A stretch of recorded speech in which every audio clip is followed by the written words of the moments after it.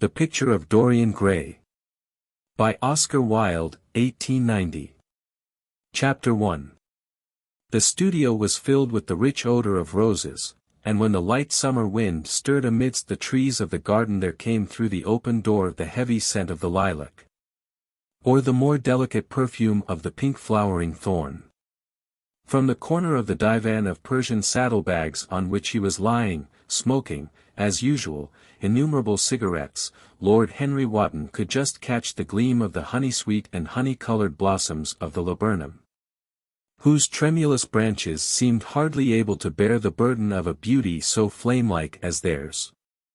And now and then the fantastic shadows of birds in flight flitted across the long tussore silk curtains that were stretched in front of the huge window, producing a kind of momentary Japanese effect, and making him think of those pallid jade-faced painters who, in an art that is necessarily immobile, seek to convey the sense of swiftness and motion. The sullen murmur of the bees shouldering their way through the long unmown grass, or circling with monotonous insistence round the black croquet spires of the early June hollyhocks, seemed to make the stillness more oppressive. And the dim roar of London was like the bourdon note of a distant organ. In the centre of the room, clamped to an upright easel, stood the full-length portrait of a young man of extraordinary personal beauty, and in front of it, some little distance away, was sitting the artist himself, Basil Hallward, whose sudden disappearance some years ago caused, at the time, such public excitement, and gave rise to so many strange conjectures.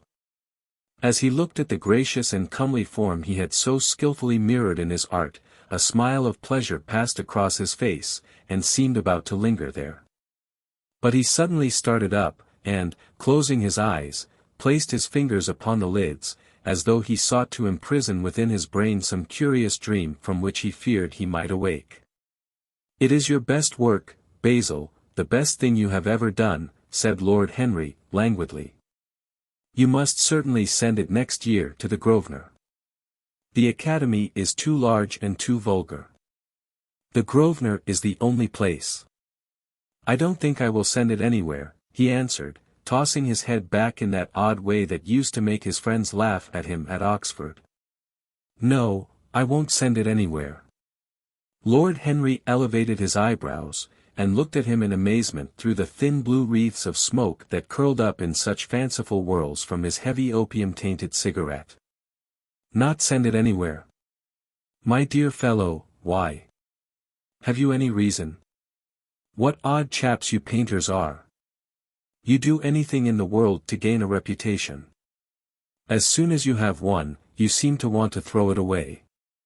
It is silly of you, for there is only one thing in the world worse than being talked about, and that is not being talked about. A portrait like this would set you far above all the young men in England, and make the old men quite jealous, if old men are ever capable of any emotion." "I know you will laugh at me," he replied, "but I really can't exhibit it. I have put too much of myself into it." Lord Henry stretched his long legs out on the divan and shook with laughter. "Yes, I knew you would laugh, but it is quite true, all the same. Too much of yourself in it. Upon my word, Basil, I didn't know you were so vain, and I really can't see any resemblance between you, with your rugged strong face and your coal-black hair, and this young Adonis, who looks as if he was made of ivory and rose-leaves. Why, my dear Basil, he is a Narcissus, and you, well, of course you have an intellectual expression, and all that. But beauty, real beauty, ends where an intellectual expression begins. Intellect is in itself an exaggeration, and destroys the harmony of any face. The moment one sits down to think, one becomes all nose, or all forehead, or something horrid. Look at the successful men in any of the learned professions. How perfectly hideous they are. Except, of course, in the church. But then in the church they don't think. A bishop keeps on saying at the age of 80 what he was told to say when he was a boy of 18, and consequently he always looks absolutely delightful. Your mysterious young friend, whose name you have never told me, but whose picture really fascinates me, never thinks. I feel quite sure of that. He is a brainless, beautiful thing, who should be always here in winter when we have no flowers to look at, and always here in summer when we want something to chill our intelligence. Don't flatter yourself, Basil, you are not in the least like him. You don't understand me, Harry. Of course I am not like him. I know that perfectly well. Indeed, I should be sorry to look like him. You shrug your shoulders. I am telling you the truth. There is a fatality about all physical and intellectual distinction, the sort of fatality that seems to dog through history the faltering steps of kings. It is better not to be different from one's fellows. The ugly and the stupid have the best of it in this world. They can sit quietly and gape at the play. If they know nothing of victory, they are at least spared the knowledge of defeat. They live as we all should live, undisturbed, indifferent, and without disquiet. They neither bring ruin upon others nor ever receive it from alien hands. Your rank and wealth, Harry, my brains, such as they are, my fame, whatever it may be worth. Dorian Gray's good looks, we will all suffer for what the gods have given us, suffer terribly. Dorian Gray. Is that his name? Said Lord Henry, walking across the studio towards Basil Hallward. Yes, that is his name. I didn't intend to tell it to you. But why not? Oh, I can't explain. When I like people immensely I never tell their names to anyone. It seems like surrendering a part of them. You know how I love secrecy. It is the only thing that can make modern life wonderful or mysterious to us. The commonest thing is delightful if one only hides it. When I leave town I never tell my people where I am going. If I did, I would lose all my pleasure. It is a silly habit, I dare say, but somehow it seems to bring a great deal of romance into one's life. I suppose you think me awfully foolish about it. Not at all, answered Lord Henry, laying his hand upon his shoulder. Not at all, my dear Basil. You seem to forget that I am married, and the one charm of marriage is that it makes a life of deception necessary for both parties. I never know where my wife is, and my wife never knows what I am doing. When we do meet occasionally, when we dine out together, or go down to the Duke's, we tell each other the most absurd stories with the most serious faces. My wife is very good at it, much better, in fact, than I am. She never gets confused over her dates, and I always do. But when she does find me out, she makes no row at all. I sometimes wish she would, but she merely laughs at me. I hate the way you talk about your married life, Harry, said Basil Hallward, shaking his hand off and strolling towards the door that led into the garden. I believe that you are really a very good husband, but that you are thoroughly ashamed of your own virtues. You are an extraordinary fellow. You never say a moral thing, and you never do a wrong thing. Your cynicism is simply a pose. Being natural is simply a pose, and the most irritating pose I know, cried Lord Henry, laughing, and the two young men went out into the garden together, and for a time they did not speak. After a long pause Lord Henry pulled out his watch. I am afraid I must be going, Basil, he murmured, and before I go I insist on your answering a question I put to you some time ago. What is that? Asked Basil Hallward, keeping his eyes fixed on the ground. You know quite well. I do not, Harry. Well, I will tell you what it is. Please don't. I must. I want you to explain to me why you won't exhibit Dorian Gray's picture. I want the real reason. I told you the real reason. No, you did not. You said it was because there was too much of yourself in it. Now, that is childish. Harry, said Basil Hallward, looking him straight in the face, every portrait that is painted with feeling is a portrait of the artist, not of the sitter. The sitter is merely the accident, the occasion. It is not he who is revealed by the painter, it is rather the painter who, on the colored canvas, reveals himself. The reason I will not exhibit this picture is that I am afraid that I have shown with it the secret of my own soul." Lord Harry laughed. "And what is that?" he asked. "I will tell you," said Hallward. And an expression of perplexity came over his face. "I am all expectation, Basil," murmured his companion, looking at him. "Oh, there is really very little to tell, Harry," answered the young painter, "and I am afraid you will hardly understand it. Perhaps you will hardly believe it." Lord Henry smiled, and, leaning down, plucked a pink-petaled daisy from the grass, and examined it. "I am quite sure I shall understand it," he replied, gazing intently at the little golden white feathered disc, "and I can believe anything, provided that it is incredible." The wind shook some blossoms from the trees, and the heavy lilac blooms, with their clustering stars, moved to and fro in the languid air. A grasshopper began to chirrup in the grass, and a long thin dragonfly floated by on its brown gauze wings. Lord Henry felt as if he could hear Basil Hallward's heart beating, and he wondered what was coming. "Well, this is incredible," repeated Hallward, rather bitterly, "incredible to me at times. I don't know what it means. The story is simply this. 2 months ago I went to a crush at Lady Brandon's. You know we poor painters have to show ourselves in society from time to time, just to remind the public that we are not savages. With an evening coat and a white tie, as you told me once, anybody, even a stockbroker, can gain a reputation for being civilized. Well, after I had been in the room about 10 minutes, talking to huge overdressed dowagers and tedious academicians, I suddenly became conscious that someone was looking at me. I turned halfway round, and saw Dorian Gray for the first time. When our eyes met, I felt that I was growing pale. A curious instinct of terror came over me. I knew that I had come face to face with someone whose mere personality was so fascinating that, if I allowed it to do so, it would absorb my whole nature, my whole soul, my very art itself. I did not want any external influence in my life. You know yourself, Harry, how independent I am by nature. My father destined me for the army. I insisted on going to Oxford. Then he made me enter my name at the Middle Temple. Before I had eaten half a dozen dinners I gave up the bar, and announced my intention of becoming a painter. I have always been my own master, had at least always been so, till I met Dorian Gray.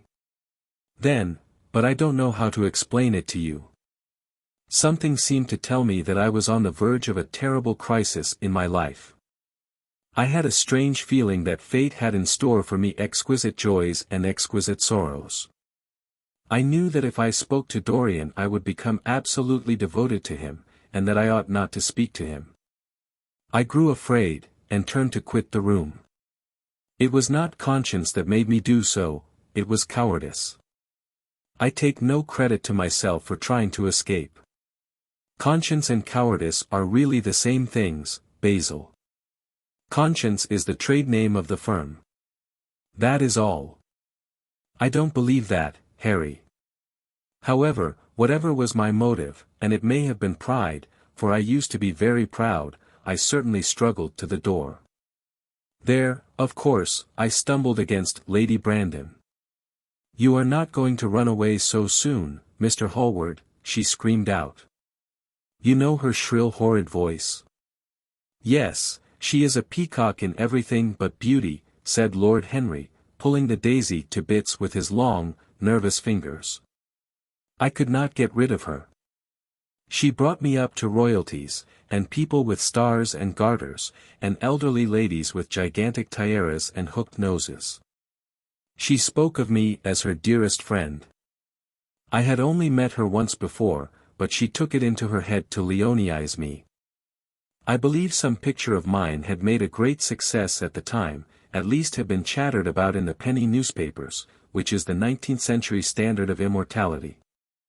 Suddenly I found myself face to face with the young man whose personality had so strangely stirred me.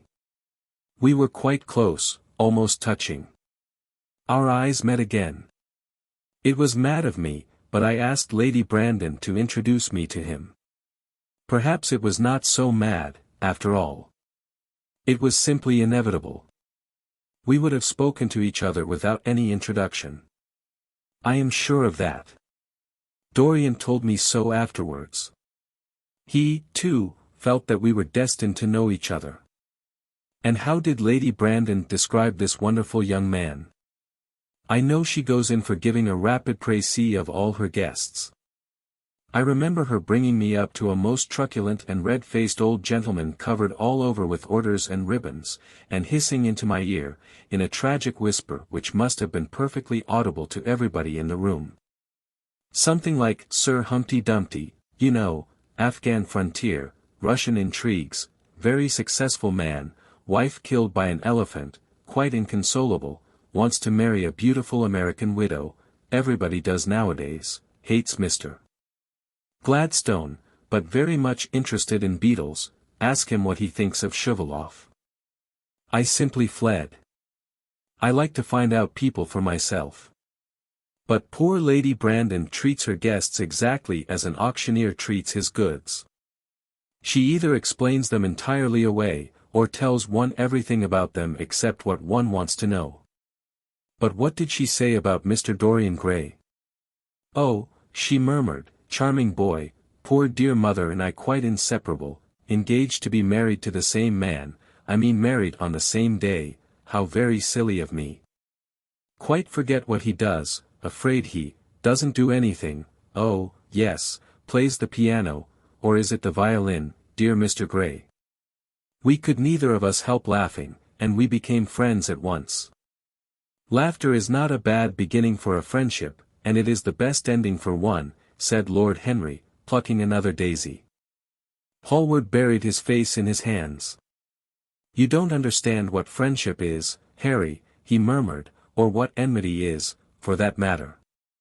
You like every one, that is to say, you are indifferent to every one. How horribly unjust of you! Cried Lord Henry, tilting his hat back, and looking up at the little clouds that were drifting across the hollowed turquoise of the summer sky, like ravelled skeins of glossy white silk. Yes, horribly unjust of you. I make a great difference between people. I choose my friends for their good looks, my acquaintances for their characters, and my enemies for their brains. A man can't be too careful in the choice of his enemies. I have not got one who is a fool. They are all men of some intellectual power, and consequently they all appreciate me. Is that very vain of me? I think it is rather vain. I should think it was, Harry. But according to your category I must be merely an acquaintance. My dear old Basil, you are much more than an acquaintance. And much less than a friend. A sort of brother, I suppose. Oh, brothers. I don't care for brothers. My elder brother won't die, and my younger brothers seem never to do anything else. Harry. My dear fellow, I am not quite serious. But I can't help detesting my relations. I suppose it comes from the fact that we can't stand other people having the same faults as ourselves. I quite sympathize with the rage of the English democracy against what they call the vices of the upper classes. They feel that drunkenness, stupidity, and immorality should be their own special property, and that if any one of us makes an ass of himself he is poaching on their preserves. When poor Southwark got into the divorce court, their indignation was quite magnificent. And yet I don't suppose that 10% of the lower orders live correctly. I don't agree with a single word that you have said, and, what is more, Harry, I don't believe you do either. Lord Henry stroked his pointed brown beard, and tapped the toe of his patent leather boot with a tasseled Malacca cane. How English you are, Basil. If one puts forward an idea to a real Englishman, always a rash thing to do, he never dreams of considering whether the idea is right or wrong. The only thing he considers of any importance is whether one believes it oneself. Now, the value of an idea has nothing whatsoever to do with the sincerity of the man who expresses it. Indeed, The probabilities are that the more insincere the man is, the more purely intellectual will the idea be, as in that case it will not be colored by either his wants, his desires, or his prejudices. However, I don't propose to discuss politics, sociology, or metaphysics with you. I like persons better than principles. Tell me more about Dorian Gray. How often do you see him? Every day. I couldn't be happy if I didn't see him every day. Of course sometimes it is only for a few minutes. But a few minutes with somebody one worships mean a great deal. But you don't really worship him. I do. How extraordinary. I thought you would never care for anything but your painting, your art, I should say. Art sounds better, doesn't it? He is all my art to me now. I sometimes think, Harry, that there are only two eras of any importance in the history of the world. The first is the appearance of a new medium for art, and the second is the appearance of a new personality for art also. What the invention of oil painting was to the Venetians, the face of Antinous was to late Greek sculpture, and the face of Dorian Gray will some day be to me. It is not merely that I paint from him, draw from him, model from him. Of course I have done all that. He has stood as Paris in dainty armor, and as Adonis with huntsman's cloak and polished boar spear. Crowned with heavy lotus blossoms, he has sat on the prow of Adrian's barge, looking into the green, turbid Nile. He has leaned over the still pool of some Greek woodland, and seen in the water's silent silver the wonder of his own beauty. But he is much more to me than that. I won't tell you that I am dissatisfied with what I have done of him, or that his beauty is such that art cannot express it. There is nothing that art cannot express, and I know that the work I have done since I met Dorian Gray is good work, is the best work of my life. But in some curious way, I wonder will you understand me? His personality has suggested to me an entirely new manner in art, an entirely new mode of style. I see things differently, I think of them differently. I can now recreate life in a way that was hidden from me before. A dream of form in days of thought, who is it who says that? I forget, but it is what Dorian Gray has been to me. The merely visible presence of this lad, for he seems to me little more than a lad, though he is really over 20, his merely visible presence, ah! I wonder can you realize all that that means? Unconsciously he defines for me the lines of a fresh school, a school that is to have in itself all the passion of the romantic spirit, all the perfection of the spirit that is Greek. The harmony of soul and body, how much that is.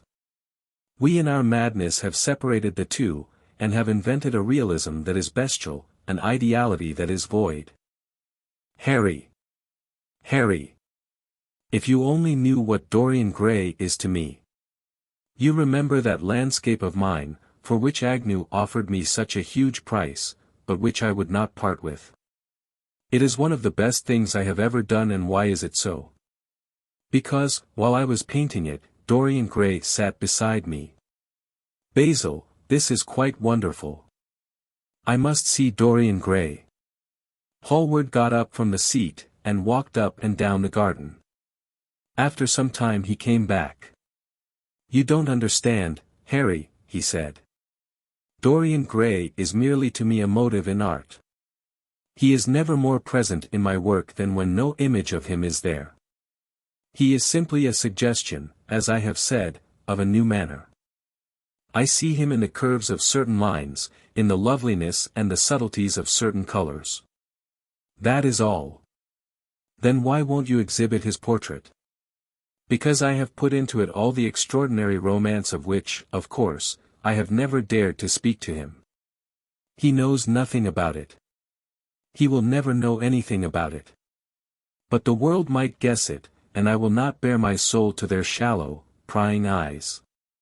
My heart shall never be put under their microscope. There is too much of myself in the thing, Harry, too much of myself. Poets are not so scrupulous as you are. They know how useful passion is for publication. Nowadays a broken heart will run to many editions. I hate them for it. An artist should create beautiful things, but should put nothing of his own life into them. We live in an age when men treat art as if it were meant to be a form of autobiography. We have lost the abstract sense of beauty. If I live, I will show the world what it is, and for that reason the world shall never see my portrait of Dorian Gray. I think you are wrong, Basil, but I won't argue with you. It is only the intellectually lost who ever argue. Tell me, is Dorian Gray very fond of you? Hallward considered for a few moments. He likes me, he answered, after a pause. I know he likes me. Of course I flatter him dreadfully. I find a strange pleasure in saying things to him that I know I shall be sorry for having said. I give myself away. As a rule, he is charming to me, and we walk home together from the club arm in arm, or sit in the studio and talk of 1,000 things.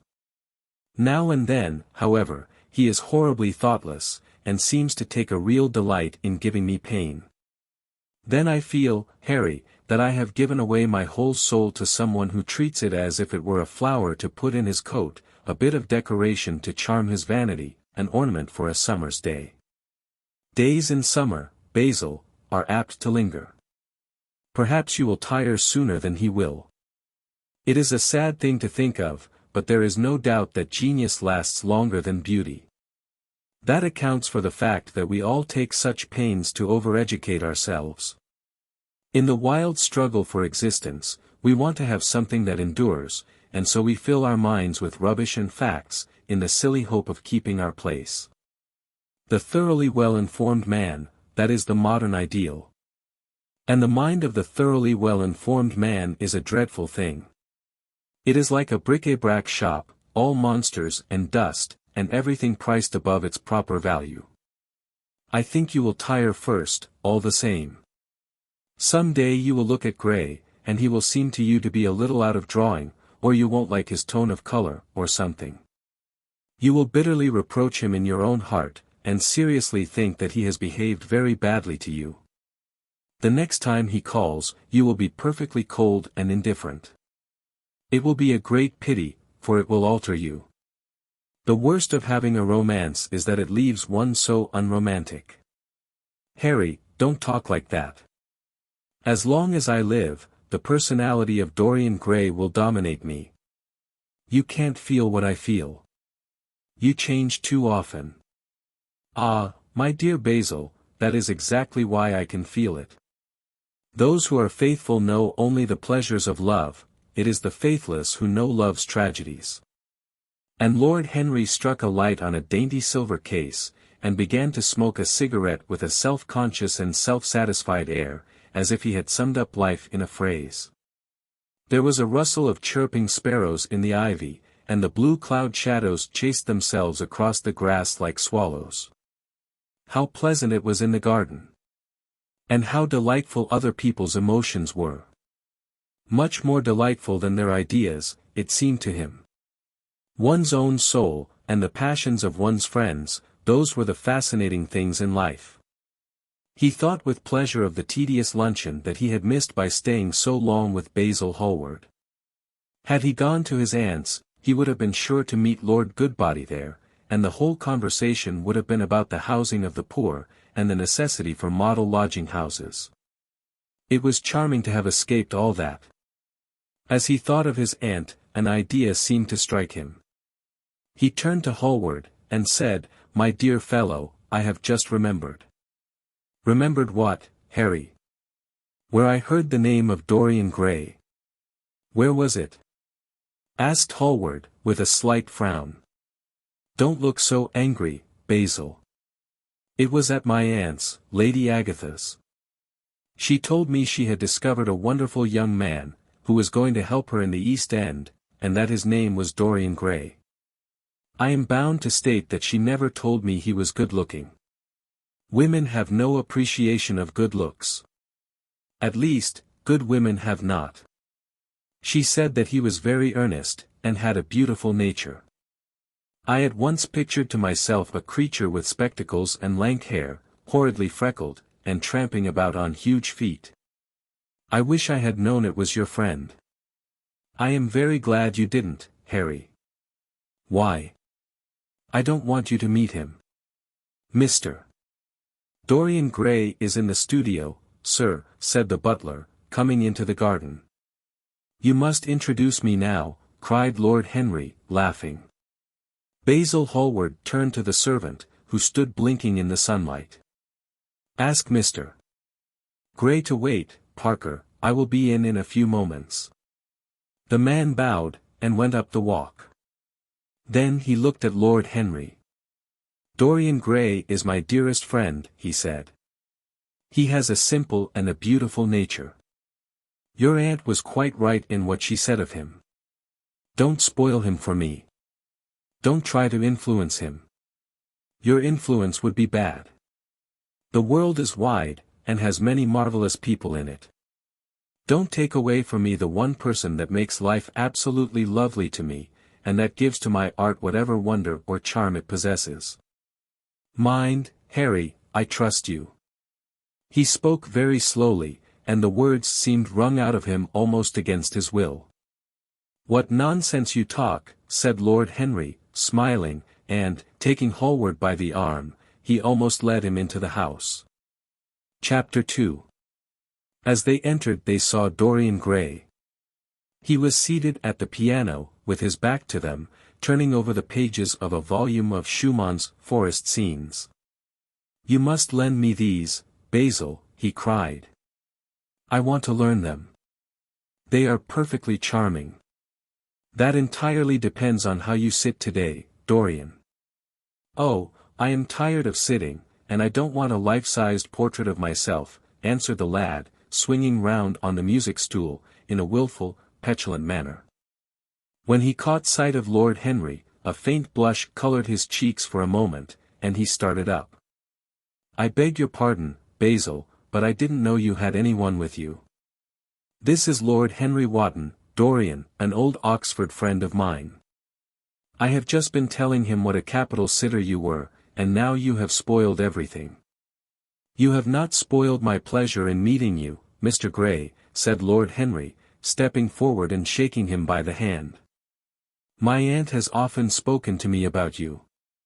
You are one of her favorites, and, I am afraid, one of her victims also. I am in Lady Agatha's black books at present, answered Dorian, with a funny look of penitence. I promised to go to her club in Whitechapel with her last Tuesday, and I really forgot all about it. We were to have played a duet together, 3 duets, I believe. I don't know what she will say to me. I am far too frightened to call. Oh, I will make your peace with my aunt. She is quite devoted to you. And I don't think it really matters about your not being there. The audience probably thought it was a duet. When Aunt Agatha sits down to the piano she makes quite enough noise for 2 people. That is very horrid to her, and not very nice to me, answered Dorian, laughing.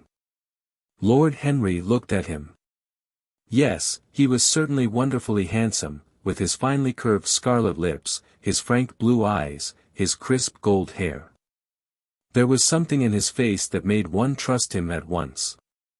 All the candor of youth was there, as well as all youth's passionate purity. One felt that he had kept himself unspotted from the world. No wonder Basil Hallward worshipped him. He was made to be worshipped. You are too charming to go in for philanthropy, Mr. Gray, far too charming. And Lord Henry flung himself down on the divan, and opened his cigarette case. Hallward had been busy mixing his colors and getting his brushes ready. He was looking worried, and when he heard Lord Henry's last remark he glanced at him, hesitated for a moment, and then said, Harry, I want to finish this picture today. Would you think it awfully rude of me if I asked you to go away? Lord Henry smiled, and looked at Dorian Gray. Am I to go, Mr. Gray? He asked. Oh, please don't, Lord Henry. I see that Basil is in one of his sulky moods, and I can't bear him when he sulks. Besides, I want you to tell me why I should not go in for philanthropy. I don't know that I shall tell you that, Mr. Gray. But I certainly will not run away, now that you have asked me to stop. You don't really mind, Basil, do you? You have often told me that you liked your sitters to have someone to chat to. Hallward bit his lip. If Dorian wishes it, of course you must stay. Dorian's whims are laws to everybody, except himself. Lord Henry took up his hat and gloves. You are very pressing, Basil, but I am afraid I must go. I have promised to meet a man at the Orleans. Goodbye, Mr. Gray. Come and see me some afternoon in Curzon Street. I am nearly always at home at 5 o'clock. Write to me when you are coming. I should be sorry to miss you. Basil, cried Dorian Gray, if Lord Henry goes I shall go too. You never open your lips while you are painting, and it is horribly dull standing on a platform and trying to look pleasant. Ask him to stay. I insist upon it. Stay, Harry, to oblige Dorian, and to oblige me, said Hallward, gazing intently at his picture. It is quite true, I never talk when I am working, and never listen either, and it must be dreadfully tedious for my unfortunate sitters. I beg you to stay. But what about my man at the Orleans? Hallward laughed. I don't think there will be any difficulty about that. Sit down again, Harry.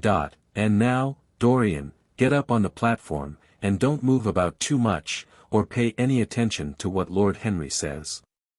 He has a very bad influence over all his friends, with the exception of myself. Dorian stepped up on the dais, with the air of a young Greek martyr, and made a little moue of discontent to Lord Henry, to whom he had rather taken a fancy. He was so unlike Hallward. They made a delightful contrast. And he had such a beautiful voice. After a few moments he said to him, Have you really a very bad influence, Lord Henry? As bad as Basil says? There is no such thing as a good influence, Mr. Gray.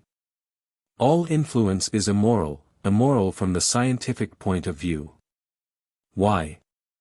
Because to influence a person is to give him one's own soul. He does not think his natural thoughts, or burn with his natural passions. His virtues are not real to him. His sins, if there are such things as sins, are borrowed. He becomes an echo of someone else's music, an actor of a part that has not been written for him. The aim of life is self-development. To realize one's nature perfectly, that is what each of us is here for. People are afraid of themselves, nowadays. They have forgotten the highest of all duties, the duty that one owes to oneself. Of course they are charitable. They feed the hungry, and clothe the beggar. But their own souls starve, and are naked. Courage has gone out of our race. Perhaps we never really had it. The terror of society, which is the basis of morals, the terror of God, which is the secret of religion, these are the two things that govern us. And yet, just turn your head a little more to the right, Dorian, like a good boy, said Hallward, deep in his work, and conscious only that a look had come into the lad's face that he had never seen there before. And yet, continued Lord Henry, in his low, musical voice, and with that graceful wave of the hand that was always so characteristic of him, and that he had even in his Eton days. I believe that if one man were to live his life out fully and completely, were to give form to every feeling, expression to every thought, reality to every dream, I believe that the world would gain such a fresh impulse of joy that we would forget all the maladies of medievalism, and return to the Hellenic ideal, to something finer, richer, than the Hellenic ideal, it may be. But the bravest man among us is afraid of himself. The mutilation of the savage has its tragic survival in the self-denial that mars our lives. We are punished for our refusals.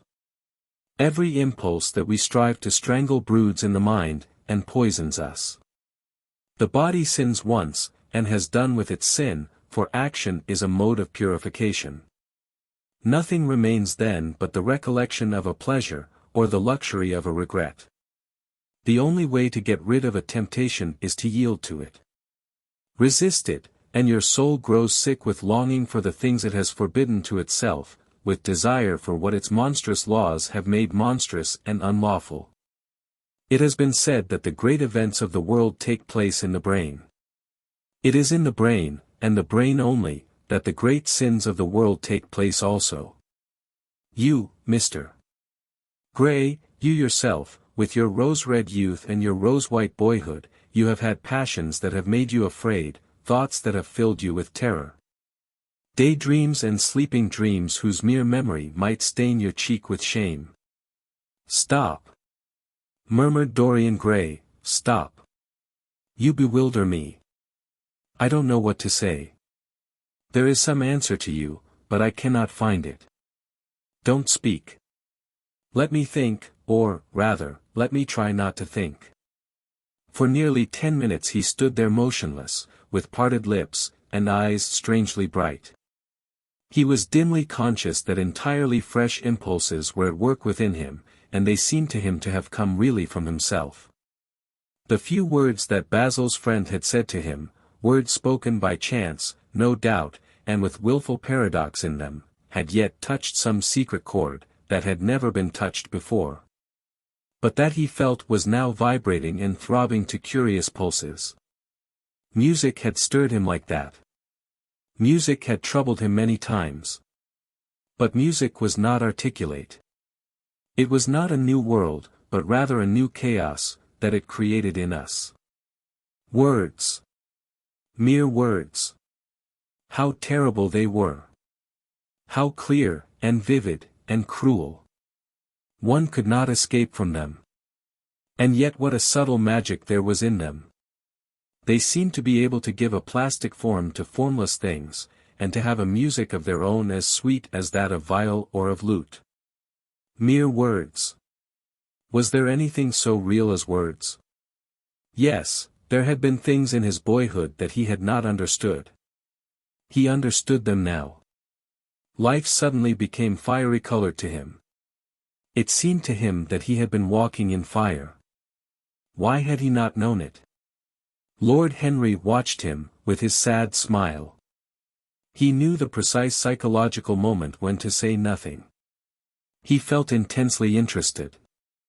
He was amazed at the sudden impression that his words had produced, and, remembering a book that he had read when he was 16, which had revealed to him much that he had not known before. He wondered whether Dorian Gray was passing through the same experience. He had merely shot an arrow into the air. Had it hit the mark? How fascinating the lad was. Hallward painted away with that marvelous bold touch of his, that had the true refinement and perfect delicacy that come only from strength. He was unconscious of the silence. "Basil, I am tired of standing," cried Dorian Gray, suddenly. "I must go out and sit in the garden. The air is stifling here. My dear fellow, I am so sorry. When I am painting, I can't think of anything else. But you never sat better. You were perfectly still. And I have caught the effect I wanted, the half-parted lips, and the bright look in the eyes. I don't know what Harry has been saying to you, but he has certainly made you have the most wonderful expression. I suppose he has been paying you compliments. You mustn't believe a word that he says. He has certainly not been paying me compliments. Perhaps that is the reason I don't think I believe anything he has told me." "You know you believe it all," said Lord Henry, looking at him with his dreamy, heavy-lidded eyes. "I will go out to the garden with you. It is horridly hot in the studio. Basil, let us have something iced to drink, something with strawberries in it." "Certainly, Harry. Just touch the bell, and when Parker comes I will tell him what you want. I have got to work up this background, so I will join you later on. Don't keep Dorian too long. I have never been in better form for painting than I am today. This is going to be my masterpiece. It is my masterpiece as it stands." Lord Henry went out to the garden, and found Dorian Gray burying his face in the great cool lilac blossoms, feverishly drinking in their perfume as if it had been wine. He came close to him, and put his hand upon his shoulder. "You are quite right to do that," he murmured. "Nothing can cure the soul but the senses, just as nothing can cure the senses but the soul." The lad started and drew back. He was bareheaded, and the leaves had tossed his rebellious curls and tangled all their gilded threads. There was a look of fear in his eyes, such as people have when they are suddenly awakened. His finely chiseled nostrils quivered, and some hidden nerve shook the scarlet of his lips and left them trembling. "Yes," continued Lord Henry, "that is one of the great secrets of life, to cure the soul by means of the senses, and the senses by means of the soul. You are a wonderful creature. You know more than you think you know, just as you know less than you want to know." Dorian Gray frowned and turned his head away. He could not help liking the tall, graceful young man who was standing by him. His romantic olive-colored face and worn expression interested him. There was something in his low, languid voice that was absolutely fascinating. His cool, white, flower-like hands, even, had a curious charm. They moved, as he spoke, like music, and seemed to have a language of their own. But he felt afraid of him, and ashamed of being afraid. Why had it been left for a stranger to reveal him to himself? He had known Basil Hallward for months, but the friendship between them had never altered him. Suddenly there had come someone across his life who seemed to have disclosed to him life's mystery. And, yet, what was there to be afraid of? He was not a schoolboy, or a girl. It was absurd to be frightened. "Let us go and sit in the shade," said Lord Henry. "Parker has brought out the drinks, and if you stay any longer in this glare you will be quite spoiled, and Basil will never paint you again. You really must not let yourself become sunburnt. It would be very unbecoming to you." "What does it matter?" cried Dorian, laughing, as he sat down on the seat at the end of the garden. "It should matter everything to you, Mr. Gray." "Why?" "Because you have now the most marvelous youth, and youth is the one thing worth having." "I don't feel that, Lord Henry." "No, you don't feel it now. Some day, when you are old and wrinkled and ugly, when thought has seared your forehead with its lines, and passion branded your lips with its hideous fires, you will feel it terribly. Now, wherever you go, you charm the world. Will it always be so? You have a wonderfully beautiful face, Mr. Gray. Don't frown. You have. And beauty is a form of genius, is higher, indeed, than genius, as it needs no explanation. It is one of the great facts of the world, like sunlight, or springtime, or the reflection in dark waters of that silver shell we call the moon. It cannot be questioned. It has its divine right of sovereignty. It makes princes of those who have it. You smile. Ah!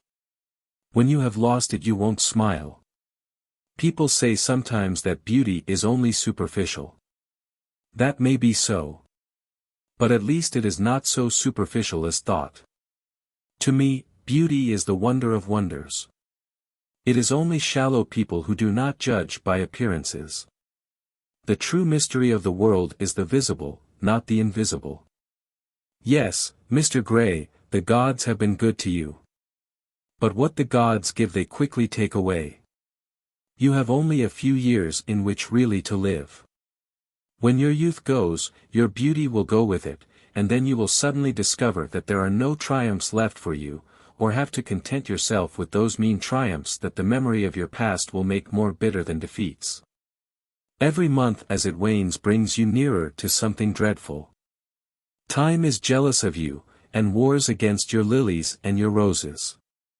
You will become sallow, and hollow-cheeked, and dull-eyed.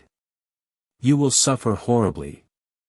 Realize your youth while you have it. Don't squander the gold of your days, listening to the tedious, trying to improve the hopeless failure, or giving away your life to the ignorant, the common, and the vulgar, which are the aims, the false ideals, of our age. Live the wonderful life that is in you. Let nothing be lost upon you. Be always searching for new sensations. Be afraid of nothing. A new hedonism, that is what our century wants. You might be its visible symbol. With your personality there is nothing you could not do. The world belongs to you for a season. The moment I met you I saw that you were quite unconscious of what you really are, what you really might be. There was so much about you that charmed me that I felt I must tell you something about yourself. I thought how tragic it would be if you were wasted. For there is such a little time that your youth will last, such a little time. The common hill flowers wither, but they blossom again.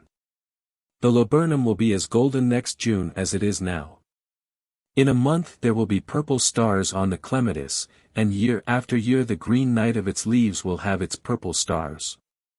But we never get back our youth. The pulse of joy that beats in us at 20, becomes sluggish. Our limbs fail, our senses rot. We degenerate into hideous puppets, haunted by the memory of the passions of which we were too much afraid, and the exquisite temptations that we did not dare to yield to. Youth. Youth. There is absolutely nothing in the world but youth. Dorian Gray listened, open-eyed and wondering. The spray of lilac fell from his hand upon the gravel. A furry bee came and buzzed round it for a moment. Then it began to scramble all over the fretted purple of the tiny blossoms. He watched it with that strange interest in trivial things that we try to develop when things of high import make us afraid, or when we are stirred by some new emotion, for which we cannot find expression. Or when some thought that terrifies us lays sudden siege to the brain and calls on us to yield. After a time it flew away.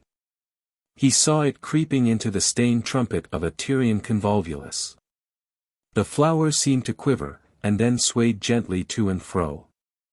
Suddenly Hallward appeared at the door of the studio, and made frantic signs for them to come in. They turned to each other, and smiled. "I am waiting," cried Hallward. "Do come in. The light is quite perfect, and you can bring your drinks." They rose up, and sauntered down the walk together. Two green and white butterflies fluttered past them, and in the pear tree at the end of the garden a thrush began to sing. "You are glad you have met me, Mr. Gray," said Lord Henry, looking at him. "Yes, I am glad now. I wonder shall I always be glad?" "Always. That is a dreadful word. It makes me shudder when I hear it. Women are so fond of using it. They spoil every romance by trying to make it last forever. It is a meaningless word, too. The only difference between a caprice and a lifelong passion is that the caprice lasts a little longer." As they entered the studio, Dorian Gray put his hand upon Lord Henry's arm. "In that case, let our friendship be a caprice," he murmured, flushing at his own boldness, then stepped upon the platform and resumed his pose. Lord Henry flung himself into a large wicker armchair, and watched him. The sweep and dash of the brush on the canvas made the only sound that broke the stillness, except when Hallward stepped back now and then to look at his work from a distance. In the slanting beams that streamed through the open doorway the dust danced and was golden. The heavy scent of the roses seemed to brood over everything. After about a quarter of an hour, Hallward stopped painting, looked for a long time at Dorian Gray, and then for a long time at the picture, biting the end of one of his huge brushes, and smiling. "It is quite finished," he cried, at last, and stooping down he wrote his name in thin vermilion letters on the left-hand corner of the canvas. Lord Henry came over and examined the picture.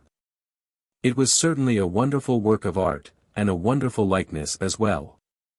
"My dear fellow, I congratulate you most warmly," he said. "Mr. Gray, come and look at yourself." The lad started, as if awakened from some dream. "Is it really finished?" he murmured, stepping down from the platform. "Quite finished," said Hallward. "And you have sat splendidly today. I am awfully obliged to you." "That is entirely due to me," broke in Lord Henry. "Isn't it, Mr. Gray?" Dorian made no answer, but passed listlessly in front of his picture and turned towards it. When he saw it he drew back, and his cheeks flushed for a moment with pleasure. A look of joy came into his eyes, as if he had recognized himself for the first time. He stood there motionless, and in wonder, dimly conscious that Hallward was speaking to him, but not catching the meaning of his words. The sense of his own beauty came on him like a revelation. He had never felt it before. Basil Hallward's compliments had seemed to him to be merely the charming exaggerations of friendship. He had listened to them, laughed at them, forgotten them. They had not influenced his nature. Then had come Lord Henry, with his strange panegyric on youth, his terrible warning of its brevity. That had stirred him at the time, and now, as he stood gazing at the shadow of his own loveliness, the full reality of the description flashed across him. Yes, there would be a day when his face would be wrinkled and wizen, his eyes dim and colorless, the grace of his figure broken and deformed. The scarlet would pass away from his lips, and the gold steal from his hair. The life that was to make his soul would mar his body. He would become ignoble, hideous, and uncouth. As he thought of it, a sharp pang of pain struck like a knife across him, and made each delicate fiber of his nature quiver. His eyes deepened into amethyst, and a mist of tears came across them. He felt as if a hand of ice had been laid upon his heart. "Don't you like it?" cried Hallward at last, stung a little by the lad's silence, and not understanding what it meant. "Of course he likes it," said Lord Henry. "Who wouldn't like it? It is one of the greatest things in modern art. I will give you anything you like to ask for it. I must have it. It is not my property, Harry." "Whose property is it?" "Dorian's, of course. He is a very lucky fellow." "How sad it is," murmured Dorian Gray, with his eyes still fixed upon his own portrait. "How sad it is. I shall grow old, and horrid, and dreadful. But this picture will remain always young. It will never be older than this particular day of June. If it was only the other way. If it was I who were to be always young, and the picture that were to grow old. For this, I would give everything. Yes, there is nothing in the whole world I would not give." "You would hardly care for that arrangement, Basil," cried Lord Henry, laughing. "It would be rather hard lines on you." "I should object very strongly, Harry." Dorian Gray turned and looked at him. "I believe you would, Basil. You like your art better than your friends. I am no more to you than a green bronze figure." "Hardly as much, I dare say." Hallward stared in amazement. It was so unlike Dorian to speak like that. What had happened? He seemed almost angry. His face was flushed and his cheeks burning. "Yes," he continued, "I am less to you than your ivory Hermes or your silver fawn. You will like them always. How long will you like me? Till I have my first wrinkle, I suppose. I know, now, that when one loses one's good looks, whatever they may be, one loses everything. Your picture has taught me that. Lord Henry is perfectly right. Youth is the only thing worth having. When I find that I am growing old, I will kill myself." Hallward turned pale, and caught his hand. "Dorian! Dorian!" he cried, "don't talk like that. I have never had such a friend as you, and I shall never have such another. You are not jealous of material things, are you? I am jealous of everything whose beauty does not die. I am jealous of the portrait you have painted of me. Why should it keep what I must lose? Every moment that passes takes something from me, and gives something to it. Oh, if it was only the other way! If the picture could change, and I could be always what I am now. Why did you paint it? It will mock me some day, mock me horribly." The hot tears welled into his eyes, he tore his hand away, and, flinging himself on the divan, he buried his face in the cushions, as if he was praying. "This is your doing, Harry," said Hallward, bitterly. "My doing?" "Yes, yours, and you know it." Lord Henry shrugged his shoulders. "It is the real Dorian Gray, that is all," he answered. "It is not." "If it is not, what have I to do with it? You should have gone away when I asked you." "I stayed when you asked me."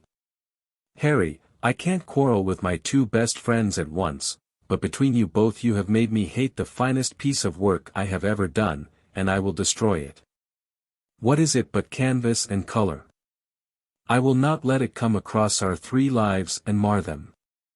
Dorian Gray lifted his golden head from the pillow, and looked at him with pallid face and tear-stained eyes, as he walked over to the deal painting table that was set beneath the large curtained window. What was he doing there? His fingers were straying about among the litter of tin tubes and dry brushes, seeking for something. Yes, it was the long palette knife, with its thin blade of lithe steel. He had found it at last. He was going to rip up the canvas. With a stifled sob he leaped from the couch, and, rushing over to Hallward, tore the knife out of his hand, and flung it to the end of the studio. "Don't, Basil, don't," he cried. "It would be murder." "I am glad you appreciate my work at last, Dorian," said Hallward, coldly, when he had recovered from his surprise. "I never thought you would." "Appreciate it? I am in love with it, Basil. It is part of myself, I feel that. Well, as soon as you are dry, you shall be varnished, and framed, and sent home. Then you can do what you like with yourself." And he walked across the room and rang the bell for tea. "You will have tea, of course, Dorian. And so will you, Harry. Tea is the only simple pleasure left to us." "I don't like simple pleasures," said Lord Henry. "And I don't like scenes, except on the stage. What absurd fellows you are, both of you. I wonder who it was defined man as a rational animal.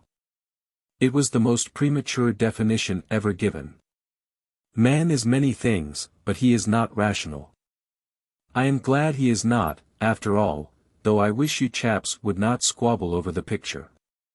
You had much better let me have it, Basil. This silly boy doesn't really want it, and I do. If you let anyone have it but me, Basil, I will never forgive you," cried Dorian Gray. "And I don't allow people to call me a silly boy. You know the picture is yours, Dorian. I gave it to you before it existed.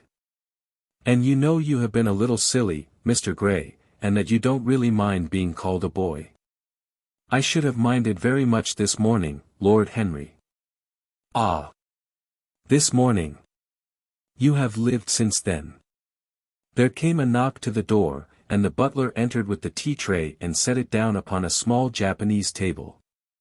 There was a rattle of cups and saucers and the hissing of a fluted Georgian urn. 2 globe-shaped china dishes were brought in by a page. Dorian Gray went over and poured the tea out. The 2 men sauntered languidly to the table, and examined what was under the covers. "Let us go to the theatre tonight," said Lord Henry. "There is sure to be something on, somewhere. I have promised to dine at White's, but it is only with an old friend, so I can send him a wire and say that I am ill, or that I am prevented from coming in consequence of a subsequent engagement. I think that would be a rather nice excuse. It would have the surprise of candor." "It is such a bore putting on one's dress clothes," muttered Hallward. "And, when one has them on, they are so horrid." "Yes," answered Lord Henry, dreamily, "the costume of our day is detestable. It is so somber, so depressing.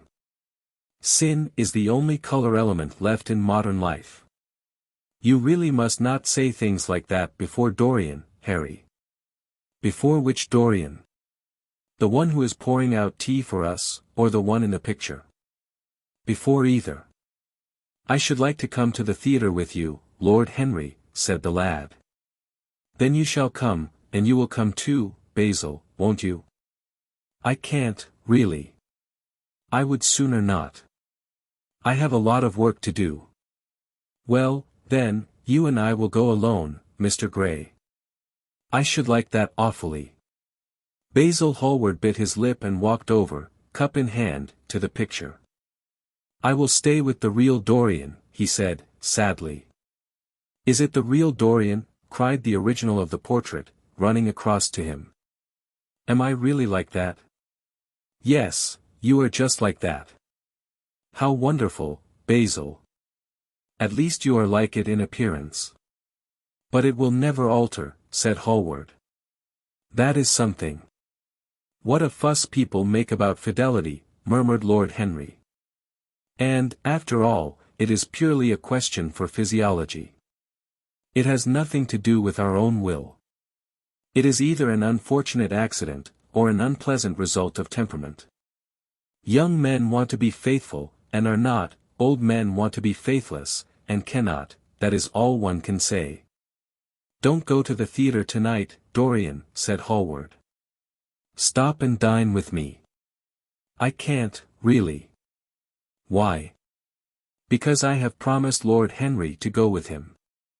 He won't like you better for keeping your promises. He always breaks his own. I beg you not to go. Dorian Gray laughed and shook his head. I entreat you. The lad hesitated, and looked over at Lord Henry, who was watching them from the tea-table with an amused smile. I must go, Basil, he answered. Very well, said Hallward, and he walked over and laid his cup down on the tray. It is rather late, and, as you have to dress, you had better lose no time. Goodbye, Harry, goodbye, Dorian. Come and see me soon. Come tomorrow. Certainly. You won't forget? No, of course not. Anne. Harry. Yes, Basil. Remember what I asked you, when in the garden this morning. I have forgotten it. I trust you. I wish I could trust myself, said Lord Henry, laughing. Come, Mr. Gray, my hansom is outside, and I can drop you at your own place. Goodbye, Basil. It has been a most interesting afternoon. As the door closed behind them, Hallward flung himself down on a sofa, and a look of pain came into his face. Chapter 3. One afternoon, a month later, Dorian Gray was reclining in a luxurious armchair, in the little library of Lord Henry's house in Curzon Street. It was, in its way, a very charming room, with its high-panelled wainscoting of olive-stained oak, its cream-coloured frieze and ceiling of raised plasterwork, and its brick-dust felt carpet strewn with long-fringed silk Persian rugs. On a tiny satinwood table stood a statuette by Clodion, and beside it lay a copy of Les Cent Nouvelles, bound for Margaret of Valois by Clovis Eve, and powdered with the gilt daisies that the Queen had selected for her device. Some large blue china jars, filled with paratulips, were ranged on the mantel-shelf, and through the small leaded panes of the window streamed the apricot-coloured light of a summer's day in London. Lord Henry had not come in yet. He was always late on principle, his principle being that punctuality is the thief of time. So the lad was looking rather sulky, as with listless fingers he turned over the pages of an elaborately illustrated edition of Manon Lescaut that he had found in one of the bookcases. The formal monotonous ticking of the Louis Quatorze clock annoyed him. Once or twice he thought of going away. At last he heard a light step outside, and the door opened. "How late you are, Harry," he murmured. "I am afraid it is not Harry, Mr. Gray," said a woman's voice. He glanced quickly round, and rose to his feet. "I beg your pardon. I thought. You thought it was my husband. It is only his wife. You must let me introduce myself. I know you quite well by your photographs. I think my husband has got 27 of them. Not 27, Lady Henry. Well, 26, then. And I saw you with him the other night at the opera." She laughed nervously, as she spoke, and watched him with her vague forget-me-not eyes. She was a curious woman, whose dresses always looked as if they had been designed in a rage and put on in a tempest. She was always in love with somebody, and, as her passion was never returned, she had kept all her illusions. She tried to look picturesque, but only succeeded in being untidy. Her name was Victoria, and she had a perfect mania for going to church. That was at Lohengrin, Lady Henry, I think. Yes, it was at dear Lohengrin. I like Wagner's music better than any other music. It is so loud that one can talk the whole time, without people hearing what one says. That is a great advantage, don't you think so, Mr. Gray? The same nervous staccato laugh broke from her thin lips, and her fingers began to play with a long paper knife. Dorian smiled, and shook his head. I am afraid I don't think so, Lady Henry. I never talk during music, at least during good music. If one hears bad music, it is one's duty to drown it by conversation. Ah! That is one of Harry's views, isn't it, Mr. Gray? But you must not think I don't like good music. I adore it, but I am afraid of it. It makes me too romantic. I have simply worshipped pianists, 2 at a time, sometimes. I don't know what it is about them, perhaps it is that they are foreigners. They all are, aren't they? Even those that are born in England become foreigners after a time, don't they? It is so clever of them, and such a compliment to art. Makes it quite cosmopolitan, doesn't it? You have never been to any of my parties, have you, Mr. Gray? You must come. I can't afford orchids, but I spare no expense in foreigners. They make one's rooms look so picturesque.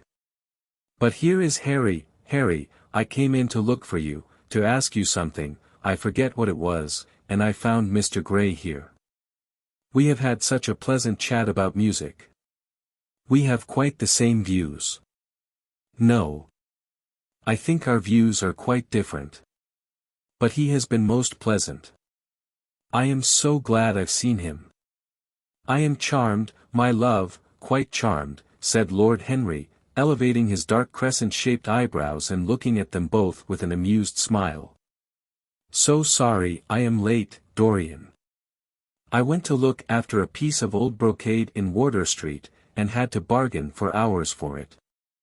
Nowadays people know the price of everything, and the value of nothing. I am afraid I must be going, exclaimed Lady Henry, after an awkward silence, with her silly sudden laugh. I have promised to drive with the Duchess. Goodbye, Mr. Gray. Goodbye, Harry. You are dining out, I suppose. So am I. Perhaps I shall see you at Lady Thornberry's. I dare say, my dear, said Lord Henry, shutting the door behind her, as she flitted out of the room, looking like a bird of paradise that had been out in the rain, and leaving a faint odor of patchouli behind her. Then he shook hands with Dorian Gray, lit a cigarette, and flung himself down on the sofa. Never marry a woman with straw-colored hair, Dorian, he said, after a few puffs. Why, Harry? Because they are so sentimental. But I like sentimental people. Never marry at all, Dorian. Men marry because they are tired, women, because they are curious, both are disappointed. I don't think I am likely to marry, Harry. I am too much in love. That is one of your aphorisms. I am putting it into practice, as I do everything you say. Whom are you in love with? Said Lord Henry, looking at him with a curious smile. With an actress, said Dorian Gray, blushing. Lord Henry shrugged his shoulders. That is a rather commonplace debut, he murmured. You would not say so if you saw her, Harry. Who is she? Her name is Sybil Vane. Never heard of her. No one has. People will some day, however. She is a genius. My dear boy, no woman is a genius, women are a decorative sex. They never have anything to say, but they say it charmingly. They represent the triumph of matter over mind, just as we men represent the triumph of mind over morals. There are only two kinds of women, the plain and the colored. The plain women are very useful. If you want to gain a reputation for respectability, you have merely to take them down to supper. The other women are very charming. They commit one mistake, however. They paint in order to try to look young. Our grandmothers painted in order to try to talk brilliantly. Rouge and esprit used to go together. That has all gone out now. As long as a woman can look 10 years younger than her own daughter, she is perfectly satisfied. As for conversation, there are only 5 women in London worth talking to, and 2 of these can't be admitted into decent society. However, tell me about your genius. How long have you known her? About 3 weeks. Not so much. About 2 weeks and 2 days. How did you come across her? I will tell you, Harry, but you mustn't be unsympathetic about it. After all, it never would have happened if I had not met you. You filled me with a wild desire to know everything about life. For days after I met you, something seemed to throb in my veins. As I lounged in the park or strolled down Piccadilly, I used to look at everyone who passed me, and wonder with a mad curiosity what sort of lives they led. Some of them fascinated me. Others filled me with terror. There was an exquisite poison in the air. I had a passion for sensations. One evening about 7 o'clock I determined to go out in search of some adventure. I felt that this grey, monstrous London of ours, with its myriads of people, its splendid sinners, and its sordid sins, as you once said, must have something in store for me. I fancied 1,000 things. The mere danger gave me a sense of delight. I remembered what you had said to me on that wonderful night when we first dined together, about the search for beauty being the poisonous secret of life. I don't know what I expected, but I went out, and wandered eastward, soon losing my way in a labyrinth of grimy streets and black, grassless squares. About 8:30 I passed by a little third-rate theatre, with great flaring gas jets and gaudy playbills. A hideous Jew, in the most amazing waistcoat I ever beheld in my life, was standing at the entrance, smoking a vile cigar. He had greasy ringlets, and an enormous diamond blazed in the center of a soiled shirt. "Avez a box, my lord," he said, when he saw me, and he took off his hat with an act of gorgeous servility. There was something about him, Harry, that amused me. He was such a monster. You will laugh at me, I know, but I really went in and paid a whole guinea for the stage box. To the present day I can't make out why I did so, and yet if I hadn't. My dear Harry, if I hadn't, I would have missed the greatest romance of my life. I see you are laughing. It is horrid of you. I am not laughing, Dorian, at least I am not laughing at you. But you should not say the greatest romance of your life. You should say the first romance of your life. You will always be loved, and you will always be in love with love. There are exquisite things in store for you. This is merely the beginning. Do you think my nature so shallow? Cried Dorian Gray, angrily. No, I think your nature so deep. How do you mean? My dear boy, people who only love once in their lives are really shallow people. What they call their loyalty, and their fidelity, I call either the lethargy of custom or the lack of imagination.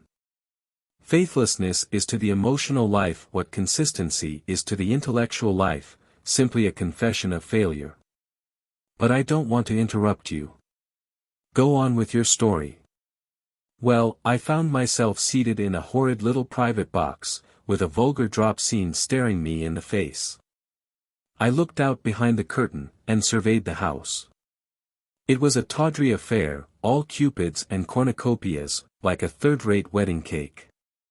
The gallery and pit were fairly full, but the 2 rows of dingy stalls were quite empty, and there was hardly a person in what I suppose they called the dress circle. Women went about with oranges and ginger beer, and there was a terrible consumption of nuts going on. It must have been just like the palmy days of the British drama. Just like, I should fancy, and very horrid. I began to wonder what on earth I should do, when I caught sight of the playbill. What do you think the play was, Harry? I should think The Idiot Boy, or Dumb but Innocent. Our fathers used to like that sort of piece, I believe. The longer I live, Dorian, the more keenly I feel that whatever was good enough for our fathers is not good enough for us. In art, as in politics, les grands-pères ont toujours tort. This play was good enough for us, Harry. It was Romeo and Juliet. I must admit I was rather annoyed at the idea of seeing Shakespeare done in such a wretched hole of a place. Still, I felt interested, in a sort of way. At any rate, I determined to wait for the first act. There was a dreadful orchestra, presided over by a young Jew who sat at a cracked piano, that nearly drove me away, but at last the drop scene was drawn up, and the play began. Romeo was a stout elderly gentleman, with corked eyebrows, a husky tragedy voice, and a figure like a beer barrel. Mercutio was almost as bad. He was played by the low comedian, who had introduced gags of his own and was on most familiar terms with the pit. They were as grotesque as the scenery, and that looked as if it had come out of a pantomime of 50 years ago. But Juliet. Harry, imagine a girl, hardly 17 years of age, with a little flower-like face, a small Greek head with plaited coils of dark brown hair, eyes that were violet wells of passion, lips that were like the petals of a rose. She was the loveliest thing I had ever seen in my life. You said to me once that pathos left you unmoved, but that beauty, mere beauty, could fill your eyes with tears. I tell you, Harry, I could hardly see this girl for the mist of tears that came across me. And her voice, I never heard such a voice. It was very low at first, with deep mellow notes, that seemed to fall singly upon one's ear. Then it became a little louder, and sounded like a flute or a distant hautboy. In the garden scene it had all the tremulous ecstasy that one hears just before dawn when nightingales are singing. There were moments, later on, when it had the wild passion of violins. You know how a voice can stir one. Your voice and the voice of Sybil Vane are two things that I shall never forget. When I close my eyes, I hear them, and each of them says something different. I don't know which to follow. Why should I not love her? Harry, I do love her. She is everything to me in life. Night after night I go to see her play. One evening she is Rosalind, and the next evening she is Imogen. I have seen her die in the gloom of an Italian tomb, sucking the poison from her lover's lips. I have watched her wandering through the forest of Arden, disguised as a pretty boy in hose and doublet and dainty cap. She has been mad, and has come into the presence of a guilty king, and given him rue to wear, and bitter herbs to taste of. She has been innocent, and the black hands of jealousy have crushed her reed-like throat. I have seen her in every age and in every costume. Ordinary women never appeal to one's imagination. They are limited to their century. No glamour ever transfigures them. One knows their minds as easily as one knows their bonnets. One can always find them. There is no mystery in one of them. They ride in the park in the morning, and chatter at tea parties in the afternoon. They have their stereotyped smile, and their fashionable manner. They are quite obvious. But an actress. How different an actress is. Why didn't you tell me that the only thing worth loving is an actress? Because I have loved so many of them, Dorian. Oh, yes, horrid people with dyed hair and painted faces. Don't run down dyed hair and painted faces. There is an extraordinary charm in them, sometimes.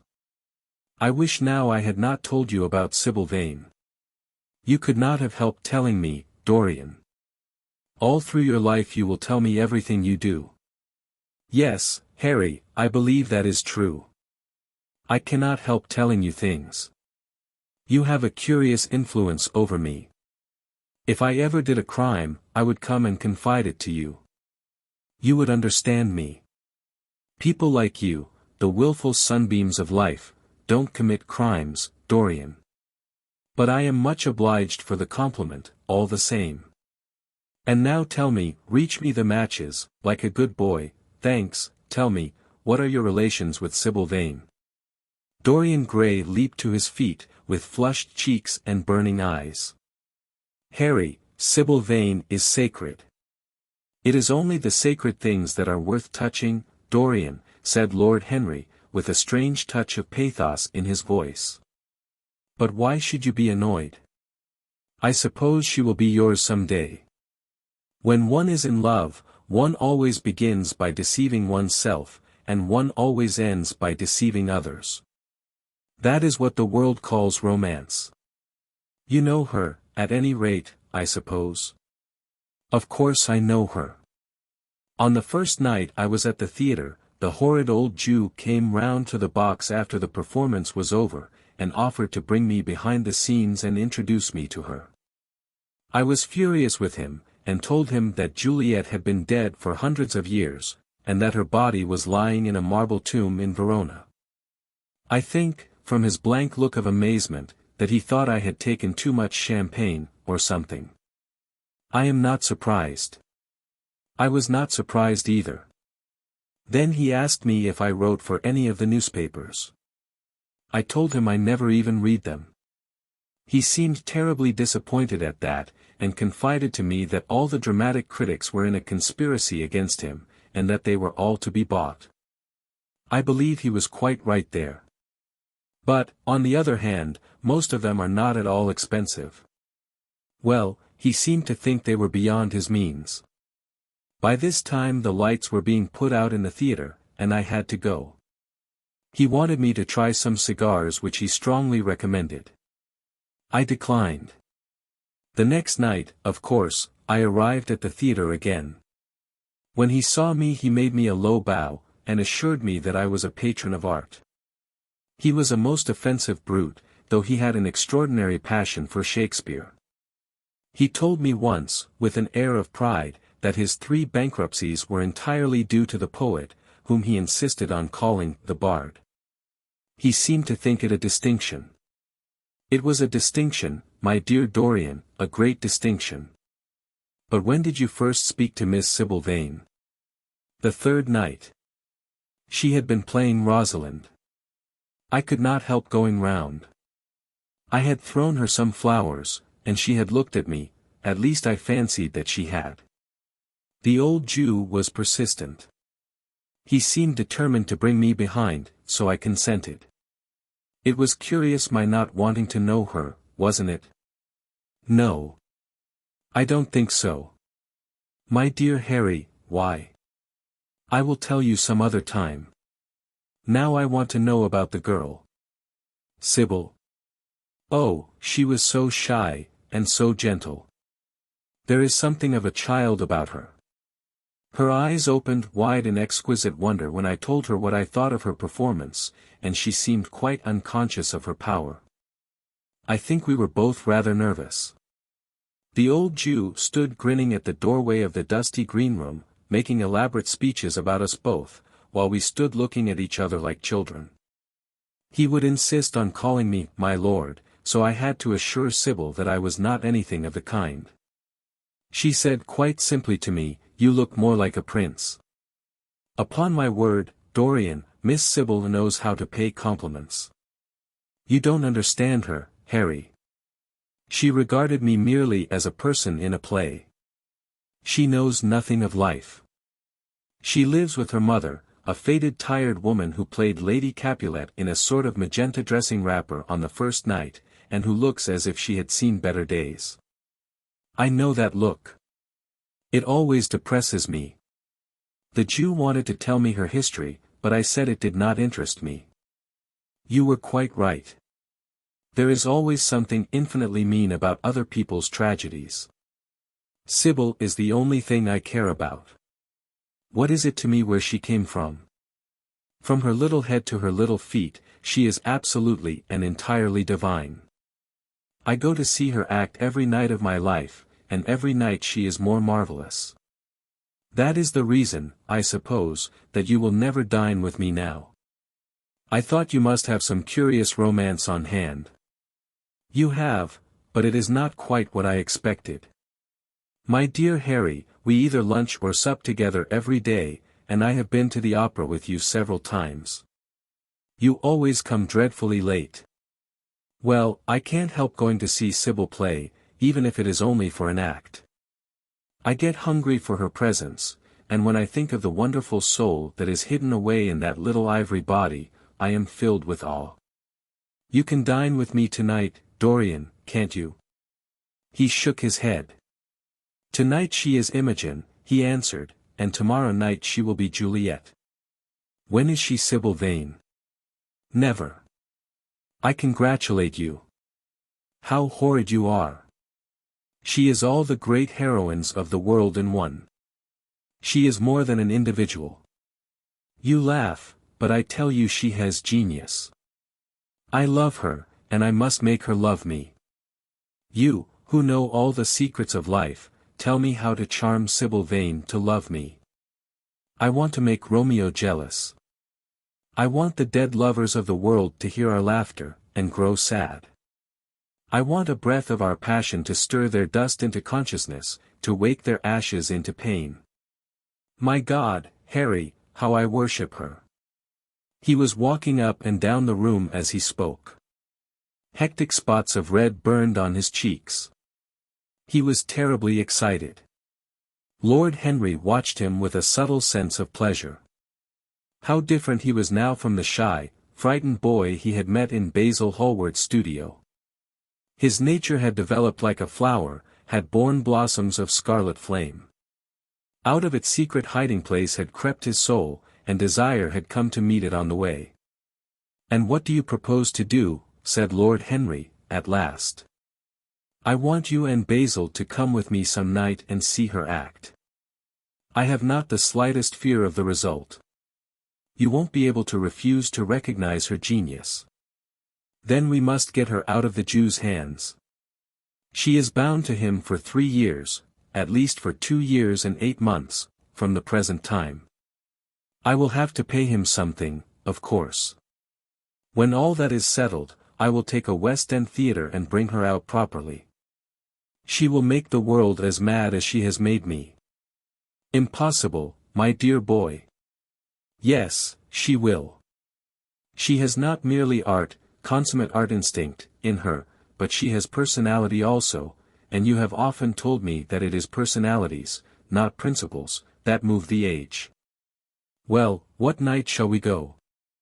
Let me see. Today is Tuesday. Let us fix tomorrow. She plays Juliet tomorrow. All right. The Bristol at 8 o'clock, and I will get Basil. Not 8, Harry, please. 6:30. We must be there before the curtain rises. You must see her in the first act, where she meets Romeo. 6:30. What an hour.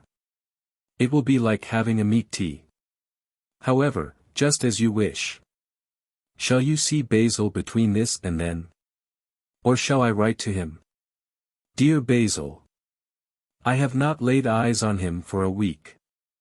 It is rather horrid of me, as he has sent me my portrait in the most wonderful frame, designed by himself, and, though I am a little jealous of it for being a whole month younger than I am, I must admit that I delight in it. Perhaps you had better write to him. I don't want to see him alone. He says things that annoy me. Lord Henry smiled. He gives you good advice, I suppose. People are very fond of giving away what they need most themselves. You don't mean to say that Basil has got any passion or any romance in him? I don't know whether he has any passion, but he certainly has romance, said Lord Henry, with an amused look in his eyes. Has he never let you know that? Never. I must ask him about it. I am rather surprised to hear it. He is the best of fellows, but he seems to me to be just a bit of a Philistine. Since I have known you, Harry, I have discovered that Basil, my dear boy, puts everything that is charming in him into his work. The consequence is that he has nothing left for life but his prejudices, his principles, and his common sense. The only artists I have ever known who are personally delightful are bad artists. Good artists give everything to their art, and consequently are perfectly uninteresting in themselves. A great poet, a really great poet, is the most unpoetical of all creatures. But inferior poets are absolutely fascinating. The worse their rhymes are, the more picturesque they look. The mere fact of having published a book of second-rate sonnets makes a man quite irresistible. He lives the poetry that he cannot write. The others write the poetry that they dare not realize. I wonder, is that really so, Harry? Said Dorian Gray, putting some perfume on his handkerchief out of a large gold-topped bottle that stood on the table. It must be, if you say so. And now I must be off. Imogen is waiting for me. Don't forget about tomorrow. Goodbye. As he left the room, Lord Henry's heavy eyelids drooped, and he began to think. Certainly few people had ever interested him so much as Dorian Gray, and yet the lad's mad adoration of someone else caused him not the slightest pang of annoyance or jealousy. He was pleased by it. It made him a more interesting study.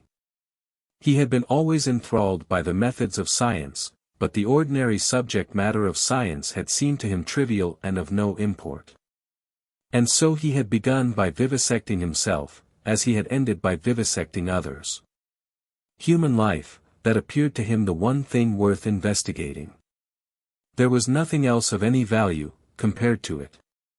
It was true that as one watched life in its curious crucible of pain and pleasure, one could not wear over one's face a mask of glass. Or keep the sulphurous fumes from troubling the brain and making the imagination turbid with monstrous fancies and misshapen dreams. There were poisons so subtle that to know their properties one had to sicken of them. There were maladies so strange that one had to pass through them if one sought to understand their nature. And yet, what a great reward one received! How wonderful the whole world became to one! To note the curious hard logic of passion, and the emotional colored life of the intellect, to observe where they met, and where they separated, at what point they became one, and at what point they were at discord, there was a delight in that. What matter what the cost was? One could never pay too high a price for any sensation. He was conscious, and the thought brought a gleam of pleasure into his brown agate eyes, that it was through certain words of his, musical words said with musical utterance. That Dorian Gray's soul had turned to this white girl and bowed in worship before her. To a large extent, the lad was his own creation. He had made him premature. That was something. Ordinary people waited till life disclosed to them its secrets, but to the few, to the elect, the mysteries of life were revealed before the veil was drawn away. Sometimes this was the effect of art, and chiefly of the art of literature, which dealt immediately with the passions and the intellect. But now and then a complex personality took the place and assumed the office of art, was indeed, in its way, a real work of art, life having its elaborate masterpieces, just as poetry has, or sculpture, or painting. Yes, the lad was premature. He was gathering his harvest while it was yet spring. The pulse and passion of youth were in him, but he was becoming self-conscious. It was delightful to watch him. With his beautiful face, and his beautiful soul, he was a thing to wonder at. It was no matter how it all ended, or was destined to end. He was like one of those gracious figures in a pageant or a play, whose joys seem to be remote from one, but whose sorrows stir one's sense of beauty, and whose wounds are like red roses. Soul and body, body and soul, how mysterious they were. There was animalism in the soul, and the body had its moments of spirituality. The senses could refine, and the intellect could degrade. Who could say where the fleshly impulse ceased, or the psychical impulse began. How shallow were the arbitrary definitions of ordinary psychologists. And yet how difficult to decide between the claims of the various schools. Was the soul a shadow seated in the house of sin? Or was the body really in the soul, as Giordano Bruno thought? The separation of spirit from matter was a mystery, and the union of spirit with matter was a mystery also. He began to wonder whether we should ever make psychology so absolute a science that each little spring of life would be revealed to us. As it was, we always misunderstood ourselves, and rarely understood others. Experience was of no ethical value. It was merely the name we gave to our mistakes. Men had, as a rule, regarded it as a mode of warning, had claimed for it a certain moral efficacy in the formation of character, had praised it as something that taught us what to follow and showed us what to avoid. But there was no motive power in experience. It was as little of an active cause as conscience itself. All that it really demonstrated was that our future would be the same as our past, and that the sin we had done once, and with loathing, we would do many times, and with joy. It was clear to him that the experimental method was the only method by which one could arrive at any scientific analysis of the passions, and certainly Dorian Gray was a subject made to his hand, and seemed to promise rich and fruitful results. His sudden mad love for Sybil Vane was a psychological phenomenon of no small interest. There was no doubt that curiosity had much to do with it, curiosity and the desire for new experiences. Yet it was not a simple but rather a very complex passion. What there was in it of the purely sensuous instinct of boyhood had been transformed by the workings of the imagination, changed into something that seemed to the boy himself to be remote from sense. And was for that very reason all the more dangerous. It was the passions about whose origin we deceived ourselves that tyrannized most strongly over us. Our weakest motives were those of whose nature we were conscious. It often happened that when we thought we were experimenting on others we were really experimenting on ourselves. While Lord Henry sat dreaming on these things, a knock came to the door, and his valet entered, and reminded him it was time to dress for dinner. He got up and looked out into the street. The sunset had smitten into scarlet gold the upper windows of the houses opposite. The panes glowed like plates of heated metal. The sky above was like a faded rose. He thought of Dorian Gray's young fiery-colored life, and wondered how it was all going to end. When he arrived home, about 12:30, he saw a telegram lying on the hall table. He opened it and found it was from Dorian. It was to tell him that he was engaged to be married to Sybil Vane. Chapter 4. "I suppose you have heard the news, Basil," said Lord Henry on the following evening, as Hallward was shown into a little private room at the Bristol where dinner had been laid for three. "No, Harry," answered Hallward, giving his hat and coat to the bowing waiter. "What is it?" "Nothing about politics, I hope." "They don't interest me. There is hardly a single person in the House of Commons worth painting, though many of them would be the better for a little whitewashing." "Dorian Gray is engaged to be married," said Lord Henry, watching him as he spoke. Hallward turned perfectly pale, and a curious look flashed for a moment into his eyes, and then passed away, leaving them dull. "Dorian engaged to be married!" he cried. "Impossible! It is perfectly true." "To whom?" "To some little actress or other." "I can't believe it. Dorian is far too sensible. Dorian is far too wise not to do foolish things now and then, my dear Basil. Marriage is hardly a thing that one can do now and then, Harry," said Hallward, smiling. "Except in America." "But I didn't say he was married. I said he was engaged to be married. There is a great difference. I have a distinct remembrance of being married, but I have no recollection at all of being engaged. I am inclined to think that I never was engaged. But think of Dorian's birth, and position, and wealth. It would be absurd for him to marry so much beneath him. If you want him to marry this girl, tell him that, Basil. He is sure to do it then. Whenever a man does a thoroughly stupid thing, it is always from the noblest motives. I hope the girl is good, Harry. I don't want to see Dorian tied to some vile creature, who might degrade his nature and ruin his intellect.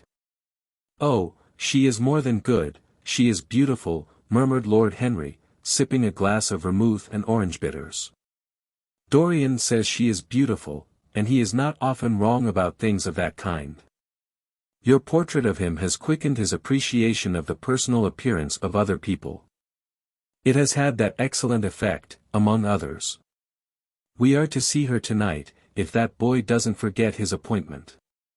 But do you approve of it, Harry? Asked Hallward, walking up and down the room, and biting his lip. You can't approve of it, really. It is some silly infatuation. I never approve, or disapprove, of anything now. It is an absurd attitude to take towards life. We are not sent into the world to air our moral prejudices.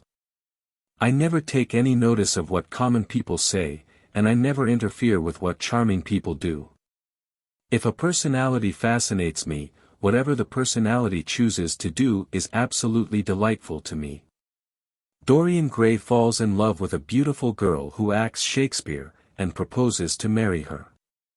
Why not? If he wedded Messalina he would be none the less interesting. You know I am not a champion of marriage. The real drawback to marriage is that it makes one unselfish. And unselfish people are colorless. They lack individuality. Still, there are certain temperaments that marriage makes more complex.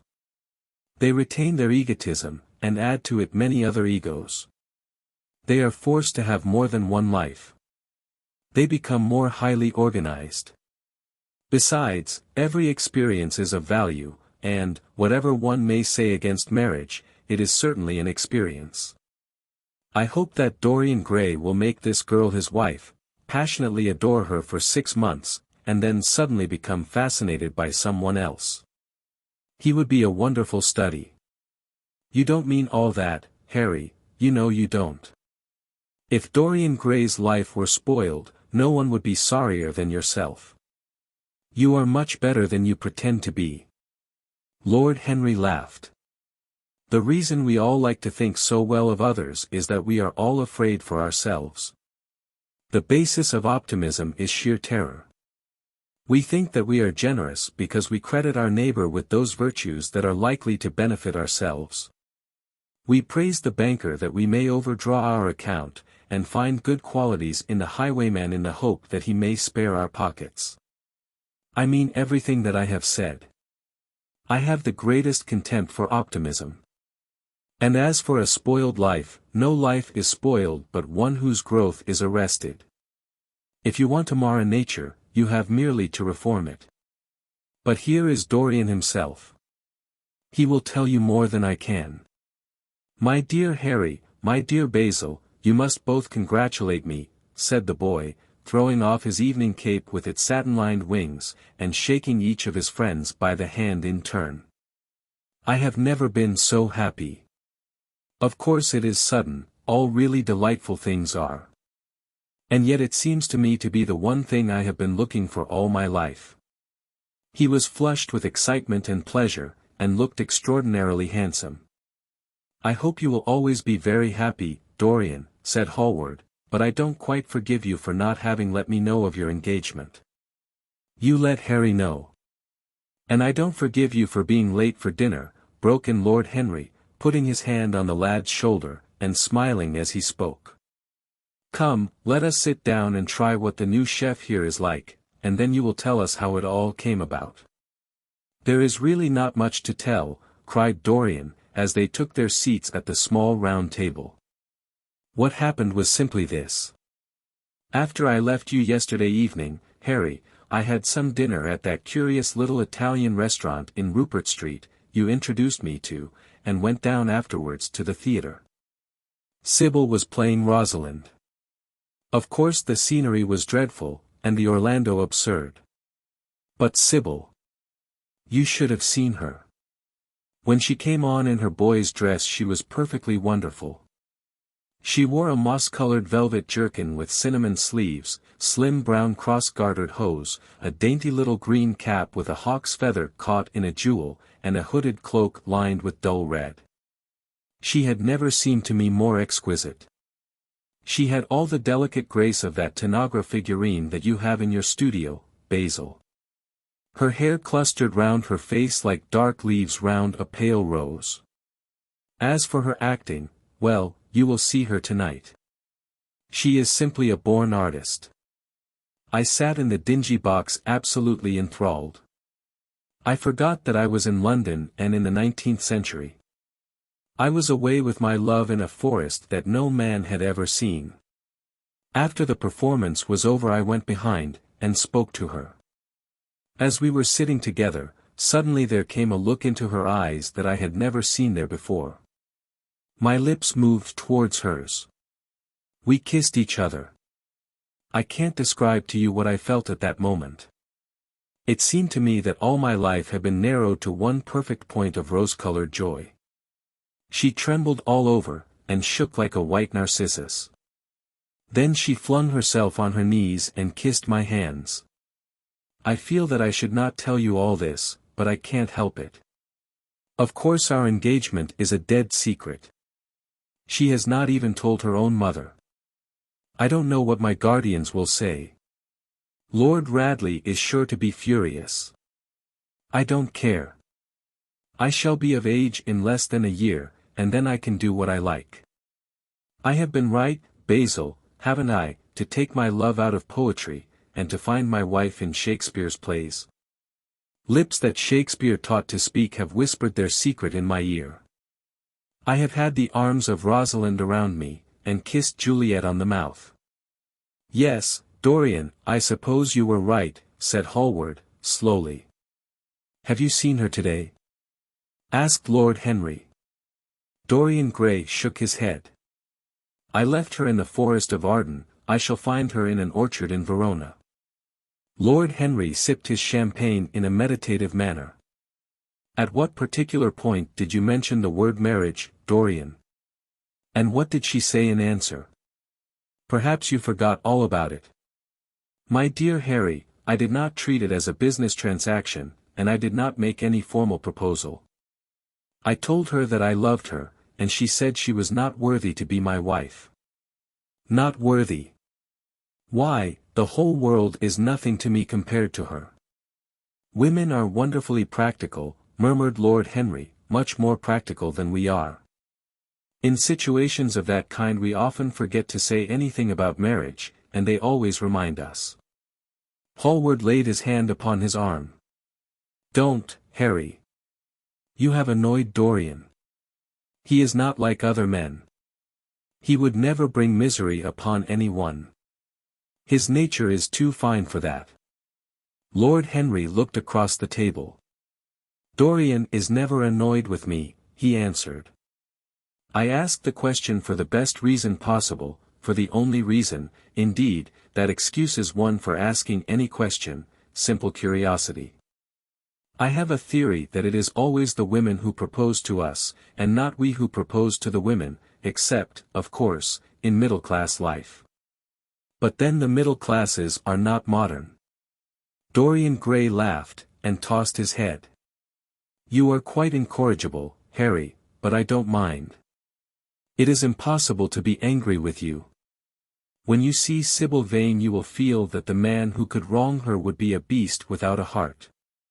I cannot understand how anyone can wish to shame what he loves.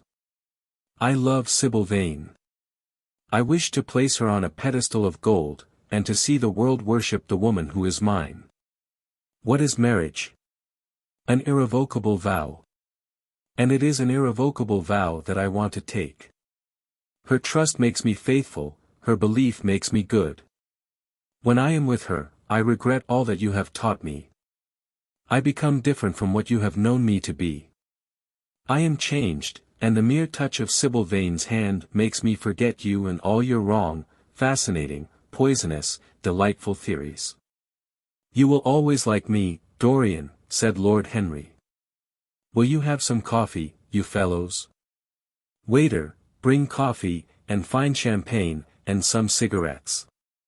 "No, don't mind the cigarettes, I have some. Basil, I can't allow you to smoke cigars. You must have a cigarette. A cigarette is the perfect type of a perfect pleasure. It is exquisite, and it leaves one unsatisfied. What more can you want? Yes, Dorian, you will always be fond of me. I represent to you all the sins you have never had the courage to commit." "What nonsense you talk, Harry!" cried Dorian Gray, lighting his cigarette from a fire-breathing silver dragon that the waiter had placed on the table. "Let us go down to the theatre. When you see Sybil you will have a new ideal of life.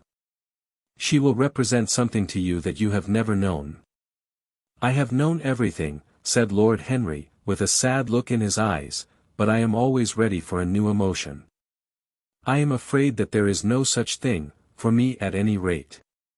Still, your wonderful girl may thrill me. I love acting. It is so much more real than life. Let us go. Dorian, you will come with me. I am so sorry, Basil, but there is only room for 2 in the brougham. You must follow us in a hansom." They got up and put on their coats, sipping their coffee standing. Hallward was silent and preoccupied. There was a gloom over him. He could not bear this marriage, and yet it seemed to him to be better than many other things that might have happened. After a few moments, they all passed downstairs. He drove off by himself, as had been arranged, and watched the flashing lights of the little brougham in front of him. A strange sense of loss came over him. He felt that Dorian Gray would never again be to him all that he had been in the past. His eyes darkened, and the crowded flaring streets became blurred to him. When the cab drew up at the doors of the theatre, it seemed to him that he had grown years older. Chapter 5. For some reason or other, the house was crowded that night, and the fat Jew manager who met them at the door was beaming from ear to ear with an oily, tremulous smile. He escorted them to their box with a sort of pompous humility, waving his fat jeweled hands, and talking at the top of his voice. Dorian Gray loathed him more than ever. He felt as if he had come to look for Miranda and had been met by Caliban. Lord Henry, upon the other hand, rather liked him. At least he declared he did, and insisted on shaking him by the hand, and assured him that he was proud to meet a man who had discovered a real genius and gone bankrupt over Shakespeare. Hallward amused himself with watching the faces in the pit. The heat was terribly oppressive, and the huge sunlight flamed like a monstrous dahlia with petals of fire. The youths in the gallery had taken off their coats and waistcoats and hung them over the side. They talked to each other across the theatre, and shared their oranges with the tawdry painted girls who sat by them. Some women were laughing in the pit, their voices were horribly shrill and discordant. The sound of the popping of corks came from the bar. "What a place to find one's divinity in," said Lord Henry. "Yes," answered Dorian Gray. "It was here I found her, and she is divine beyond all living things. When she acts you will forget everything. These common people here, with their coarse faces and brutal gestures, become quite different when she is on the stage. They sit silently and watch her. They weep and laugh as she wills them to do. She makes them as responsive as a violin. She spiritualizes them, and one feels that they are of the same flesh and blood as oneself." "Oh, I hope not," murmured Lord Henry, who was scanning the occupants of the gallery through his opera-glass. "Don't pay any attention to him, Dorian," said Hallward. "I understand what you mean, and I believe in this girl. Anyone you love must be marvelous, and any girl that has the effect you describe must be fine and noble. To spiritualize one's age, that is something worth doing. If this girl can give a soul to those who have lived without one, if she can create the sense of beauty in people whose lives have been sordid and ugly, if she can strip them of their selfishness and lend them tears for sorrows that are not their own, she is worthy of all your adoration, worthy of the adoration of the world. This marriage is quite right. I did not think so at first, but I admit it now. God made Sybil Vane for you. Without her you would have been incomplete. Thanks, Basil, answered Dorian Gray, pressing his hand. I knew that you would understand me. Harry is so cynical, he terrifies me. But here is the orchestra. It is quite dreadful, but it only lasts for about 5 minutes. Then the curtain rises, and you will see the girl to whom I am going to give all my life, to whom I have given everything that is good in me. A quarter of an hour afterwards, amidst an extraordinary turmoil of applause, Sybil Vane stepped onto the stage. Yes, she was certainly lovely to look at, one of the loveliest creatures, Lord Henry thought, that he had ever seen. There was something of the fawn in her shy grace and startled eyes. A faint blush, like the shadow of a rose in a mirror of silver, came to her cheeks as she glanced at the crowded, enthusiastic house. She stepped back a few paces, and her lips seemed to tremble. Basil Hallward leaped to his feet and began to applaud. Dorian Gray sat motionless, gazing on her, like a man in a dream. Lord Henry peered through his opera-glass, murmuring, "Charming! Charming!" The scene was the hall of Capulet's house, and Romeo in his pilgrim's dress had entered with Mercutio and his friends. The band, such as it was, struck up a few bars of music, and the dance began. Through the crowd of ungainly, shabbily dressed actors, Sybil Vane moved like a creature from a finer world. Her body swayed, as she danced, as a plant sways in the water. The curves of her throat were like the curves of a white lily. Her hands seemed to be made of cool ivory. Yet she was curiously listless. She showed no sign of joy when her eyes rested on Romeo. The few lines she had to speak. "Good pilgrim, you do wrong your hand too much. Which mannerly devotion shows in this. For saints have hands that pilgrims' hands do touch. And palm to palm is holy palmer's kiss." With the brief dialogue that follows, were spoken in a thoroughly artificial manner. The voice was exquisite, but from the point of view of tone it was absolutely false. It was wrong in color. It took away all the life from the verse. It made the passion unreal. Dorian Gray grew pale as he watched her. Neither of his friends dared to say anything to him. She seemed to them to be absolutely incompetent. They were horribly disappointed. Yet they felt that the true test of any Juliet is the balcony scene of the second act. They waited for that. If she failed there, there was nothing in her. She looked charming as she came out in the moonlight. That could not be denied. But the stodginess of her acting was unbearable, and grew worse as she went on. Her gestures became absurdly artificial. She overemphasized everything that she had to say. The beautiful passage. "Thou knowest the mask of night is on my face. Else would a maiden blush bepaint my cheek. For that which thou hast heard me speak tonight," was declaimed with the painful precision of a schoolgirl who has been taught to recite by some second-rate professor of elocution. When she leaned over the balcony and came to those wonderful lines. "Although I joy in thee, I have no joy of this contract tonight. It is too rash, too unadvised, too sudden. Too like the lightning, which doth cease to be. Ere one can say, it lightens. Sweet, good night. This bud of love by summer's ripening breath may prove a beauteous flower when next we meet." She spoke the words as if they conveyed no meaning to her. It was not nervousness. Indeed, so far from being nervous, she seemed absolutely self-contained. It was simply bad art. She was a complete failure. Even the common uneducated audience of the pit and gallery lost their interest in the play. They got restless, and began to talk loudly and to whistle.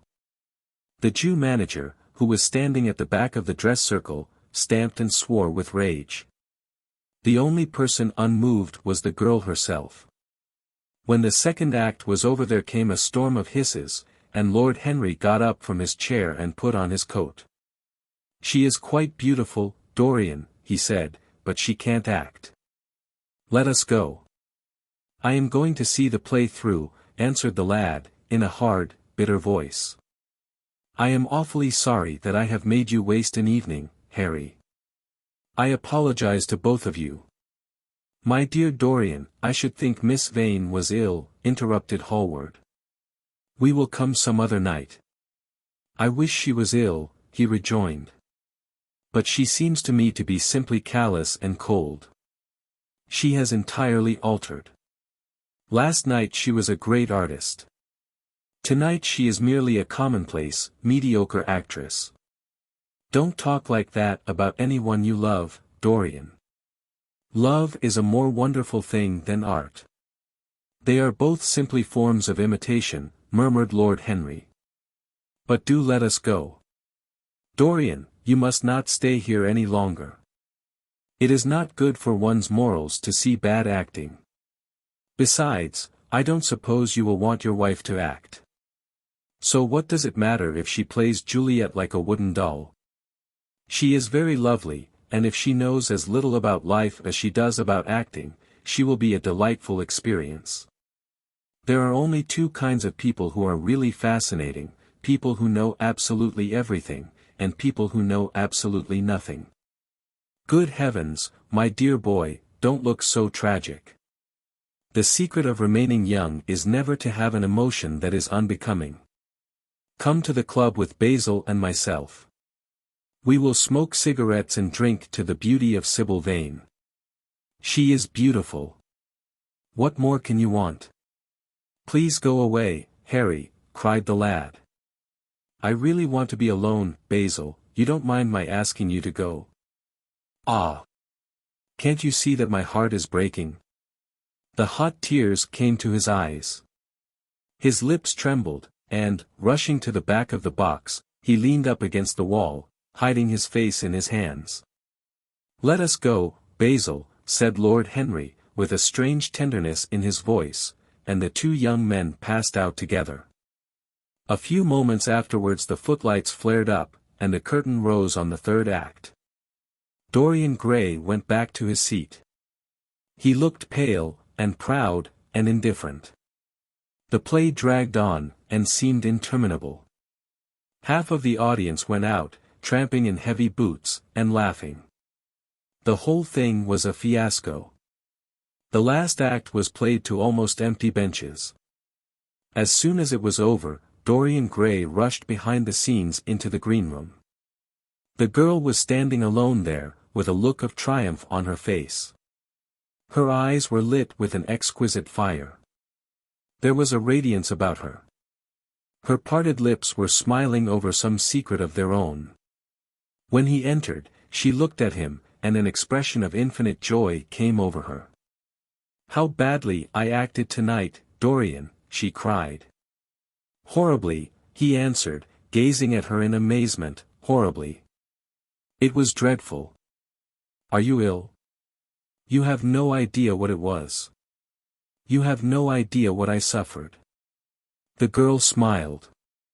"Dorian," she answered, lingering over his name with long-drawn music in her voice, as though it were sweeter than honey to the red petals of her lips, "Dorian, you should have understood. But you understand now, don't you?" "Understand what?"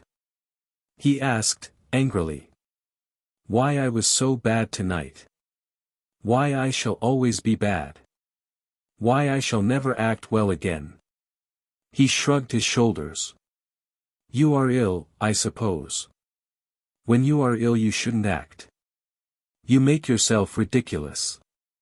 My friends were bored. I was bored." She seemed not to listen to him. She was transfigured with joy.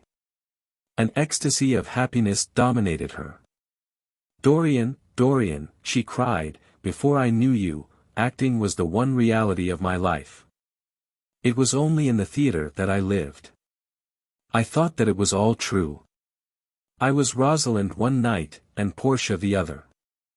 The joy of Beatrice was my joy, and the sorrows of Cordelia were mine also. I believed in everything. The common people who acted with me seemed to me to be godlike. The painted scenes were my world. I knew nothing but shadows, and I thought them real. You came, oh, my beautiful love, and you freed my soul from prison.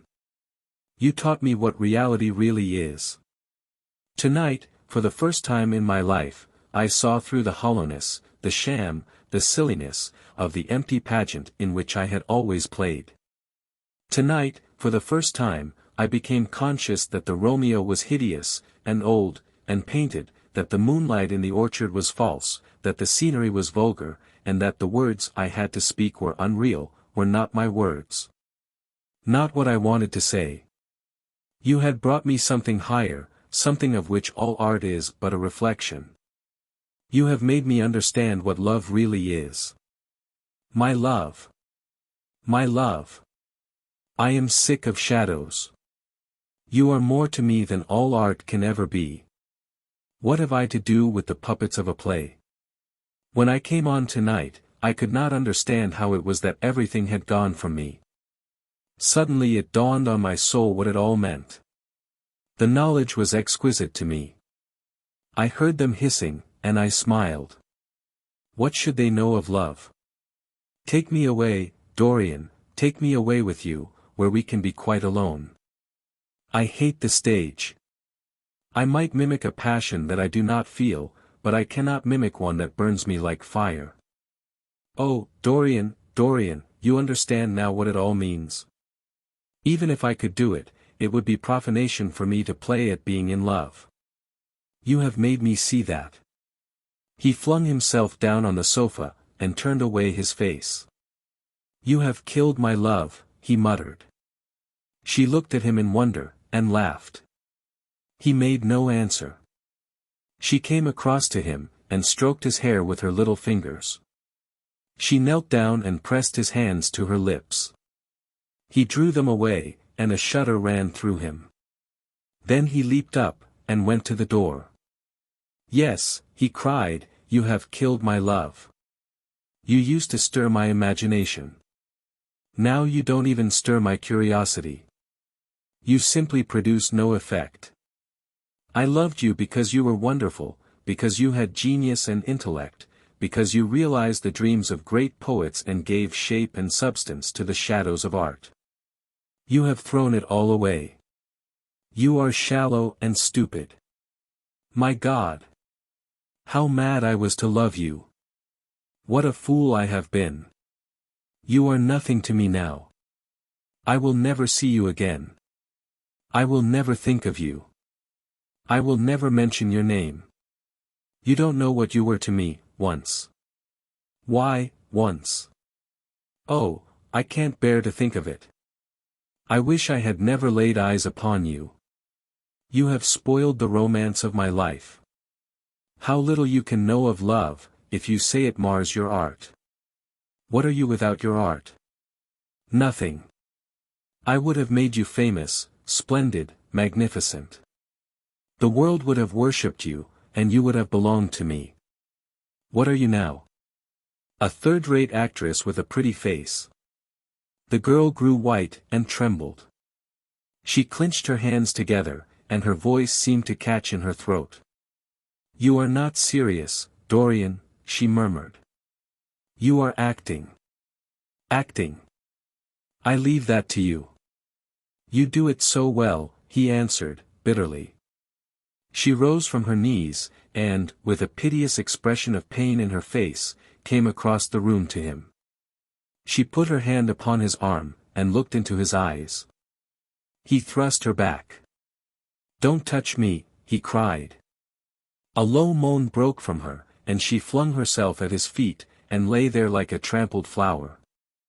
Dorian, Dorian, don't leave me, she whispered. I am so sorry I didn't act well. I was thinking of you all the time. But I will try, indeed, I will try. It came so suddenly across me, my love for you. I think I should never have known it if you had not kissed me, if we had not kissed each other. Kiss me again, my love. Don't go away from me. I couldn't bear it. Can't you forgive me for tonight? I will work so hard, and try to improve. Don't be cruel to me because I love you better than anything in the world. After all, it is only once that I have not pleased you. But you are quite right, Dorian. I should have shown myself more of an artist. It was foolish of me, and yet I couldn't help it. Oh, don't leave me, don't leave me. A fit of passionate sobbing choked her. She crouched on the floor like a wounded thing, and Dorian Gray, with his beautiful eyes, looked down at her, and his chiseled lips curled in exquisite disdain. There is always something ridiculous about the passions of people whom one has ceased to love. Sybil Vane seemed to him to be absurdly melodramatic. Her tears and sobs annoyed him. I am going, he said at last, in his calm, clear voice. I don't wish to be unkind, but I can't see you again. You have disappointed me. She wept silently, and made no answer, but crept nearer to him. Her little hands stretched blindly out, and appeared to be seeking for him. He turned on his heel, and left the room. In a few moments he was out of the theatre. Where he went to, he hardly knew. He remembered wandering through dimly lit streets with gaunt black-shadowed archways and evil-looking houses. Women with hoarse voices and harsh laughter had called after him. Drunkards had reeled by cursing, and chattering to themselves like monstrous apes. He had seen grotesque children huddled upon doorsteps, and had heard shrieks and oaths from gloomy courts. When the dawn was just breaking he found himself at Covent Garden. Huge carts filled with nodding lilies rumbled slowly down the polished empty street. The air was heavy with the perfume of the flowers, and their beauty seemed to bring him an anodyne for his pain. He followed into the market, and watched the men unloading their wagons. A white-smocked carter offered him some cherries. He thanked him, wondered why he refused to accept any money for them, and began to eat them listlessly. They had been plucked at midnight, and the coldness of the moon had entered into them. A long line of boys carrying crates of striped tulips, and of yellow and red roses, defiled in front of him, threading their way through the huge jade-green piles of vegetables. Under the portico, with its grey sun-bleached pillars, loitered a troop of draggled bare-headed girls, waiting for the auction to be over. After some time he hailed a hansom and drove home. The sky was pure opal now, and the roofs of the houses glistened like silver against it. As he was passing through the library towards the door of his bedroom, his eye fell upon the portrait Basil Hallward had painted of him. He started back in surprise, and then went over to it and examined it. In the dim arrested light that struggled through the cream-colored silk blinds, the face seemed to him to be a little changed. The expression looked different. One would have said that there was a touch of cruelty in the mouth. It was certainly curious. He turned round, and, walking to the window, drew the blinds up. The bright dawn flooded the room, and swept the fantastic shadows into dusky corners, where they lay shuddering. But the strange expression that he had noticed in the face of the portrait seemed to linger there, to be more intensified even. The quivering, ardent sunlight showed him the lines of cruelty round the mouth as clearly as if he had been looking into a mirror after he had done some dreadful thing. He winced, and, taking up from the table an oval glass framed in ivory cupids, that Lord Henry had given him, he glanced hurriedly into it. No line like that warped his red lips. What did it mean? He rubbed his eyes, and came close to the picture, and examined it again. There were no signs of any change when he looked into the actual painting, and yet there was no doubt that the whole expression had altered. It was not a mere fancy of his own. The thing was horribly apparent. He threw himself into a chair, and began to think. Suddenly there flashed across his mind what he had said in Basil Hallward's studio the day the picture had been finished. Yes, he remembered it perfectly. He had uttered a mad wish that he himself might remain young, and the portrait grow old, that his own beauty might be untarnished, and the face on the canvas bear the burden of his passions and his sins. That the painted image might be seared with the lines of suffering and thought, and that he might keep all the delicate bloom and loveliness of his then just conscious boyhood. Surely his prayer had not been answered. Such things were impossible. It seemed monstrous even to think of them. And, yet, there was the picture before him, with the touch of cruelty in the mouth. Cruelty. Had he been cruel? It was the girl's fault, not his. He had dreamed of her as a great artist, had given his love to her because he had thought her great. Then she had disappointed him. She had been shallow and unworthy. And, yet, a feeling of infinite regret came over him, as he thought of her lying at his feet sobbing like a little child. He remembered with what callousness he had watched her. Why had he been made like that? Why had such a soul been given to him? But he had suffered also. During the 3 terrible hours that the play had lasted, he had lived centuries of pain, aeon upon aeon of torture. His life was well worth hers. She had marred him for a moment, if he had wounded her for an age. Besides, women were better suited to bear sorrow than men. They lived on their emotions. They only thought of their emotions. When they took lovers, it was merely to have someone with whom they could have scenes. Lord Henry had told him that, and Lord Henry knew what women were. Why should he trouble about Sybil Vane? She was nothing to him now. But the picture? What was he to say of that? It held the secret of his life, and told his story. It had taught him to love his own beauty. Would it teach him to loathe his own soul? Would he ever look at it again? No, it was merely an illusion wrought on the troubled senses. The horrible night that he had passed had left phantoms behind it. Suddenly there had fallen upon his brain that tiny scarlet speck that makes men mad. The picture had not changed. It was folly to think so. Yet it was watching him, with its beautiful marred face and its cruel smile. Its bright hair gleamed in the early sunlight. Its blue eyes met his own. A sense of infinite pity, not for himself, but for the painted image of himself, came over him. It had altered already, and would alter more. Its gold would wither into grey. Its red and white roses would die. For every sin that he committed, a stain would fleck and wreck its fairness. But he would not sin. The picture, changed or unchanged, would be to him the visible emblem of conscience. He would resist temptation. He would not see Lord Henry any more, would not, at any rate, listen to those subtle poisonous theories that in Basil Hallward's garden had first stirred within him the passion for impossible things. He would go back to Sybil Vane, make her amends, marry her, try to love her again. Yes, it was his duty to do so. She must have suffered more than he had. Poor child. He had been selfish and cruel to her. The fascination that she had exercised over him would return, they would be happy together. His life with her would be beautiful and pure. He got up from his chair, and drew a large screen right in front of the portrait, shuddering as he glanced at it. How horrible, he murmured to himself, and he walked across to the window and opened it. When he stepped out on the grass, he drew a deep breath.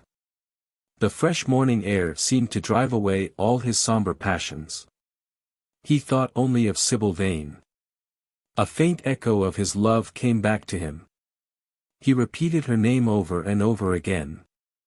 The birds that were singing in the dew-drenched garden seemed to be telling the flowers about her. Chapter 6. It was long past noon when he awoke. His valet had crept several times into the room on tiptoe to see if he was stirring, and had wondered what made his young master sleep so late. Finally his bell sounded, and Victor came in softly with a cup of tea, and a pile of letters, on a small tray of old Sèvres china, and drew back the olive satin curtains, with their shimmering blue lining. that hung in front of the 3 tall windows. "Monsieur has well slept this morning," he said, smiling. "What o'clock is it, Victor?" asked Dorian Gray, sleepily. 1 hour and a quarter, monsieur." How late it was. He sat up, and, having sipped some tea, turned over his letters. One of them was from Lord Henry, and had been brought by hand that morning. He hesitated for a moment, and then put it aside. The others he opened listlessly. They contained the usual collection of cards, invitations to dinner, tickets for private views, programs of charity concerts, and the like, that are showered on fashionable young men every morning during the season.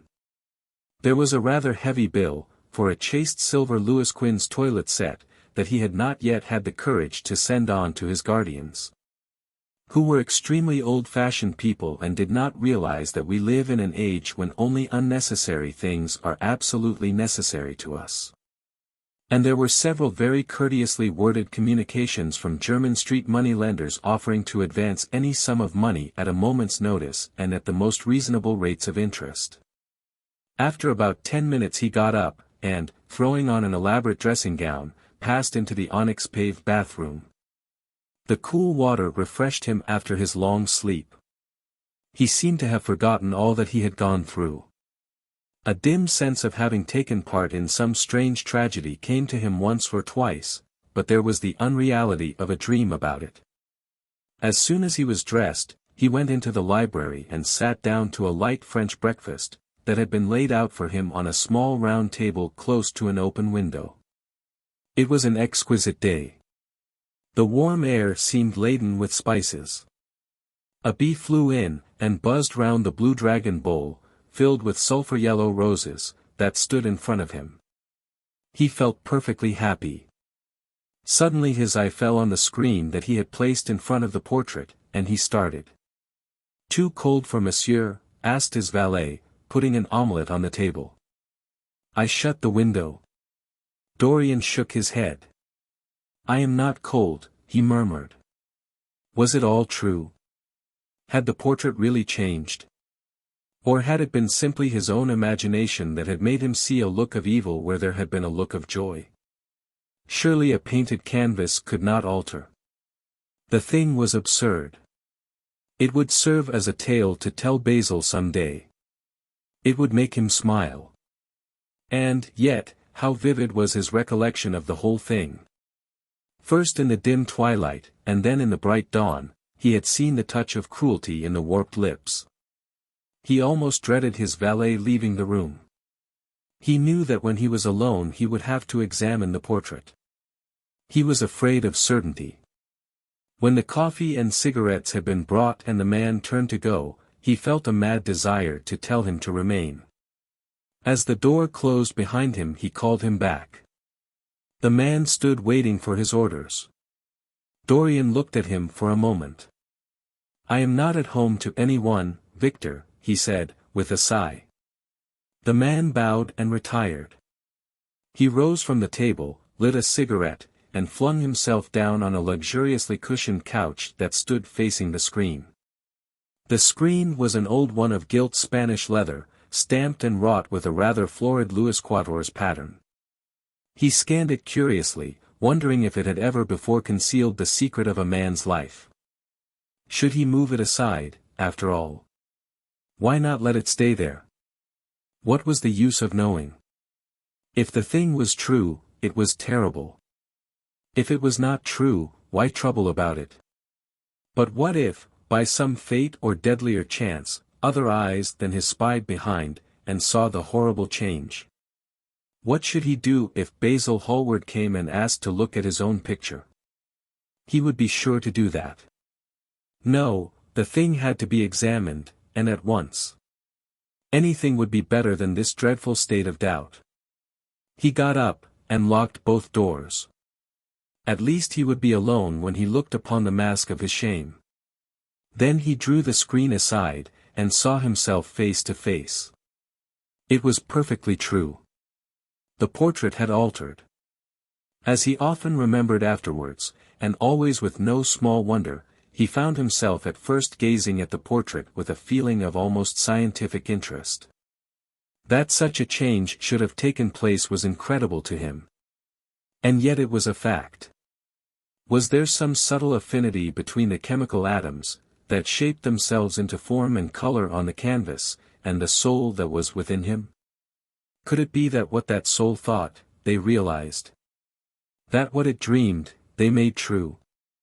Or was there some other, more terrible reason? He shuddered, and felt afraid, and, going back to the couch, lay there, gazing at the picture in sickened horror.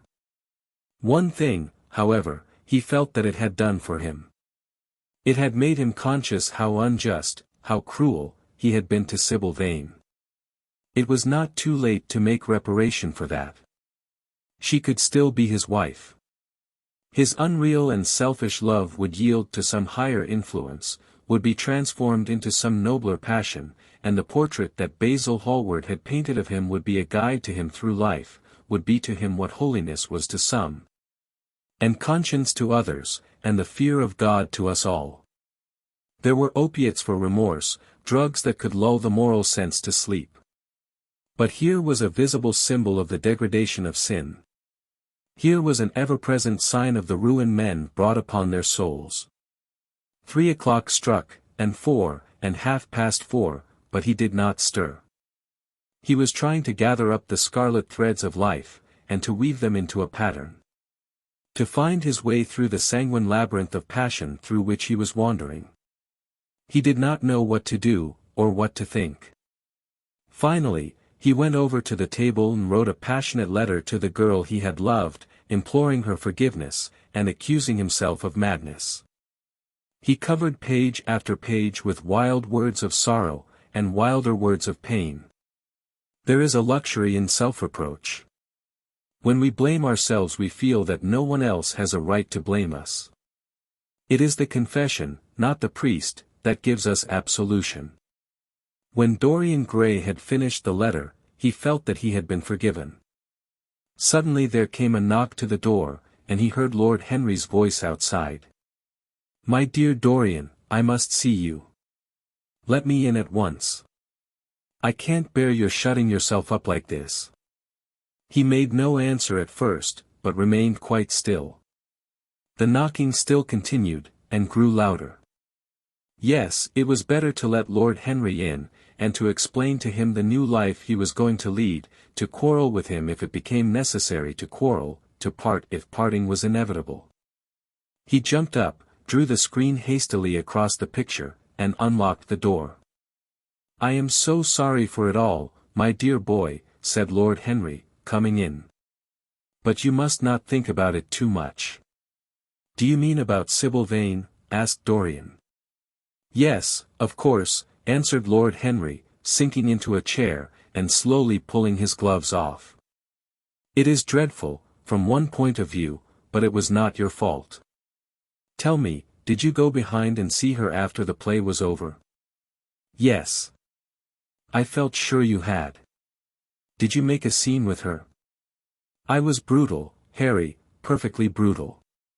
But it is all right now. I am not sorry for anything that has happened. It has taught me to know myself better." "Ah, Dorian, I am so glad you take it in that way. I was afraid I would find you plunged in remorse, and tearing your nice hair." "I have got through all that," said Dorian, shaking his head, and smiling. "I am perfectly happy now. I know what conscience is, to begin with. It is not what you told me it was. It is the divinest thing in us. Don't sneer at it, Harry, any more, at least not before me. I want to be good. I can't bear the idea of my soul being hideous. A very charming artistic basis for ethics, Dorian. I congratulate you on it. But how are you going to begin?" "By marrying Sybil Vane."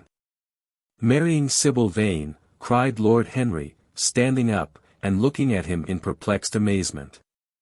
"But, my dear Dorian." "Yes, Harry, I know what you are going to say. Something dreadful about marriage. Don't say it." Don't ever say things of that kind to me again. 2 days ago I asked Sybil to marry me. I am not going to break my word to her. She is to be my wife. Your wife? Dorian. Didn't you get my letter? I wrote to you this morning, and sent the note down, by my own man. Your letter? Oh, yes, I remember. I have not read it yet, Harry. I was afraid there might be something in it that I wouldn't like.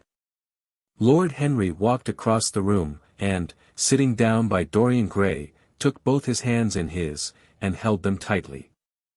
Dorian, he said, my letter, don't be frightened, was to tell you that Sybil Vane is dead. A cry of pain rose from the lad's lips, and he leaped to his feet, tearing his hands away from Lord Henry's grasp. Dead. Sybil dead. It is not true. It is a horrible lie. It is quite true, Dorian, said Lord Henry, gravely. It is in all the morning papers. I wrote down to you to ask you not to see anyone till I came. There will have to be an inquest, of course, and you must not be mixed up in it. Things like that make a man fashionable in Paris. But in London people are so prejudiced. Here, one should never make one's debut with a scandal. One should reserve that to give an interest to one's old age. I don't suppose they know your name at the theatre. If they don't, it is all right. Did anyone see you going round to her room? That is an important point. Dorian did not answer for a few moments. He was dazed with horror. Finally he murmured, in a stifled voice, Harry, did you say an inquest? What did you mean by that? Did Sybil? Oh, Harry, I can't bear it. But be quick. Tell me everything at once. I have no doubt it was not an accident, Dorian, though it must be put in that way to the public. As she was leaving the theatre with her mother, about 12:30 or so, she said she had forgotten something upstairs. They waited some time for her, but she did not come down again. They ultimately found her lying dead on the floor of her dressing room. She had swallowed something by mistake, some dreadful thing they use at theatres. I don't know what it was, but it had either prussic acid or white lead in it. I should fancy it was prussic acid, as she seems to have died instantaneously. It is very tragic, of course, but you must not get yourself mixed up in it. I see by the standard that she was 17. I should have thought she was almost younger than that. She looked such a child, and seemed to know so little about acting. Dorian, you mustn't let this thing get on your nerves. You must come and dine with me, and afterwards we will look in at the opera. It is a Paddy night, and everybody will be there. You can come to my sister's box. She has got some smart women with her. So I have murdered Sybil Vane, said Dorian Gray, half to himself, murdered her as certainly as if I had cut her little throat with a knife. And the roses are not less lovely for all that. The birds sing just as happily in my garden. And tonight I am to dine with you, and then go on to the opera, and sup somewhere, I suppose, afterwards. How extraordinarily dramatic life is. If I had read all this in a book, Harry, I think I would have wept over it. Somehow, now that it has happened actually, and to me, it seems far too wonderful for tears. Here is the first passionate love letter I have ever written in my life. Strange, that my first passionate love letter should have been addressed to a dead girl. Can they feel, I wonder, those white silent people we call the dead? Sybil. Can she feel, or know, or listen? Oh, Harry, how I loved her once. It seems years ago to me now. She was everything to me. Then came that dreadful night, was it really only last night, when she played so badly, and my heart almost broke. She explained it all to me. It was terribly pathetic. But I was not moved a bit. I thought her shallow. Then something happened that made me afraid. I can't tell you what it was, but it was awful. I said I would go back to her. I felt I had done wrong. And now she is dead. My God! My God! Harry, what shall I do? You don't know the danger I am in, and there is nothing to keep me straight. She would have done that for me. She had no right to kill herself. It was selfish of her. My dear Dorian, the only way a woman can ever reform a man is by boring him so completely that he loses all possible interest in life. If you had married this girl you would have been wretched. Of course you would have treated her kindly. One can always be kind to people about whom one cares nothing. But she would have soon found out that you were absolutely indifferent to her. And when a woman finds that out about her husband, she either becomes dreadfully dowdy, or wears very smart bonnets that some other woman's husband has to pay for. I say nothing about the social mistake, but I assure you that in any case the whole thing would have been an absolute failure. I suppose it would, muttered the lad, walking up and down the room, and looking horribly pale. But I thought it was my duty. It is not my fault that this terrible tragedy has prevented my doing what was right. I remember your saying once that there is a fatality about good resolutions, that they are always made too late. Mine certainly were. Good resolutions are simply a useless attempt to interfere with scientific laws. Their origin is pure vanity. Their result is absolutely nil. They give us, now and then, some of those luxurious sterile emotions that have a certain charm for us. That is all that can be said for them. Harry, cried Dorian Gray, coming over and sitting down beside him, why is it that I cannot feel this tragedy as much as I want to? I don't think I am heartless. Do you? You have done too many foolish things in your life to be entitled to give yourself that name, Dorian, answered Lord Henry, with his sweet, melancholy smile. The lad frowned. I don't like that explanation, Harry, he rejoined, but I am glad you don't think I am heartless. I am nothing of the kind. I know I am not. And yet I must admit that this thing that has happened does not affect me as it should. It seems to me to be simply like a wonderful ending to a wonderful play. It has all the terrible beauty of a great tragedy, a tragedy in which I took part, but by which I have not been wounded. It is an interesting question, said Lord Henry, who found an exquisite pleasure in playing on the lad's unconscious egotism, an extremely interesting question. I fancy that the explanation is this. It often happens that the real tragedies of life occur in such an inartistic manner that they hurt us by their crude violence, their absolute incoherence, their absurd want of meaning, their entire lack of style. They affect us just as vulgarity affects us. They give us an impression of sheer brute force, and we revolt against that. Sometimes, however, a tragedy that has artistic elements of beauty crosses our lives. If these elements of beauty are real, the whole thing simply appeals to our sense of dramatic effect. Suddenly we find that we are no longer the actors, but the spectators of the play. Or rather we are both. We watch ourselves, and the mere wonder of the spectacle enthralls us. In the present case, what is it that has really happened? Someone has killed herself for love of you. I wish I had ever had such an experience. It would have made me in love with love for the rest of my life. The people who have adored me, there have not been very many, but there have been some, have always insisted on living on, long after I had ceased to care for them, or they to care for me. They have become stout and tedious, and when I meet them they go in at once for reminiscences.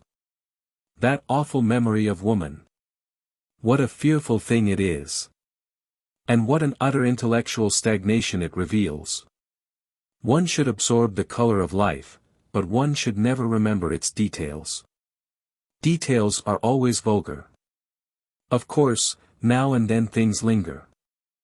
I once wore nothing but violets all through one season, as mourning for a romance that would not die. Ultimately, however, it did die. I forget what killed it. I think it was her proposing to sacrifice the whole world for me. That is always a dreadful moment. It fills one with the terror of eternity. Well, would you believe it? A week ago, at Lady Hampshire's, I found myself seated at dinner next the lady in question, and she insisted on going over the whole thing again, and digging up the past, and raking up the future. I had buried my romance in a bed of poppies. She dragged it out again, and assured me that I had spoiled her life.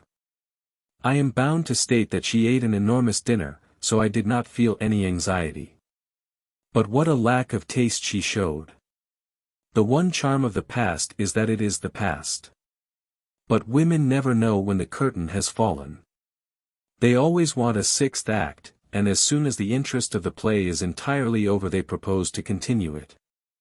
If they were allowed to have their way, every comedy would have a tragic ending, and every tragedy would culminate in a farce.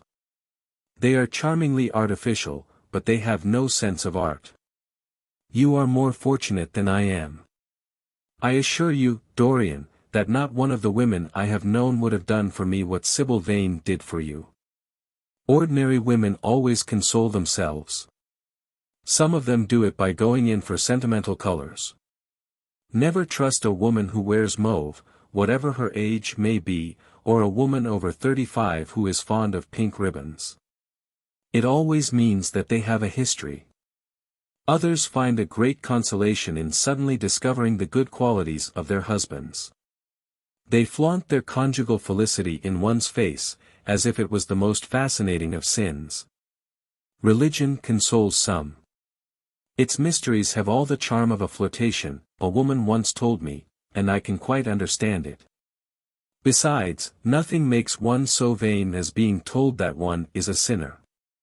There is really no end to the consolations that women find in modern life. Indeed, I have not mentioned the most important one of all. What is that, Harry? Said Dorian Gray, listlessly. Oh, the obvious one. Taking someone else's admirer when one loses one's own. In good society that always whitewashes a woman. But really, Dorian, how different Sybil Vane must have been from all the women one meets. There is something to me quite beautiful about her death. I am glad I am living in a century when such wonders happen. They make one believe in the reality of the things that shallow, fashionable people play with, such as romance, passion, and love. I was terribly cruel to her. You forget that. I believe that women appreciate cruelty more than anything else. They have wonderfully primitive instincts.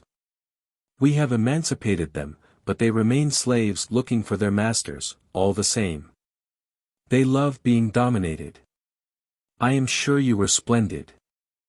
I have never seen you angry, but I can fancy how delightful you looked. And, after all, you said something to me the day before yesterday that seemed to me at the time to be merely fanciful, but that I see now was absolutely true, and it explains everything. What was that, Harry? You said to me that Sybil Vane represented to you all the heroines of romance, that she was Desdemona one night, and Ophelia the other, that if she died as Juliet, she came to life as Imogen. She will never come to life again now, murmured the lad, burying his face in his hands. No, she will never come to life. She has played her last part. But you must think of that lonely death in the tawdry dressing-room simply as a strange lurid fragment from some Jacobean tragedy, as a wonderful scene from Webster, or Ford, or Cyril Turner. The girl never really lived, and so she has never really died. To you at least she was always a dream, a phantom that flitted through Shakespeare's plays and left them lovelier for its presence, a reed through which Shakespeare's music sounded richer and more full of joy. The moment she touched actual life, she marred it, and it marred her, and so she passed away. Mourn for Ophelia, if you like. Put ashes on your head because Cordelia was strangled. Cry out against heaven because the daughter of Brabantio died. But don't waste your tears over Sybil Vane. She was less real than they are. There was a silence. The evening darkened in the room. Noiselessly, and with silver feet, the shadows crept in from the garden. The colors faded wearily out of things. After some time Dorian Gray looked up. "You have explained me to myself, Harry," he murmured, with something of a sigh of relief. "I felt all that you have said, but somehow I was afraid of it, and I could not express it to myself. How well you know me. But we will not talk again of what has happened. It has been a marvelous experience. That is all.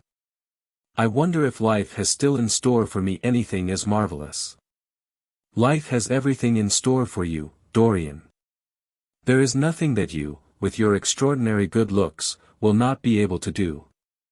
But suppose, Harry, I became haggard, and grey, and wrinkled. What then?" "Ah, then," said Lord Henry, rising to go, "then, my dear Dorian, you would have to fight for your victories. As it is, they are brought to you. No, you must keep your good looks. We live in an age that reads too much to be wise, and that thinks too much to be beautiful. We cannot spare you. And now you had better dress, and drive down to the club. We are rather late, as it is. I think I shall join you at the opera, Harry. I feel too tired to eat anything. What is the number of your sister's box?" 27, I believe. It is on the grand tier. You will see her name on the door. But I am sorry you won't come and dine." "I don't feel up to it," said Dorian, wearily. "But I am awfully obliged to you for all that you have said to me.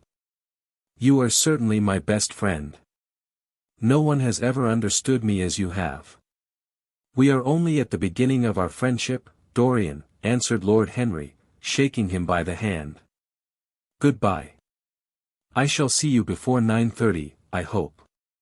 Remember, Patty is singing." As he closed the door behind him, Dorian Gray touched the bell, and in a few minutes Victor appeared with the lamps and drew the blinds down. He waited impatiently for him to go. The man seemed to take an interminable time about everything. As soon as he had left, he rushed to the screen, and drew it back. No, there was no further change in the picture. It had received the news of Sybil Vane's death before he had known of it himself. It was conscious of the events of life as they occurred. The vicious cruelty that marred the fine lines of the mouth had, no doubt, appeared at the very moment that the girl had drunk the poison, whatever it was. Or was it indifferent to results? Did it merely take cognizance of what passed within the soul? He wondered, and hoped that some day he would see the change taking place before his very eyes, shuddering as he hoped it. Poor Sybil! What a romance it had all been! She had often mimicked death on the stage, and at last Death himself had touched her, and brought her with him. How had she played that dreadful scene? Had she cursed him, as she died? No. She had died for love of him, and love would always be a sacrament to him now. She had atoned for everything, by the sacrifice she had made of her life. He would not think any more of what she had made him go through, that horrible night at the theatre. When he thought of her, it would be as a wonderful tragic figure to show love had been a great reality. A wonderful tragic figure. Tears came to his eyes as he remembered her childlike look and winsome fanciful ways and shy tremulous grace.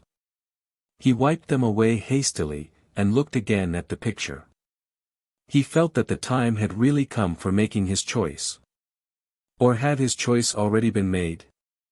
Yes, life had decided that for him, life, and his own infinite curiosity about life. Eternal youth, infinite passion, pleasures subtle and secret, wild joys and wilder sins, he was to have all these things. The portrait was to bear the burden of his shame, that was all. A feeling of pain came over him as he thought of the desecration that was in store for the fair face on the canvas. Once, in boyish mockery of Narcissus, he had kissed, or feigned to kiss, those painted lips that now smiled so cruelly at him. Morning after morning he had sat before the portrait wondering at its beauty, almost enamored of it, as it seemed to him at times. Was it to alter now with every mood to which he yielded? Was it to become a hideous and loathsome thing, to be hidden away in a locked room, to be shut out from the sunlight that had so often touched to brighter gold the waving wonder of the hair? The pity of it! The pity of it! For a moment he thought of praying that the horrible sympathy that existed between him and the picture might cease. It had changed in answer to a prayer, perhaps in answer to a prayer it might remain unchanged. And, yet, who, that knew anything about life, would surrender the chance of remaining always young, however fantastic that chance might be, or with what fateful consequences it might be fraught? Besides, was it really under his control? Had it indeed been prayer that had produced the substitution? Might there not be some curious scientific reason for it all?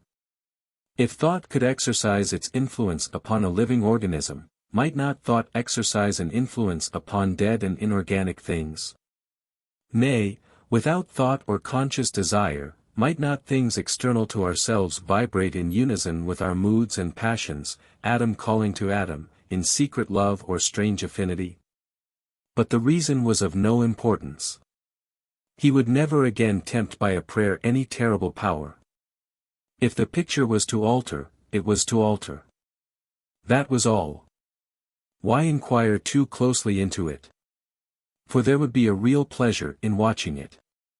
He would be able to follow his mind into its secret places. This portrait would be to him the most magical of mirrors. As it had revealed to him his own body, so it would reveal to him his own soul. And when winter came upon it, he would still be standing where spring trembles on the verge of summer. When the blood crept from its face, and left behind a pallid mask of chalk with leaden eyes, he would keep the glamour of boyhood. Not one blossom of his loveliness would ever fade. Not one pulse of his life would ever weaken. Like the gods of the Greeks, he would be strong, and fleet, and joyous. What did it matter what happened to the colored image on the canvas? He would be safe. That was everything. He drew the screen back into its former place in front of the picture, smiling as he did so, and passed into his bedroom, where his valet was already waiting for him. An hour later he was at the opera, and Lord Henry was leaning over his chair. Chapter 7. As he was sitting at breakfast next morning, Basil Hallward was shown into the room. "I am so glad I have found you, Dorian," he said, gravely. "I called last night, and they told me you were at the opera. Of course I knew that was impossible. But I wish you had left word where you had really gone to. I passed a dreadful evening, half afraid that one tragedy might be followed by another. I think you might have telegraphed for me when you heard of it first. I read of it quite by chance in a late edition of the Globe, that I picked up at the club. I came here at once, and was miserable at not finding you. I can't tell you how heartbroken I am about the whole thing. I know what you must suffer. But where were you? Did you go down and see the girl's mother? For a moment I thought of following you there. They gave the address in the paper. Somewhere in the Euston Road, isn't it? But I was afraid of intruding upon a sorrow that I could not lighten. Poor woman! What a state she must be in! And her only child, too! What did she say about it all?" "My dear Basil, how do I know?" murmured Dorian, sipping some pale yellow wine from a delicate gold-beaded bubble of Venetian glass, and looking dreadfully bored. "I was at the opera. You should have come on there. I met Lady Gwendolen, Harry's sister, for the first time. We were in her box. She is perfectly charming, and Patty sang divinely. Don't talk about horrid subjects. If one doesn't talk about a thing, it has never happened. It is simply expression, as Harry says, that gives reality to things. Tell me about yourself and what you are painting." "You went to the opera," said Hallward, speaking very slowly, and with a strained touch of pain in his voice. "You went to the opera while Sybil Vane was lying dead in some sordid lodging?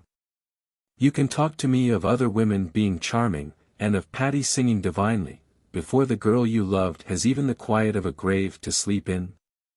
Why, man, there are horrors in store for that little white body of hers.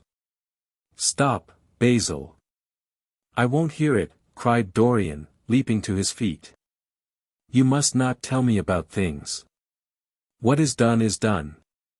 What is past is past. You call yesterday the past. What has the actual lapse of time got to do with it? It is only shallow people who require years to get rid of an emotion. A man who is master of himself can end a sorrow as easily as he can invent a pleasure. I don't want to be at the mercy of my emotions. I want to use them, to enjoy them, and to dominate them. Dorian, this is horrible. Something has changed you completely. You look exactly the same wonderful boy who used to come down to my studio, day after day, to sit for his picture. But you were simple, natural, and affectionate then. You were the most unspoiled creature in the whole world. Now, I don't know what has come over you. You talk as if you had no heart, no pity in you. It is all Harry's influence. I see that. The lad flushed up, and, going to the window, looked out on the green, flickering garden for a few moments. I owe a great deal to Harry, Basil, he said, at last, more than I owe to you. You only taught me to be vain. Well, I am punished for that, Dorian, or shall be some day. I don't know what you mean, Basil, he exclaimed, turning round. I don't know what you want. What do you want? I want the Dorian Gray I used to know. Basil, said the lad, going over to him, and putting his hand on his shoulder, you have come too late. Yesterday when I heard that Sybil Vane had killed herself. Killed herself. Good heavens! Is there no doubt about that? Cried Hallward, looking up at him with an expression of horror. My dear Basil. Surely you don't think it was a vulgar accident? Of course she killed herself. It is one of the great romantic tragedies of the age. As a rule, people who act lead the most commonplace lives. They are good husbands, or faithful wives, or something tedious. You know what I mean, middle-class virtue, and all that kind of thing. How different Sybil was. She lived her finest tragedy. She was always a heroine. The last night she played, the night you saw her, she acted badly because she had known the reality of love. When she knew its unreality, she died, as Juliet might have died. She passed again into the sphere of art. There is something of the martyr about her. Her death has all the pathetic uselessness of martyrdom, all its wasted beauty. But, as I was saying, you must not think I have not suffered. If you had come in yesterday at a particular moment, about 5:30, perhaps, or 5:45, you would have found me in tears. Even Harry, who was here, who brought me the news, in fact, had no idea what I was going through. I suffered immensely, then it passed away. I cannot repeat an emotion. No one can, except sentimentalists. And you are awfully unjust, Basil. You come down here to console me. That is charming of you. You find me consoled, and you are furious. How like a sympathetic person. You remind me of a story Harry told me about a certain philanthropist who spent 20 years of his life in trying to get some grievance redressed, or some unjust law altered, I forget exactly what it was. Finally he succeeded, and nothing could exceed his disappointment. He had absolutely nothing to do, almost died of ennui, and became a confirmed misanthrope. And besides, my dear old Basil, if you really want to console me, teach me rather to forget what has happened, or to see it from a proper artistic point of view. Was it not Gautier who used to write about La Consolation d'Arts? I remember picking up a little vellum-covered book in your studio one day and chancing on that delightful phrase. Well, I am not like that young man you told me of when we were down at Marlow together, the young man who used to say that yellow satin could console one for all the miseries of life. I love beautiful things that one can touch and handle. Old brocades, green bronzes, lacquer work, carved ivories, exquisite surroundings, luxury, pomp, there is much to be got from all these. But the artistic temperament that they create, or at any rate reveal, is still more to me. To become the spectator of one's own life, as Harry says, is to escape the suffering of life. I know you are surprised at my talking to you like this. You have not realized how I have developed. I was a schoolboy when you knew me. I am a man now. I have new passions, new thoughts, new ideas. I am different, but you must not like me less. I am changed, but you must always be my friend.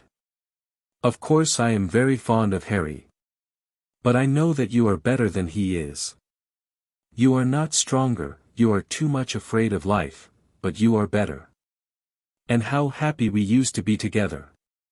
Don't leave me, Basil, and don't quarrel with me. I am what I am. There is nothing more to be said. Hallward felt strangely moved. Rugged and straightforward as he was, there was something in his nature that was purely feminine in its tenderness. The lad was infinitely dear to him, and his personality had been the great turning point in his art. He could not bear the idea of reproaching him any more. After all, his indifference was probably merely a mood that would pass away. There was so much in him that was good, so much in him that was noble.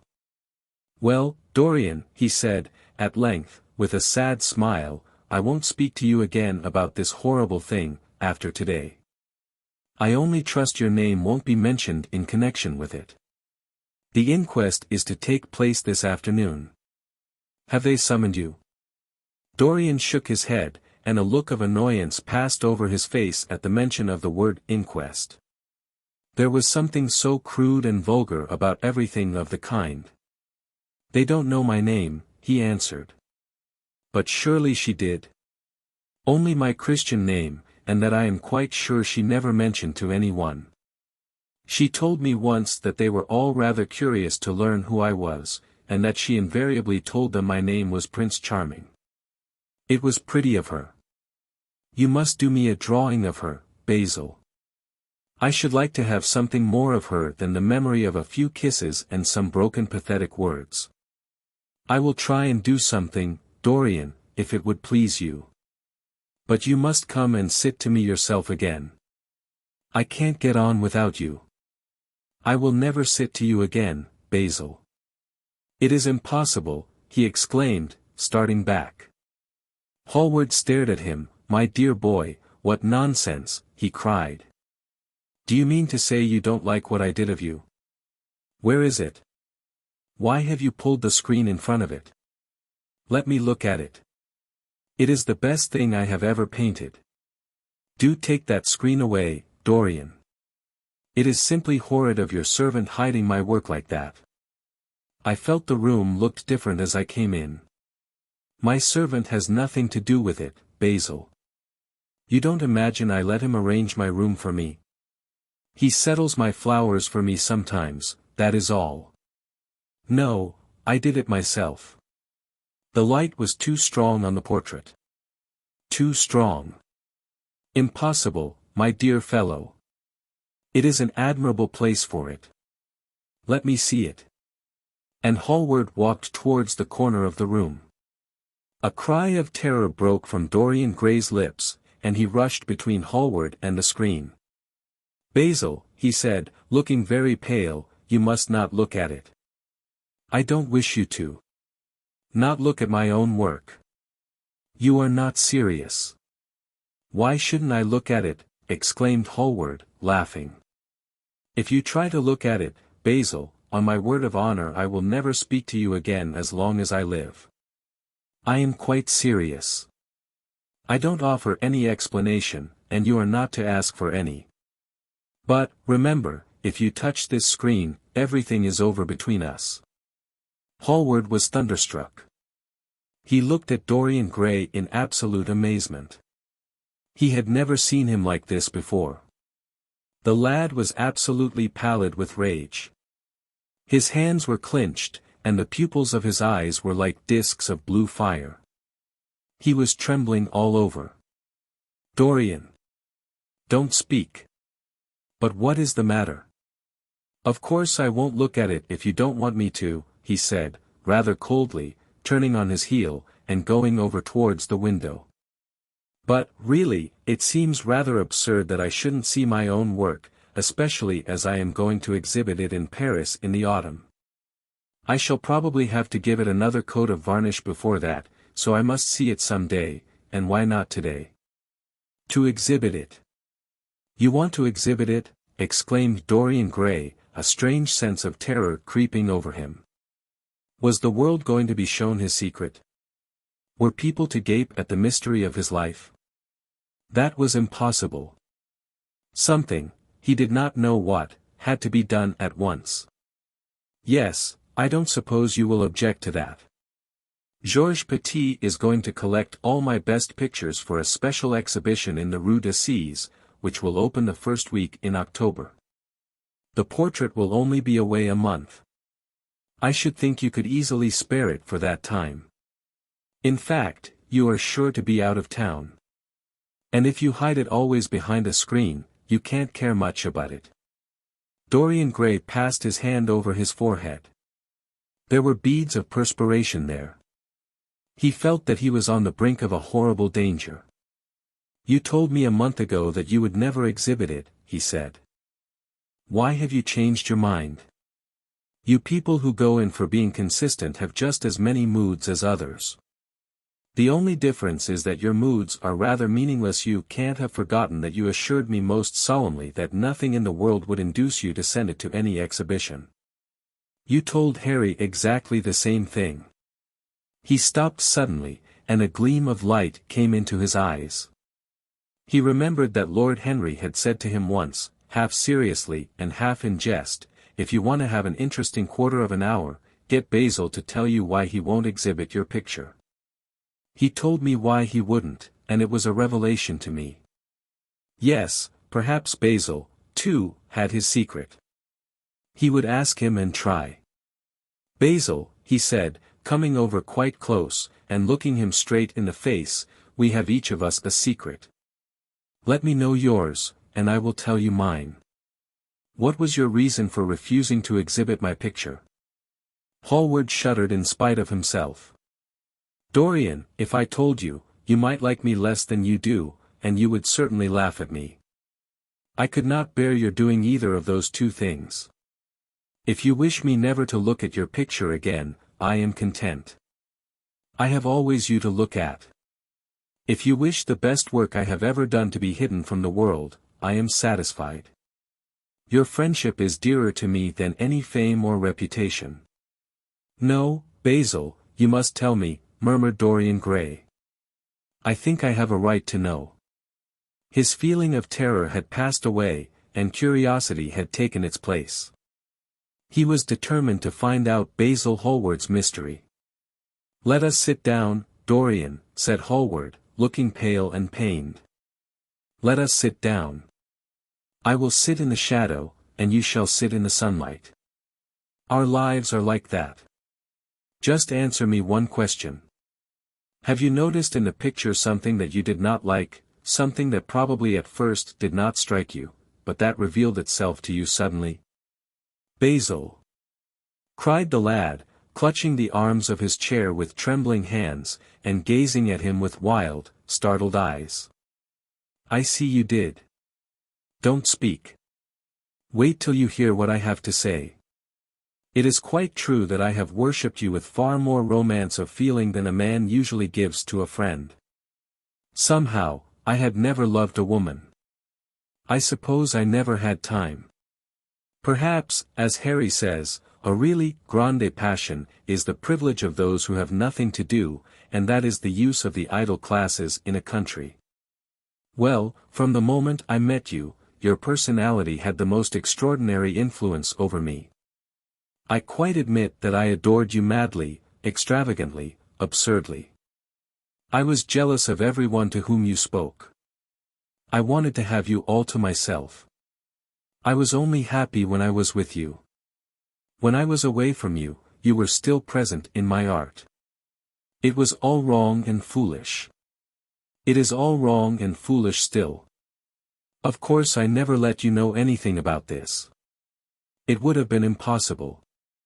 You would not have understood it, I did not understand it myself. One day I determined to paint a wonderful portrait of you. It was to have been my masterpiece. It is my masterpiece. But, as I worked at it, every flake and film of color seemed to me to reveal my secret. I grew afraid that the world would know of my idolatry. I felt, Dorian, that I had told too much.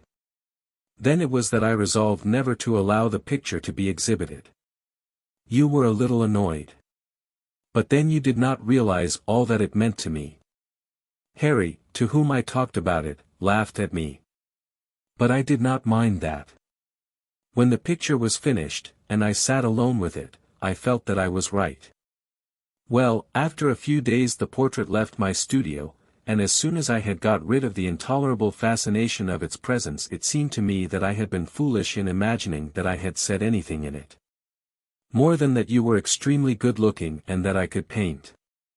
Even now I cannot help feeling that it is a mistake to think that the passion one feels in creation is ever really shown in the work one creates. Art is more abstract than we fancy. Form and color tell us of form and color, that is all. It often seems to me that art conceals the artist far more completely than it ever reveals him. And so when I got this offer from Paris I determined to make your portrait the principal thing in my exhibition. It never occurred to me that you would refuse. I see now that you were right. The picture must not be shown. You must not be angry with me, Dorian, for what I have told you. As I said to Harry, once, you are made to be worshipped. Dorian Gray drew a long breath. The color came back to his cheeks, and a smile played about his lips. The peril was over. He was safe for the time. Yet he could not help feeling infinite pity for the young man who had just made this strange confession to him. He wondered if he would ever be so dominated by the personality of a friend. Lord Harry had the charm of being very dangerous. But that was all.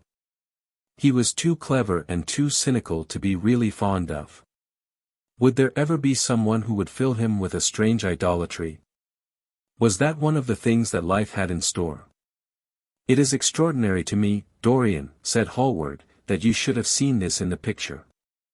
Did you really see it? Of course I did. Well, you don't mind my looking at it now? Dorian shook his head. You must not ask me that, Basil. I could not possibly let you stand in front of that picture. You will some day, surely. Never. Well, perhaps you are right. And now goodbye, Dorian. You have been the one person in my life of whom I have been really fond. I don't suppose I shall often see you again. You don't know what it cost me to tell you all that I have told you. My dear Basil, cried Dorian, what have you told me? Simply that you felt that you liked me too much. That is not even a compliment. It was not intended as a compliment. It was a confession. A very disappointing one. Why, what did you expect, Dorian? You didn't see anything else in the picture, did you? There was nothing else to see. No, there was nothing else to see. Why do you ask? But you mustn't talk about not meeting me again, or anything of that kind.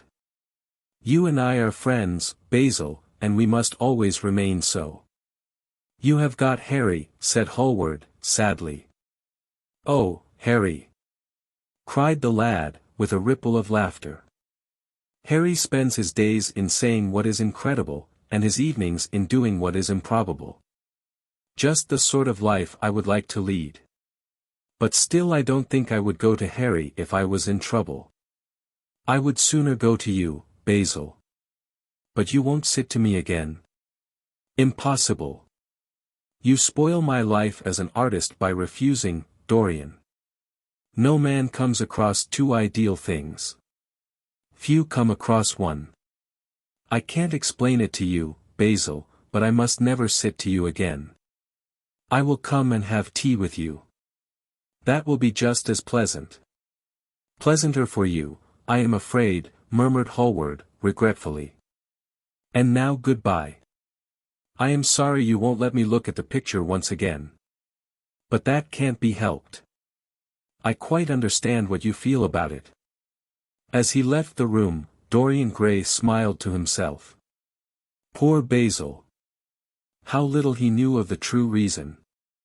And how strange it was that, instead of having been forced to reveal his own secret, he had succeeded, almost by chance, in wresting a secret from his friend. How much that strange confession explained to him. Basil's absurd fits of jealousy, his wild devotion, his extravagant panegyrics, his curious reticences, he understood them all now, and he felt sorry. There was something tragic in a friendship so colored by romance. He sighed, and touched the bell. The portrait must be hidden away at all costs. He could not run such a risk of discovery again. It had been mad of him to have the thing remain, even for an hour, in a room to which any of his friends had access. Chapter 8. When his servant entered, he looked at him steadfastly, and wondered if he had thought of peering behind the screen. The man was quite impassive, and waited for his orders.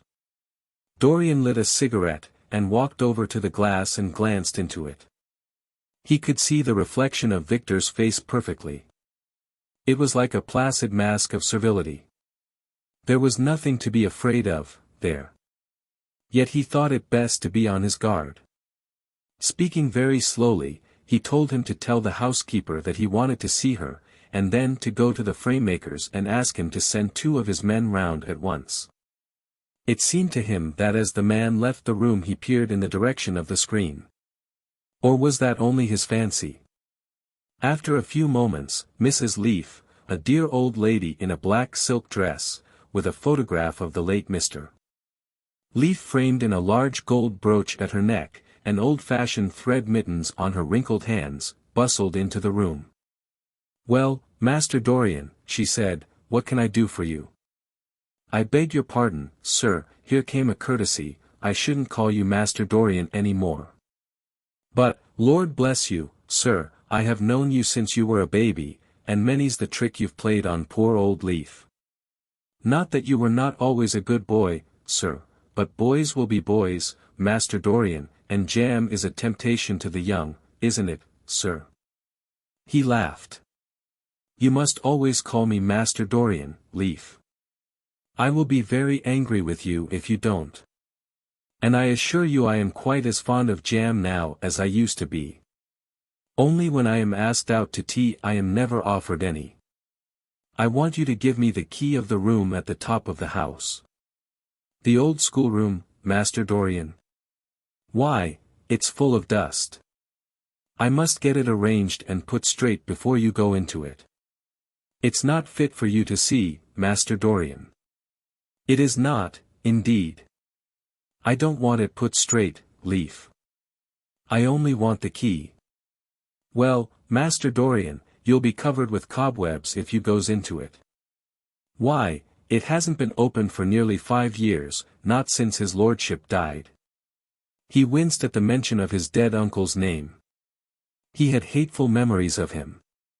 "That does not matter, Leaf," he replied. "All I want is the key." "And here is the key, Master Dorian," said the old lady, after going over the contents of her bunch with tremulously uncertain hands. "Here is the key. I'll have it off the ring in a moment. But you don't think of living up there, Master Dorian, and you so comfortable here?" "No, Leaf, I don't. I merely want to see the place, and perhaps store something in it, that is all." "Thank you, Leaf. I hope your rheumatism is better, and mind you send me up jam for breakfast." Mrs. Leaf shook her head.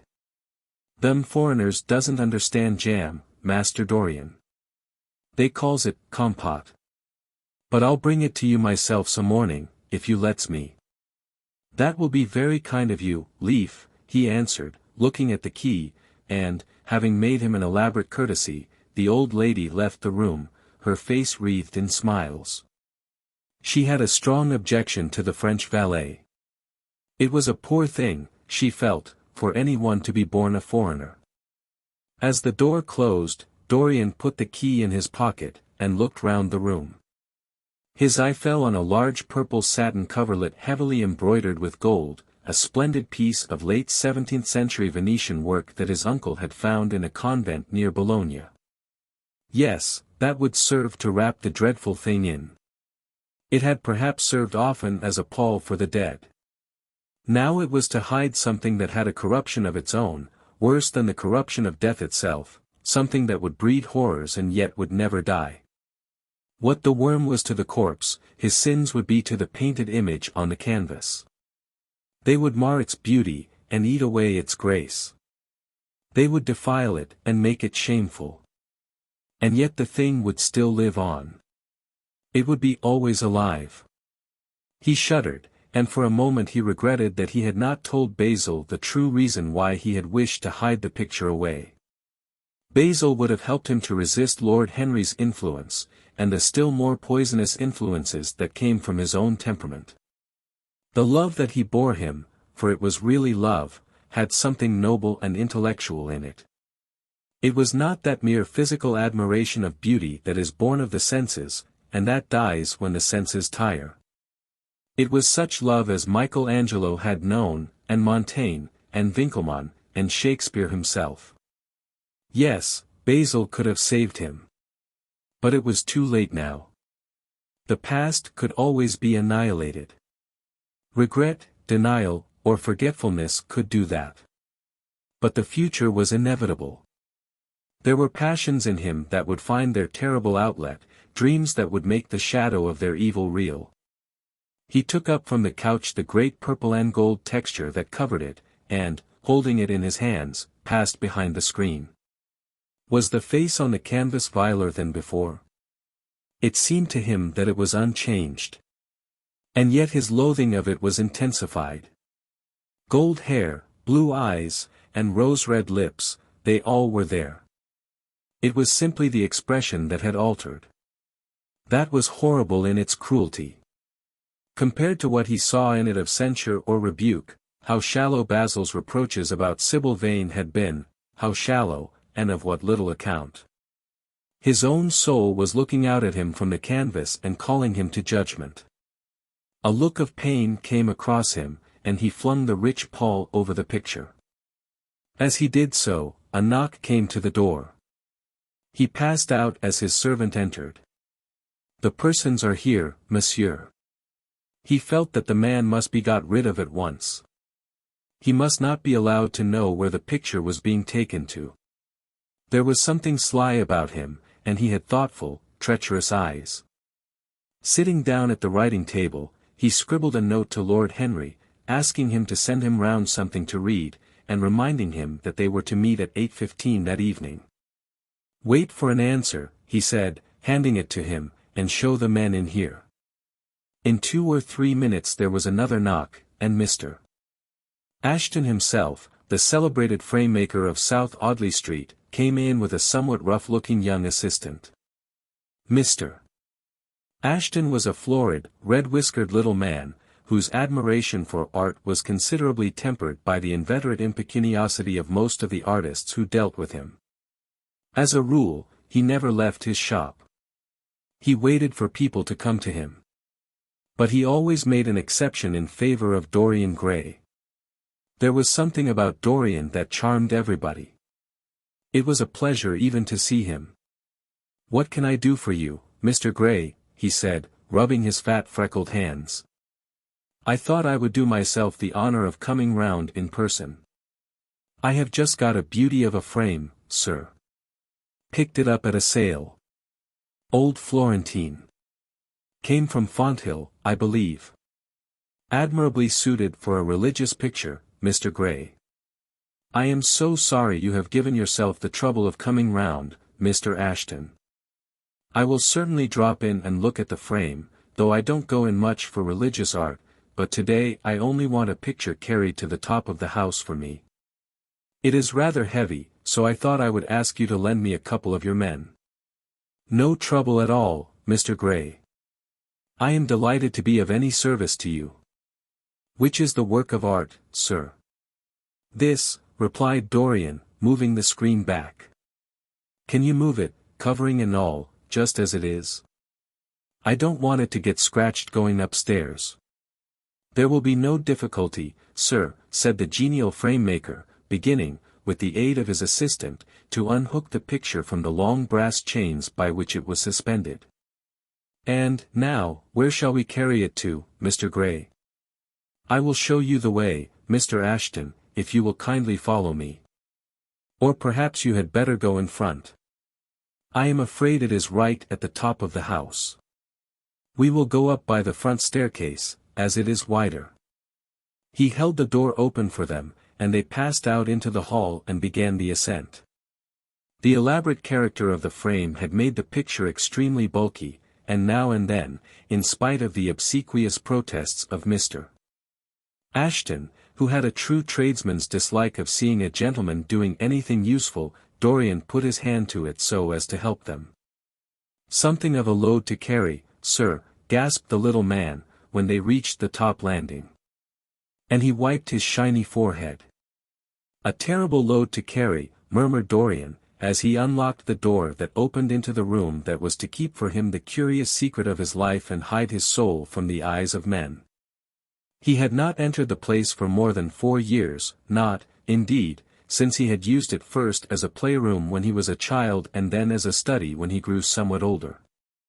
It was a large, well-proportioned room, which had been specially built by the last Lord Sherard for the use of the little nephew whom, being himself childless, and perhaps for other reasons, he had always hated and desired to keep at a distance. It did not appear to Dorian to have much changed. There was the huge Italian cassone, with its fantastically painted panels and its tarnished gilt mouldings, in which he had so often hidden himself as a boy. There was the satinwood bookcase filled with his dog-eared schoolbooks. On the wall behind it was hanging the same ragged Flemish tapestry where a faded king and queen were playing chess in a garden, while a company of hawkers rode by, carrying hooded birds on their gauntlet wrists. How well he recalled it all! Every moment of his lonely childhood came back to him, as he looked round. He remembered the stainless purity of his boyish life, and it seemed horrible to him that it was here that the fatal portrait was to be hidden away. How little he had thought, in those dead days, of all that was in store for him. But there was no other place in the house so secure from prying eyes as this. He had the key, and no one else could enter it. Beneath its purple pall, the face painted on the canvas could grow bestial, sodden, and unclean. What did it matter? No one could see it. He himself would not see it. Why should he watch the hideous corruption of his soul? He kept his youth, that was enough. And, besides, might not his nature grow finer, after all? There was no reason that the future should be so full of shame. Some love might come across his life, and purify him, and shield him from those sins that seemed to be already stirring in spirit and in flesh, those curious unpictured sins whose very mystery lent them their subtlety and their charm. Perhaps, some day, the cruel look would have passed away from the scarlet sensitive mouth, and he might show to the world Basil Hallward's masterpiece. No, that was impossible. The thing upon the canvas was growing old, hour by hour, and week by week. Even if it escaped the hideousness of sin, the hideousness of age was in store for it. The cheeks would become hollow or flaccid. Yellow crow's feet would creep round the fading eyes and make them horrible. The hair would lose its brightness, the mouth would gape or droop, would be foolish or gross, as the mouths of old men are. There would be the wrinkled throat, the cold blue-veined hands, the twisted body, that he remembered in the uncle who had been so stern to him in his boyhood. The picture had to be concealed. There was no help for it. "Bring it in, Mr. Ashton, please," he said, wearily, turning round. "I am sorry I kept you so long. I was thinking of something else." "Always glad to have a rest, Mr. Gray," answered the frame-maker, who was still gasping for breath. Where shall we put it, sir? Oh, anywhere, here, this will do. I don't want to have it hung up. Just lean it against the wall. Thanks. Might one look at the work of art, sir? Dorian started. It would not interest you, Mr. Ashton, he said, keeping his eye on the man. He felt ready to leap upon him and fling him to the ground if he dared to lift the gorgeous hanging that concealed the secret of his life. I won't trouble you any more now. I am much obliged for your kindness in coming round. Not at all, Mr. Gray. Ever ready to do anything for you, sir. And Mr. Ashton tramped downstairs, followed by the assistant, who glanced back at Dorian with a look of shy wonder in his rough, uncomely face. He had never seen anyone so marvelous. When the sound of their footsteps had died away, Dorian locked the door, and put the key in his pocket. He felt safe now. No one would ever look on the horrible thing. No eye but his would ever see his shame. On reaching the library he found that it was just after 5 o'clock, and that the tea had been already brought up. On a little table of dark perfumed wood thickly encrusted with nacre, a present from his guardian's wife, Lady Radley, who had spent the preceding winter in Cairo, was lying a note from Lord Henry, and beside it was a book bound in yellow paper. The cover slightly torn and the edges soiled. A copy of the third edition of the St. James's Gazette had been placed on the tea-tray. It was evident that Victor had returned. He wondered if he had met the men in the hall as they were leaving the house and had wormed out of them what they had been doing. He would be sure to miss the picture, had no doubt missed it already, while he had been laying the tea things. The screen had not been replaced, and the blank space on the wall was visible. Perhaps some night he might find him creeping upstairs and trying to force the door of the room. It was a horrible thing to have a spy in one's house.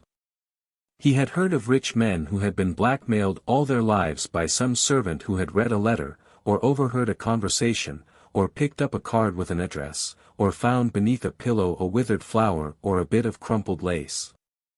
He sighed, and, having poured himself out some tea, opened Lord Henry's note. It was simply to say that he sent him round the evening paper, and a book that might interest him, and that he would be at the club at 8:15. He opened his tea. James's languidly, and looked through it. A red pencil mark on the 5th page caught his eye. He read the following paragraph.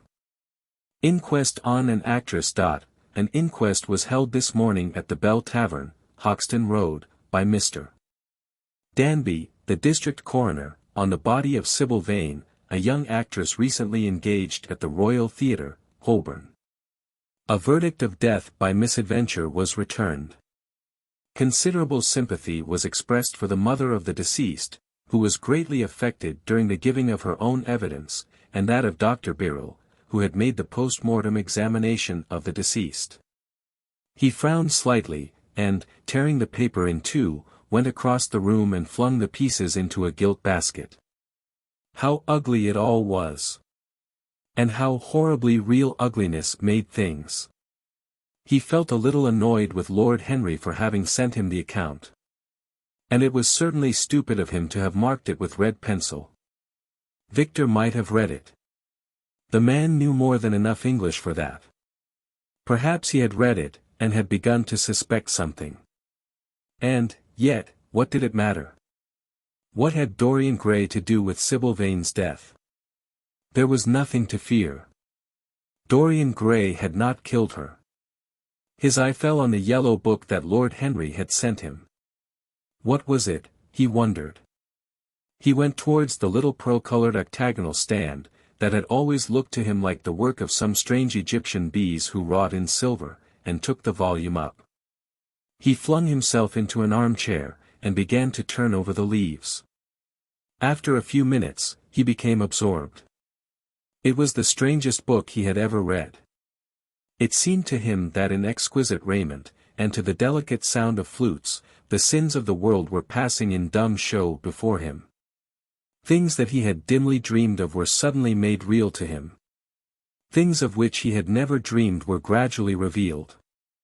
It was a novel without a plot, and with only one character, being, indeed, simply a psychological study of a certain young Parisian, who spent his life trying to realize in the 19th century all the passions and modes of thought that belonged to every century except his own, and to sum up, as it were, in himself the various moods through which the world spirit had ever passed, loving for their mere artificiality those renunciations that men have unwisely called virtue, as much as those natural rebellions that wise men still call sin. The style in which it was written was that curious jeweled style, vivid and obscure at once, full of argot and of archaisms, of technical expressions and of elaborate paraphrases, that characterizes the work of some of the finest artists of the French school of decadence. There were in it metaphors as monstrous as orchids, and as evil in color. The life of the senses was described in the terms of mystical philosophy.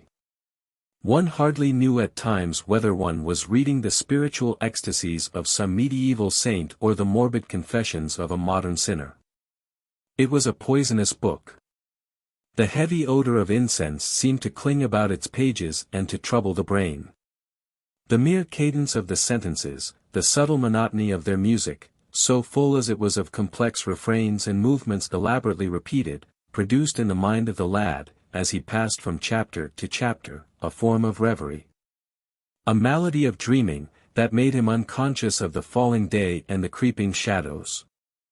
Cloudless, and pierced by one solitary star, a copper-green sky gleamed through the windows. He read on by its one light till he could read no more. Then, after his valet had reminded him several times of the lateness of the hour, he got up, and, going into the next room, placed the book on the little Florentine table that always stood at his bedside, and began to dress for dinner. It was almost 9 o'clock before he reached the club, where he found Lord Henry sitting alone, in the morning room, looking very bored. "I am so sorry, Harry," he cried, "but really it is entirely your fault. That book you sent me so fascinated me that I forgot what the time was." "I thought you would like it," replied his host, rising from his chair. "I didn't say I liked it, Harry. I said it fascinated me. There is a great difference." "Ah, if you have discovered that, you have discovered a great deal," murmured Lord Henry, with his curious smile. "Come, let us go into dinner. It is dreadfully late, and I am afraid the champagne will be too much iced." Chapter 9. For years, Dorian Gray could not free himself from the memory of this book. Or perhaps it would be more accurate to say that he never sought to free himself from it. He procured from Paris no less than 5 large paper copies of the first edition, and had them bound in different colors, so that they might suit his various moods and the changing fancies of a nature over which he seemed, at times, to have almost entirely lost control. The hero, the wonderful young Parisian, in whom the romantic temperament and the scientific temperament were so strangely blended, became to him a kind of prefiguring type of himself. And, indeed, the whole book seemed to him to contain the story of his own life, written before he had lived it. In one point he was more fortunate than the book's fantastic hero. He never knew, never, indeed, had any cause to know, that somewhat grotesque dread of mirrors, and polished metal surfaces, and still water, which came upon the young Parisian so early in his life, and was occasioned by the sudden decay of a beauty that had once, apparently, been so remarkable. It was with an almost cruel joy, and perhaps in nearly every joy, as certainly in every pleasure, cruelty has its place, that he used to read the latter part of the book, with its really tragic, if somewhat overemphasized, account of the sorrow and despair of one who had himself lost what in others, and in the world, he had most valued. He, at any rate, had no cause to fear that. The boyish beauty that had so fascinated Basil Hallward, and many others besides him, seemed never to leave him. Even those who had heard the most evil things against him, and from time to time strange rumors about his mode of life crept through London and became the chatter of the clubs, could not believe anything to his dishonor when they saw him. He had always the look of one who had kept himself unspotted from the world. Men who talked grossly became silent when Dorian Gray entered the room. There was something in the purity of his face that rebuked them. His mere presence seemed to recall to them the innocence that they had tarnished. They wondered how one so charming and graceful as he was could have escaped the stain of an age that was at once sordid and sensuous. He himself, on returning home from one of those mysterious and prolonged absences that gave rise to such strange conjecture among those who were his friends, or thought that they were so, would creep upstairs to the locked room, open the door with the key that never left him, and stand, with a mirror, in front of the portrait that Basil Hallward had painted of him, looking now at the evil and aging face on the canvas, and now at the fair young face that laughed back at him from the polished glass. The very sharpness of the contrast used to quicken his sense of pleasure. He grew more and more enamored of his own beauty, more and more interested in the corruption of his own soul.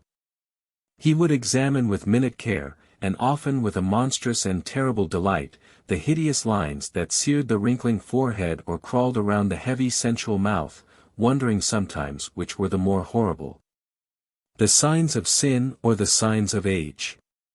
He would place his white hands beside the coarse bloated hands of the picture, and smile. He mocked the misshapen body and the failing limbs.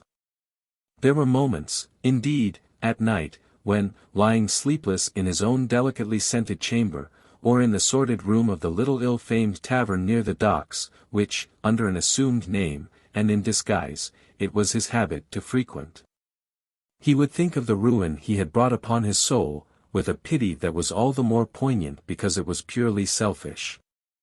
But moments such as these were rare.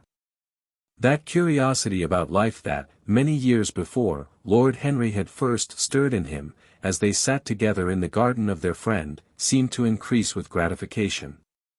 The more he knew, the more he desired to know. He had mad hungers that grew more ravenous as he fed them. Yet he was not really reckless, at any rate in his relations to society. Once or twice every month during the winter, and on each Wednesday evening while the season lasted, he would throw open to the world his beautiful house and have the most celebrated musicians of the day to charm his guests with the wonders of their art. His little dinners, in the settling of which Lord Henry always assisted him, were noted as much for the careful selection and placing of those invited, as for the exquisite taste shown in the decoration of the table, with its subtle symphonic arrangements of exotic flowers, and embroidered cloths, and antique plate of gold and silver. Indeed, there were many, especially among the very young men, who saw, or fancied that they saw, in Dorian Gray the true realization of a type of which they had often dreamed in Eton or Oxford days. A type that was to combine something of the real culture of the scholar with all the grace and distinction and perfect manner of a citizen of the world. To them he seemed to belong to those whom Dante describes as having sought to make themselves perfect by the worship of beauty. Like Gautier, he was one for whom the visible world existed. And, certainly, to him life itself was the first, the greatest, of the arts, and for it all the other arts seemed to be but a preparation. Fashion, by which what is really fantastic becomes for a moment universal, and dandyism, which, in its own way, is an attempt to assert the absolute modernity of beauty, had, of course, their fascination for him. His mode of dressing, and the particular styles that he affected from time to time, had their marked influence on the young exquisites of the Mayfair balls and Pall Mall club windows, who copied him in everything that he did, and tried to reproduce the accidental charm of his graceful, though to him only half-serious, fopperies. For, while he was but too ready to accept the position that was almost immediately offered to him on his coming of age, and found, indeed, a subtle pleasure in the thought that he might really become to the London of his own day what to imperial Neronian Rome the author of the Satyricon had once been. Yet in his inmost heart he desired to be something more than a mere arbiter elegantiarum, to be consulted on the wearing of a jewel, or the knotting of a necktie, or the conduct of a cane. He sought to elaborate some new scheme of life that would have its reasoned philosophy and its ordered principles and find in the spiritualizing of the senses its highest realization. The worship of the senses has often, and with much justice, been decried, men feeling a natural instinct of terror about passions and sensations that seem stronger than ourselves, and that we are conscious of sharing with the less highly organized forms of existence. But it appeared to Dorian Gray that the true nature of the senses had never been understood, and that they had remained savage and animal merely because the world had sought to starve them into submission or to kill them by pain, instead of aiming at making them elements of a new spirituality, of which a fine instinct for beauty was to be the dominant characteristic. As he looked back upon man moving through history, he was haunted by a feeling of loss. So much had been surrendered, and to such little purpose.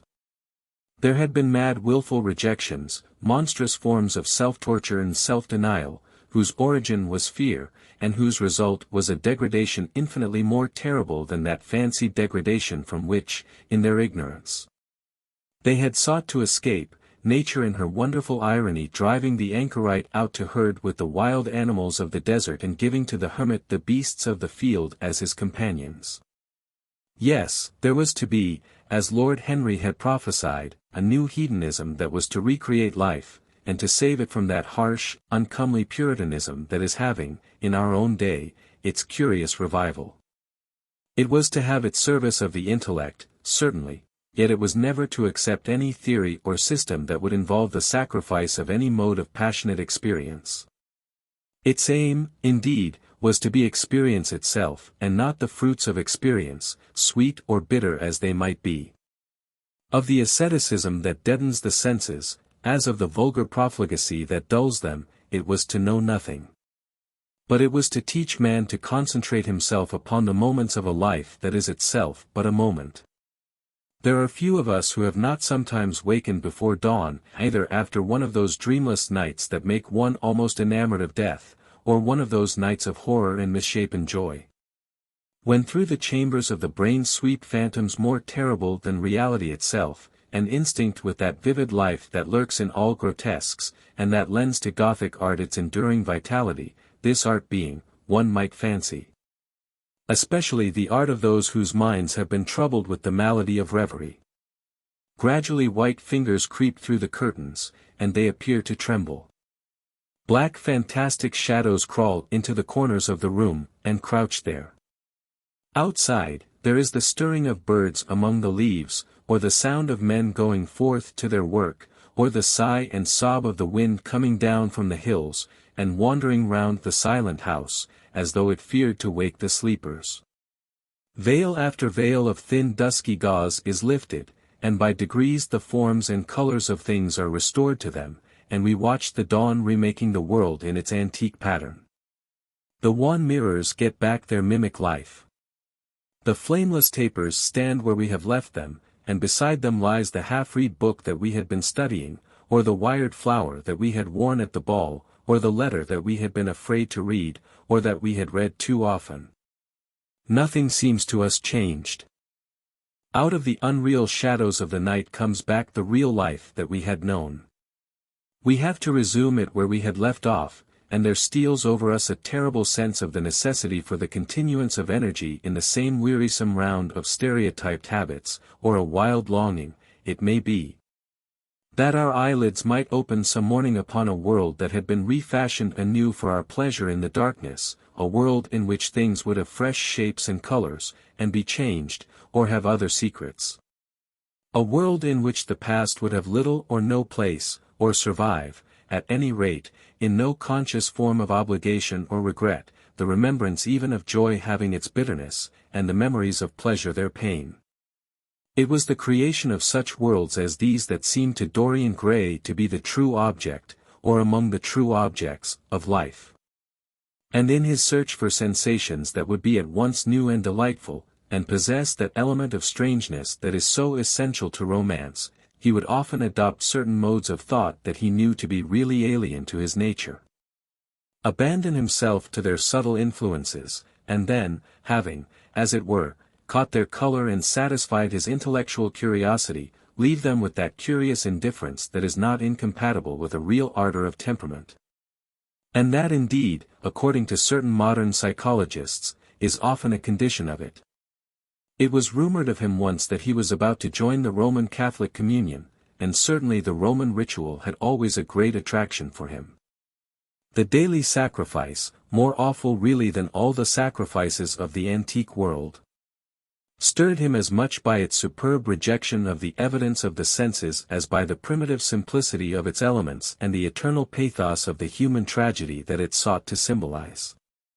He loved to kneel down on the cold marble pavement, and with the priest, in his stiff flowered cope, slowly and with white hands moving aside the veil of the tabernacle, and raising aloft the jeweled lantern-shaped monstrance with that pallid wafer that at times, one would fain think, is indeed the panis caelestis, the bread of angels, or, robed in the garments of the Passion of Christ, breaking the host into the chalice, and smiting his breast for his sins. The fuming censers, that the grave boys, in their lace and scarlet, tossed into the air like great gilt flowers, had their subtle fascination for him.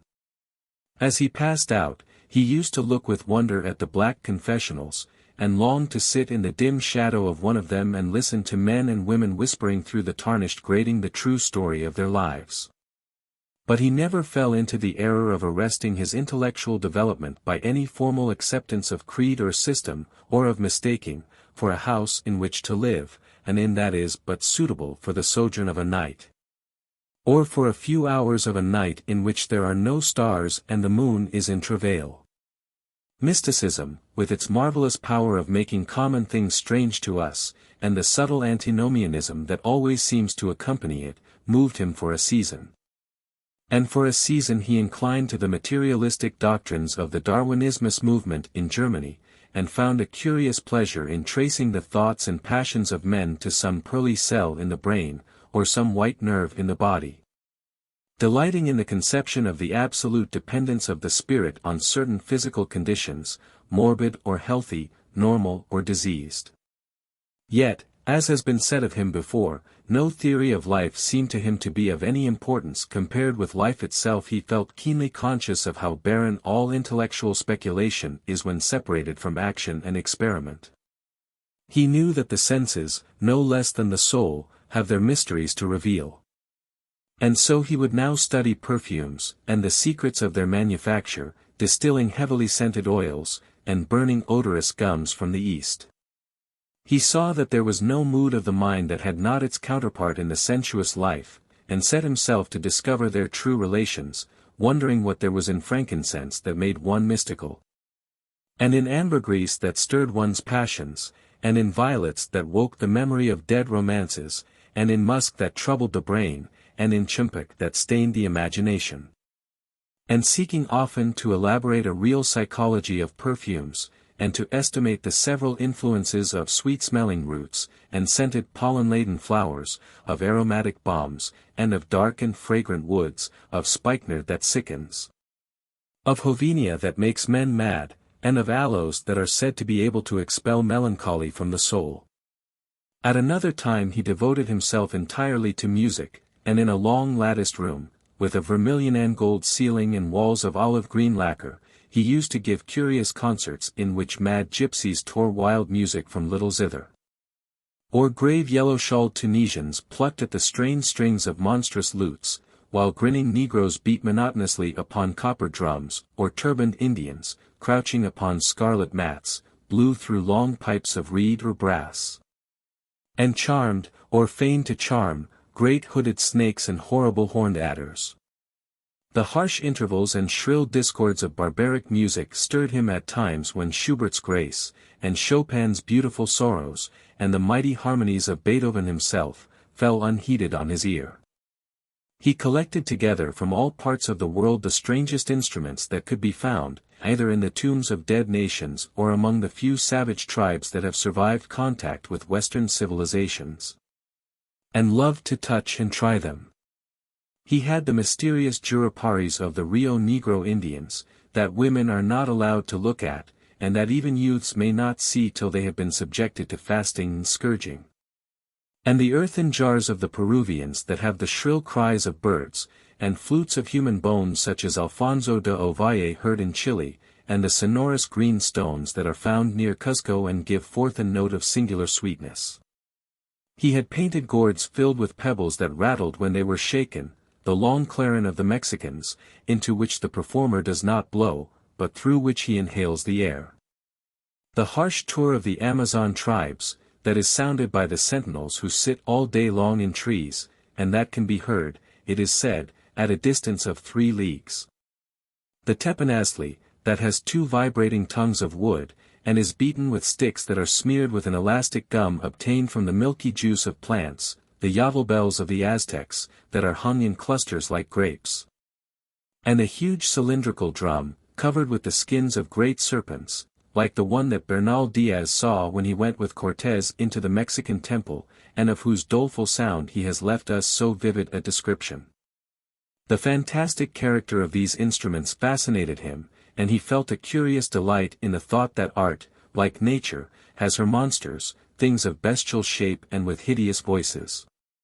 Yet, after some time, he wearied of them, and would sit in his box at the opera, either alone or with Lord Henry, listening in rapt pleasure to Tannhauser, and seeing in that great work of art a presentation of the tragedy of his own soul. On another occasion he took up the study of jewels, and appeared at a costume ball as M. de Joyeuse, Admiral of France, in a dress covered with 560 pearls.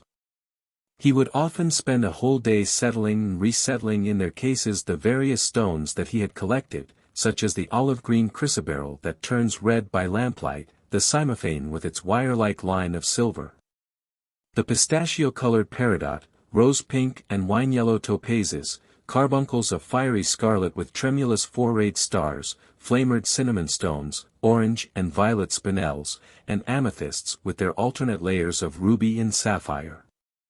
He loved the red gold of the sunstone, and the moonstone's pearly whiteness, and the broken rainbow of the milky opal. He procured from Amsterdam 3 emeralds of extraordinary size and richness of color, and had a turquoise de la Vieille Roche that was the envy of all the connoisseurs. He discovered wonderful stories, also, about jewels. In Alfonso's Clericalis Disciplina, a serpent was mentioned with eyes of real jacinth, and in the romantic history of Alexander he was said to have found snakes in the Vale of Jordan, with collars of real emeralds growing on their backs. There was a gem in the brain of the dragon, Philostratus told us, and, by the exhibition of golden letters and a scarlet robe the monster could be thrown into a magical sleep, and slain. According to the great alchemist Pierre de Boniface, the diamond rendered a man invisible, and the agate of India made him eloquent. The cornelian appeased anger, and the hyacinth provoked sleep, and the amethyst drove away the fumes of wine. The garnet cast out demons, and the hydropicus deprived the moon of her color. The selenite waxed and waned with the moon, and the meloceus, that discovers thieves, could be affected only by the blood of kids. Leonardus Camillus had seen a white stone taken from the brain of a newly killed toad, that was a certain antidote against poison. The bezoar, that was found in the heart of the Arabian deer, was a charm that could cure the plague. In the nests of Arabian birds was the aspilates, that, according to Democritus, kept the wearer from any danger by fire. The king of Ceylon rode through his city with a large ruby in his hand, as the ceremony of his coronation. The gates of the palace of John the priest were made of sardius, with the horn of the horned snake inwrought, so that no man might bring poison within. Over the gable were 2 golden apples, in which were 2 carbuncles, so that the gold might shine by day, and the carbuncles by night. In Lodge's strange romance, A Marguerite of America, it was stated that in the chamber of Marguerite were seen all the chaste ladies of the world, enchased out of silver, looking through fair mirrors of chrysolites, carbuncles, sapphires, and green emeralds. Marco Polo had watched the inhabitants of Zipangu place a rose-colored pearl in the mouth of the dead. A sea monster had been enamored of the pearl that the diver brought to King Perozes, and had slain the thief, and mourned for 7 moons over his loss. When the Huns lured the king into the great pit, he flung it away. Procopius tells the story, nor was it ever found again, though the Emperor Anastasius offered 500 weight of gold pieces for it. The king of Malabar had shown a Venetian a rosary of 104 pearls, one for every god that he worshipped. When the Duc de Valentinois, son of Alexander VI, visited Louis XII of France, his horse was loaded with gold leaves, according to Brantome, and his cap had double rows of rubies that threw out a great light. Charles of England had ridden in stirrups hung with 321 diamonds. Richard II had a coat, valued at 30,000 marks, which was covered with balas rubies. Hall described Henry VIII on his way to the Tower previous to his coronation, as wearing a jacket of raised gold, the placard embroidered with diamonds and other rich stones, and a great bauderike about his neck of large balasses. The favorites of James I wore earrings of emerald set in gold filigrane. Edward II gave to Piers Gaveston a suit of red gold armor studded with jacinths, and a collar of gold roses set with turquoise stones, and a skullcap parseam with pearls. Henry II wore jeweled gloves reaching to the elbow, and had a hawk glove set with 12 rubies and 52 great pearls. The ducal hat of Charles the Rash, the last Duke of Burgundy of his race, was studded with sapphires and hung with pear-shaped pearls. How exquisite life had once been! How gorgeous in its pomp and decoration! Even to read of the luxury of the dead was wonderful. Then he turned his attention to embroideries, and to the tapestries that performed the office of frescoes in the chill rooms of the northern nations of Europe. As he investigated the subject, and he always had an extraordinary faculty of becoming absolutely absorbed for the moment in whatever he took up. He was almost saddened by the reflection of the ruin that time brought on beautiful and wonderful things. He, at any rate, had escaped that. Summer followed summer, and the yellow jonquils bloomed and died many times, and nights of horror repeated the story of their shame, but he was unchanged. No winter marred his face or stained his flower-like bloom. How different it was with material things! Where had they gone to? Where was the great crocus-colored robe, on which the gods fought against the giants, that had been worked for Athena? Where the huge velarium that Nero had stretched across the Colosseum at Rome, on which were represented the starry sky, and Apollo driving a chariot drawn by white gilt-reined steeds? He longed to see the curious table napkins wrought for Elagabalus, on which were displayed all the dainties and viands that could be wanted for a feast, the mortuary cloth of King Chilperic, with its 300 golden bees. The fantastic robes that excited the indignation of the Bishop of Pontus, and were figured with lions, panthers, bears, dogs, forests, rocks, hunters, all, in fact, that a painter can copy from nature. And the coat that Charles of Orleans once wore, on the sleeves of which were embroidered the verses of a song beginning, Madame, je suis tout joyeux, the musical accompaniment of the words being wrought in gold thread, and each note a square shape in those days, formed with 4 pearls. He read of the room that was prepared at the palace at Rheims for the use of Queen Joan of Burgundy, and was decorated with 1,321 parrots, made in broidery, and blazoned with the king's arms. And 561 butterflies, whose wings were similarly ornamented with the arms of the queen, the whole worked in gold. Catherine de Medicis had a morning bed made for her of black velvet powdered with crescents and suns. Its curtains were of damask, with leafy wreaths and garlands, figured upon a gold and silver ground, and fringed along the edges with broideries of pearls.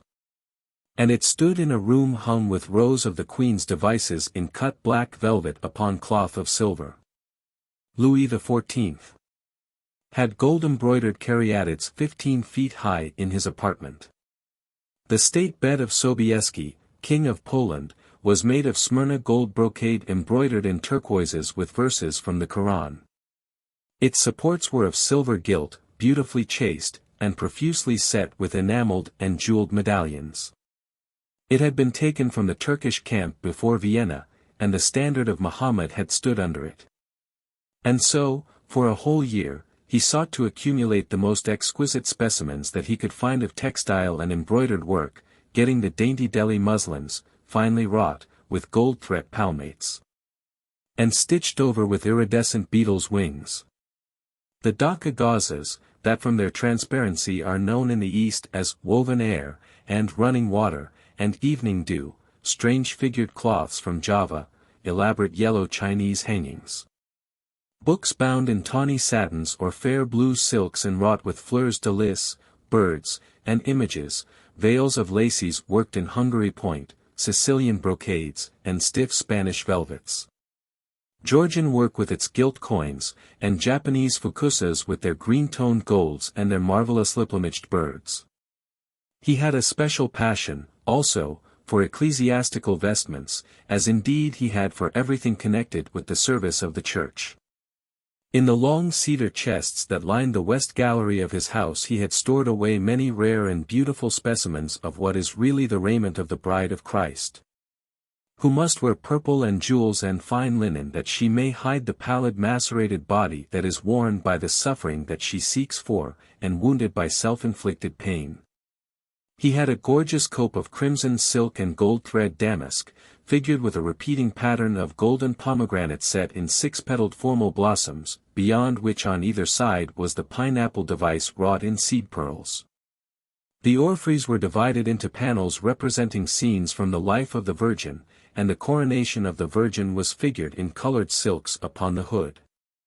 This was Italian work of the 15th century. Another cope was of green velvet, embroidered with heart-shaped groups of acanthus leaves, from which spread long-stemmed white blossoms, the details of which were picked out with silver thread and colored crystals. The Morse bore a seraph's head in gold thread raised work. The orphreys were woven in a diaper of red and gold silk, and were starred with medallions of many saints and martyrs, among whom was Saint Sebastian. He had chasubles, also, of amber-colored silk, and blue silk and gold brocade, and yellow silk damask and cloth of gold, figured with representations of the Passion and Crucifixion of Christ, and embroidered with lions and peacocks and other emblems. Dalmatics of white satin and pink silk damask, decorated with tulips and dolphins and fleurs de lis, altar frontals of crimson velvet and blue linen, and many corporals, chalice veils, and sideria. In the mystic offices to which these things were put there was something that quickened his imagination. For these things, and everything that he collected in his lovely house, were to be to him means of forgetfulness, modes by which he could escape, for a season, from the fear that seemed to him at times to be almost too great to be borne. Upon the walls of the lonely locked room where he had spent so much of his boyhood, he had hung with his own hands the terrible portrait whose changing features showed him the real degradation of his life, and had draped the purple and gold pall in front of it as a curtain. For weeks he would not go there, would forget the hideous painted thing, and get back his light heart, his wonderful joyousness, his passionate pleasure in mere existence. Then, suddenly, some night he would creep out of the house, go down to dreadful places near Blue Gate Fields, and stay there, day after day, until he was driven away. On his return he would sit in front of the picture, sometimes loathing it and himself, but filled, at other times, with that pride of rebellion that is half the fascination of sin, and smiling, with secret pleasure, at the misshapen shadow that had to bear the burden that should have been his own. After a few years he could not endure to be long out of England, and gave up the villa that he had shared at Trouville with Lord Henry, as well as the little white walled-in house at Algiers where he had more than once spent his winter. He hated to be separated from the picture that was such a part of his life, and he was also afraid that during his absence someone might gain access to the room, in spite of the elaborate bolts and bars that he had caused to be placed upon the door. He was quite conscious that this would tell them nothing. It was true that the portrait still preserved, under all the foulness and ugliness of the face, its marked likeness to himself, but what could they learn from that? He would laugh at anyone who tried to taunt him. He had not painted it. What was it to him how vile and full of shame it looked? Even if he told them, would they believe it? Yet he was afraid. Sometimes when he was down at his great house in Nottinghamshire, entertaining the fashionable young men of his own rank who were his chief companions, and astounding the county by the wanton luxury and gorgeous splendor of his mode of life. He would suddenly leave his guests and rush back to town to see that the door had not been tampered with and that the picture was still there. What if it should be stolen? The mere thought made him cold with horror. Surely the world would know his secret then. Perhaps the world already suspected it. For, while he fascinated many, there were not a few who distrusted him. He was blackballed at a West End club of which his birth and social position fully entitled him to become a member, and on one occasion, when he was brought by a friend into the smoking room of the Carlton, the Duke of Berwick and another gentleman got up in a marked manner and went out. Curious stories became current about him after he had passed his 25th year.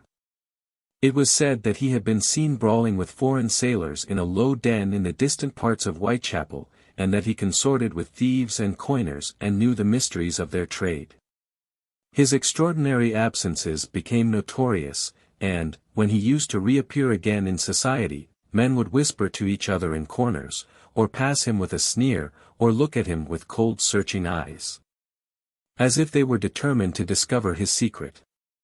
Of such insolences and attempted slights he, of course, took no notice, and in the opinion of most people his frank debonair manner, his charming boyish smile, and the infinite grace of that wonderful youth that seemed never to leave him, were in themselves a sufficient answer to the calumnies, for so they called them, that were circulated about him. It was remarked, however, that those who had been most intimate with him appeared, after a time, to shun him. Of all his friends, or so-called friends, Lord Henry Wotton was the only one who remained loyal to him. Women who had wildly adored him, and for his sake had braved all social censure and set convention at defiance, were seen to grow pallid with shame or horror if Dorian Gray entered the room. Yet these whispered scandals only lent him, in the eyes of many, his strange and dangerous charm. His great wealth was a certain element of security. Society, civilized society at least, is never very ready to believe anything to the detriment of those who are both rich and charming.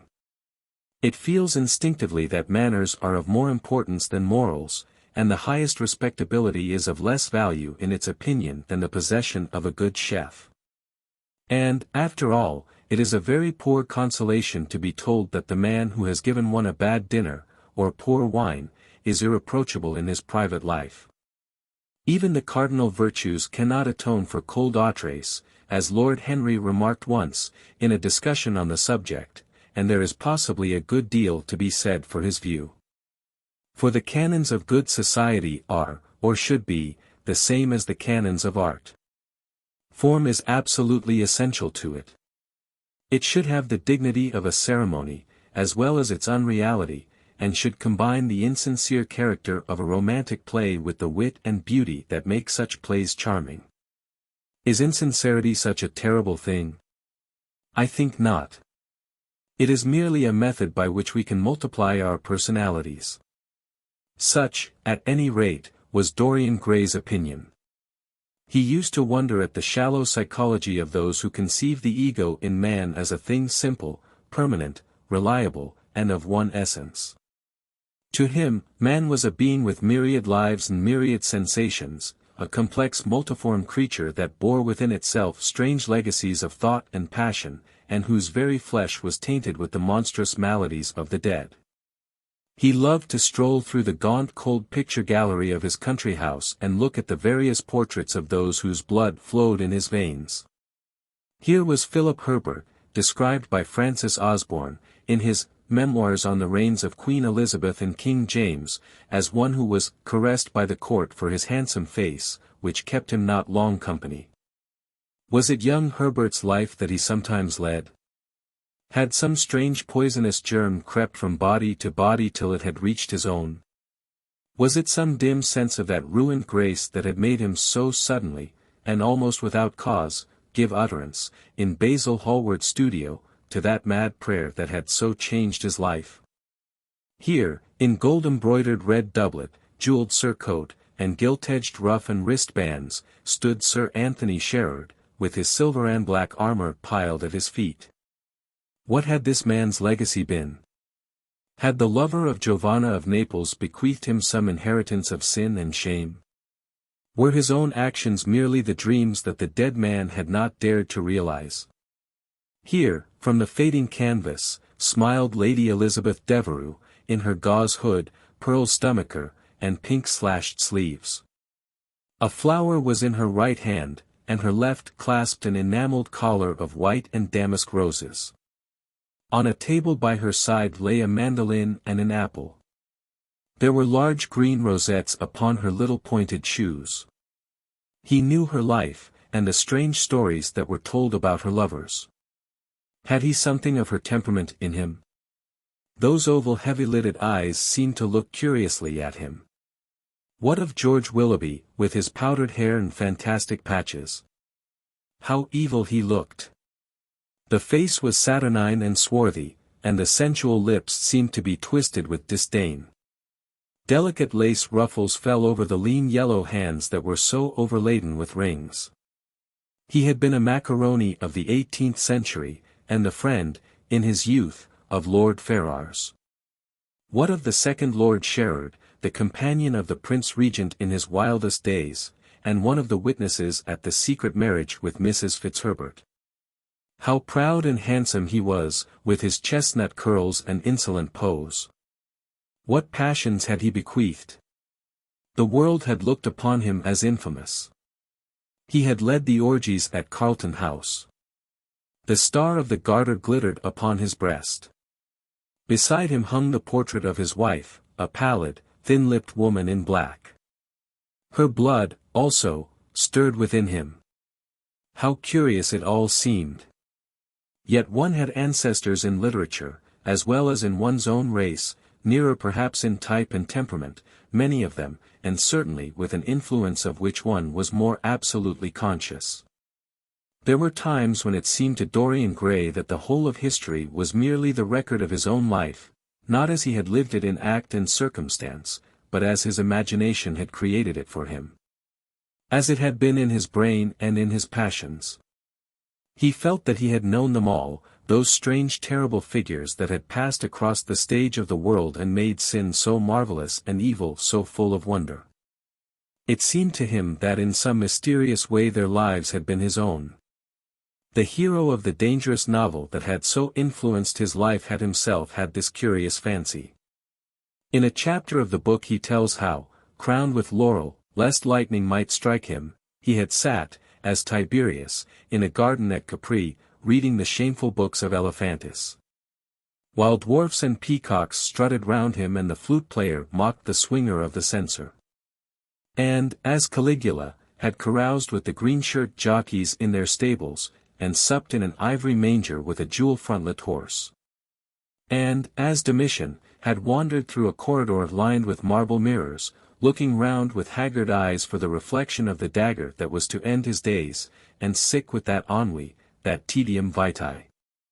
That comes on those to whom life denies nothing. And had peered through a clear emerald at the red shambles of the circus, and then, in a litter of pearl and purple drawn by silver-shod mules, been carried through the street of pomegranates to a house of gold. And heard men cry on Nero Caesar as he passed by. And, as Elagabalus, had painted his face with colors, and plied the distaff among the women, and brought the moon from Carthage, and given her in mystic marriage to the sun. Over and over again Dorian used to read this fantastic chapter, and the chapter immediately following, in which the hero describes the curious tapestries that he had woven for him from Gustave Moreau's designs. And on which were pictured the awful and beautiful forms of those whom vice and blood and weariness had made monstrous or mad, Filippo, Duke of Milan, who slew his wife, and painted her lips with a scarlet poison. Pietro Barbi, the Venetian, known as Paul II, who sought in his vanity to assume the title of Formosus, and whose tiara, valued at 200,000 florins, was bought at the price of a terrible sin. John Maria Visconti, who used hounds to chase living men, and whose murdered body was covered with roses by a harlot who had loved him. The Borgia on his white horse, with fratricide riding beside him, and his mantle stained with the blood of Perato, Pietro Riario, the young Cardinal Archbishop of Florence, child and minion of Sixtus IV, whose beauty was equalled only by his debauchery, and who received Leonora of Aragon in a pavilion of white and crimson silk, filled with nymphs and centaurs, and gilded a boy that he might serve her at the feast as Ganymede or Hylas. Ezelin, whose melancholy could be cured only by the spectacle of death, and who had a passion for red blood, as other men have for red wine, the son of the fiend, as was reported. And one who had cheated his father at dice when gambling with him for his own soul. Giambattista Cibo, who in mockery took the name of innocent, and into whose torpid veins the blood of 3 lads was infused by a Jewish doctor. Sigismondo Malatesta, the lover of Isata, and the lord of Rimini, whose effigy was burned at Rome as the enemy of God and man, who strangled Polissena with a napkin, and gave poison to Ginevra d'Este in a cup of emerald. And in honor of a shameful passion built a pagan church for Christian worship. Charles VI, who had so wildly adored his brother's wife that a leper had warned him of the insanity that was coming on him, and who could only be soothed by Saracen cards painted with the images of love and death and madness. And, in his trim jerkin and jeweled cap and acanthus-like curls, Griffinetto Baglioni, who slew Astor with his bride, and Simonetto with his page, and whose comeliness was such that, as he lay dying in the yellow piazza of Perugia, those who had hated him could not choose but weep, and Atlanta, who had cursed him, blessed him. There was a horrible fascination in them all. He saw them at night, and they troubled his imagination in the day. The Renaissance knew of strange manners of poisoning by a helmet and a lighted torch, by an embroidered glove and a jeweled fan, by a gilded pomander and by an amber chain. Dorian Gray had been poisoned by a book. There were moments when he looked on evil simply as a mode through which he could realize his conception of the beautiful. Chapter 10. It was on the 7th of November, the eve of his own 32nd birthday, as he often remembered afterwards. He was walking home about 11 o'clock from Lord Henry's, where he had been dining, and was wrapped in heavy furs, as the night was cold and foggy. At the corner of Grosvenor Square and South Audley Street a man passed him in the mist, walking very fast, and with the collar of his grey ulster turned up. He had a bag in his hand. He recognized him. It was Basil Hallward. A strange sense of fear, for which he could not account, came over him. He made no sign of recognition, and went on slowly, in the direction of his own house. But Hallward had seen him. Dorian heard him first stopping, and then hurrying after him. In a few moments his hand was on his arm. "Dorian! What an extraordinary piece of luck! I have been waiting for you ever since 9 o'clock in your library. Finally I took pity on your tired servant, and told him to go to bed, as he let me out. I am off to Paris by the midnight train, and I wanted particularly to see you before I left. I thought it was you, or rather your fur coat, as you passed me. But I wasn't quite sure. Didn't you recognize me? In this fog, my dear Basil? Why, I can't even recognize Grosvenor Square. I believe my house is somewhere about here, but I don't feel at all certain about it. I am sorry you are going away, as I have not seen you for ages. But I suppose you will be back soon.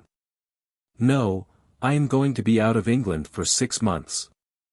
I intend to take a studio in Paris, and shut myself up till I have finished a great picture I have in my head. However, it wasn't about myself I wanted to talk. Here we are at your door. Let me come in for a moment. I have something to say to you. I shall be charmed. But won't you miss your train, said Dorian Gray, languidly, as he passed up the steps and opened the door with his latch key. The lamplight struggled out through the fog, and Hallward looked at his watch. I have heaps of time, he answered. The train doesn't go till 12:15, and it is only just 11. In fact, I was on my way to the club to look for you, when I met you. You see, I shan't have any delay about luggage, as I have sent on my heavy things. All I have with me is in this bag, and I can easily get to Victoria in 20 minutes. Dorian looked at him and smiled. What a way for a fashionable painter to travel. A Gladstone bag and an ulster. Come in, or the fog will get into the house. And mind you don't talk about anything serious. Nothing is serious nowadays. At least nothing should be. Hallward shook his head, as he entered, and followed Dorian into the library. There was a bright wood fire blazing in the large open hearth. The lamps were lit, and an open Dutch silver spirit case stood, with some siphons of soda water and large cut-glass tumblers, on a little table. You see, your servant made me quite at home, Dorian. He gave me everything I wanted, including your best cigarettes. He is a most hospitable creature. I like him much better than the Frenchman you used to have. What has become of the Frenchman, by the by? Dorian shrugged his shoulders. I believe he married Lady Ashton's maid, and has established her in Paris as an English dressmaker. Anglomanie is very fashionable over there now, I hear. It seems silly of the French, doesn't it? But, do you know, he was not at all a bad servant. I never liked him, but I had nothing to complain about. One often imagines things that are quite absurd. He was really very devoted to me, and seemed quite sorry when he went away. Have another brandy and soda? Or would you like Hock-and-Seltzer? I always take Hock-and-Seltzer myself. There is sure to be some in the next room. Thanks, I won't have anything more, said Hallward, taking his cap and coat off, and throwing them on the bag that he had placed in the corner. And now, my dear fellow, I want to speak to you seriously. Don't frown like that. You make it so much more difficult for me. What is it all about? Cried Dorian, in his petulant way, flinging himself down on the sofa. I hope it is not about myself. I am tired of myself tonight. I should like to be somebody else. It is about yourself, answered Hallward, in his grave, deep voice, and I must say it to you. I shall only keep you half an hour. Dorian sighed, and lit a cigarette. Half an hour, he murmured. It is not much to ask of you, Dorian, and it is entirely for your own sake that I am speaking. I think it right that you should know that the most dreadful things are being said about you in London, things that I could hardly repeat to you. I don't wish to know anything about them. I love scandals about other people, but scandals about myself don't interest me. They have not got the charm of novelty. They must interest you, Dorian. Every gentleman is interested in his good name. You don't want people to talk of you as something vile and degraded. Of course you have your position, and your wealth, and all that kind of thing. But position and wealth are not everything. Mind you, I don't believe these rumors at all. At least, I can't believe them when I see you. Sin is a thing that writes itself across a man's face. It cannot be concealed. People talk of secret vices. There are no such things as secret vices. If a wretched man has a vice, it shows itself in the lines of his mouth, the droop of his eyelids, the molding of his hands even. Somebody, I won't mention his name, but you know him, came to me last year to have his portrait done. I had never seen him before, and had never heard anything about him at the time, though I have heard a good deal since. He offered an extravagant price. I refused him. There was something in the shape of his fingers that I hated. I know now that I was quite right in what I fancied about him. His life is dreadful. But you, Dorian, with your pure, bright, innocent face, and your marvelous untroubled youth, I can't believe anything against you. And yet I see you very seldom, and you never come down to the studio now, and when I am away from you, and I hear all these hideous things that people are whispering about you, I don't know what to say. Why is it, Dorian, that a man like the Duke of Berwick leaves the room of a club when you enter it? Why is it that so many gentlemen in London will neither go to your house nor invite you to theirs? You used to be a friend of Lord Cotter. I met him at dinner last week. Your name happened to come up in conversation, in connection with the miniatures you have lent to the exhibition at the Dudley. Cotter curled his lip, and said that you might have the most artistic tastes, but that you were a man whom no pure-minded girl should be allowed to know, and whom no chaste woman should sit in the same room with. I reminded him that I was a friend of yours, and asked him what he meant. He told me. He told me right out before everybody. It was horrible. Why is your friendship so fateful to young men? There was that wretched boy in the Guards who committed suicide. You were his great friend. There was Sir Henry Ashton, who had to leave England, with a tarnished name. You and he were inseparable. What about Adrian Singleton, and his dreadful end? What about Lord Kent's only son, and his career? I met his father yesterday in St. James Street. He seemed broken with shame and sorrow. What about the young Duke of Perth? What sort of life has he got now? What gentleman would associate with him?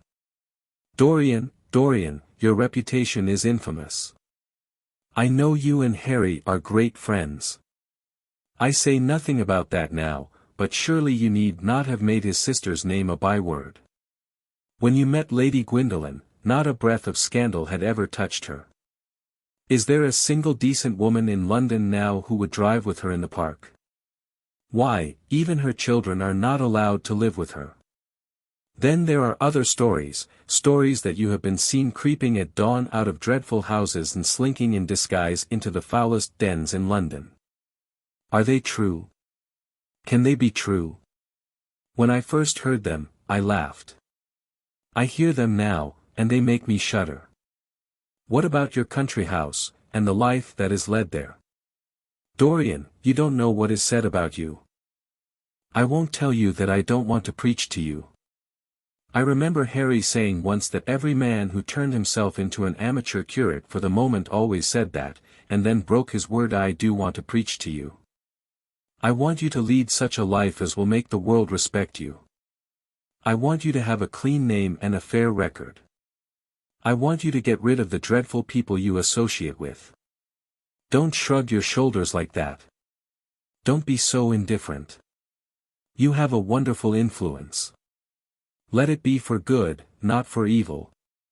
They say that you corrupt everyone whom you become intimate with, and that it is quite sufficient for you to enter a house, for shame of some kind to follow after you. I don't know whether it is so or not. How should I know? But it is said of you.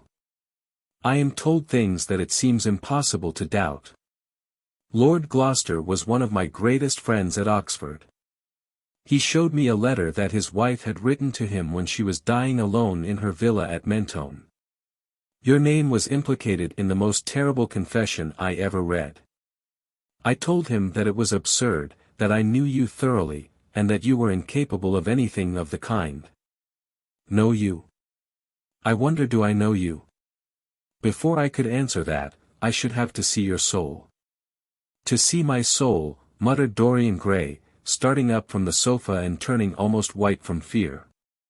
Yes, answered Hallward, gravely, and with infinite sorrow in his voice, to see your soul. But only God can do that. A bitter laugh of mockery broke from the lips of the younger man. You shall see it yourself, tonight. He cried, seizing a lamp from the table. Come, it is your own handiwork. Why shouldn't you look at it? You can tell the world all about it afterwards, if you choose. Nobody would believe you.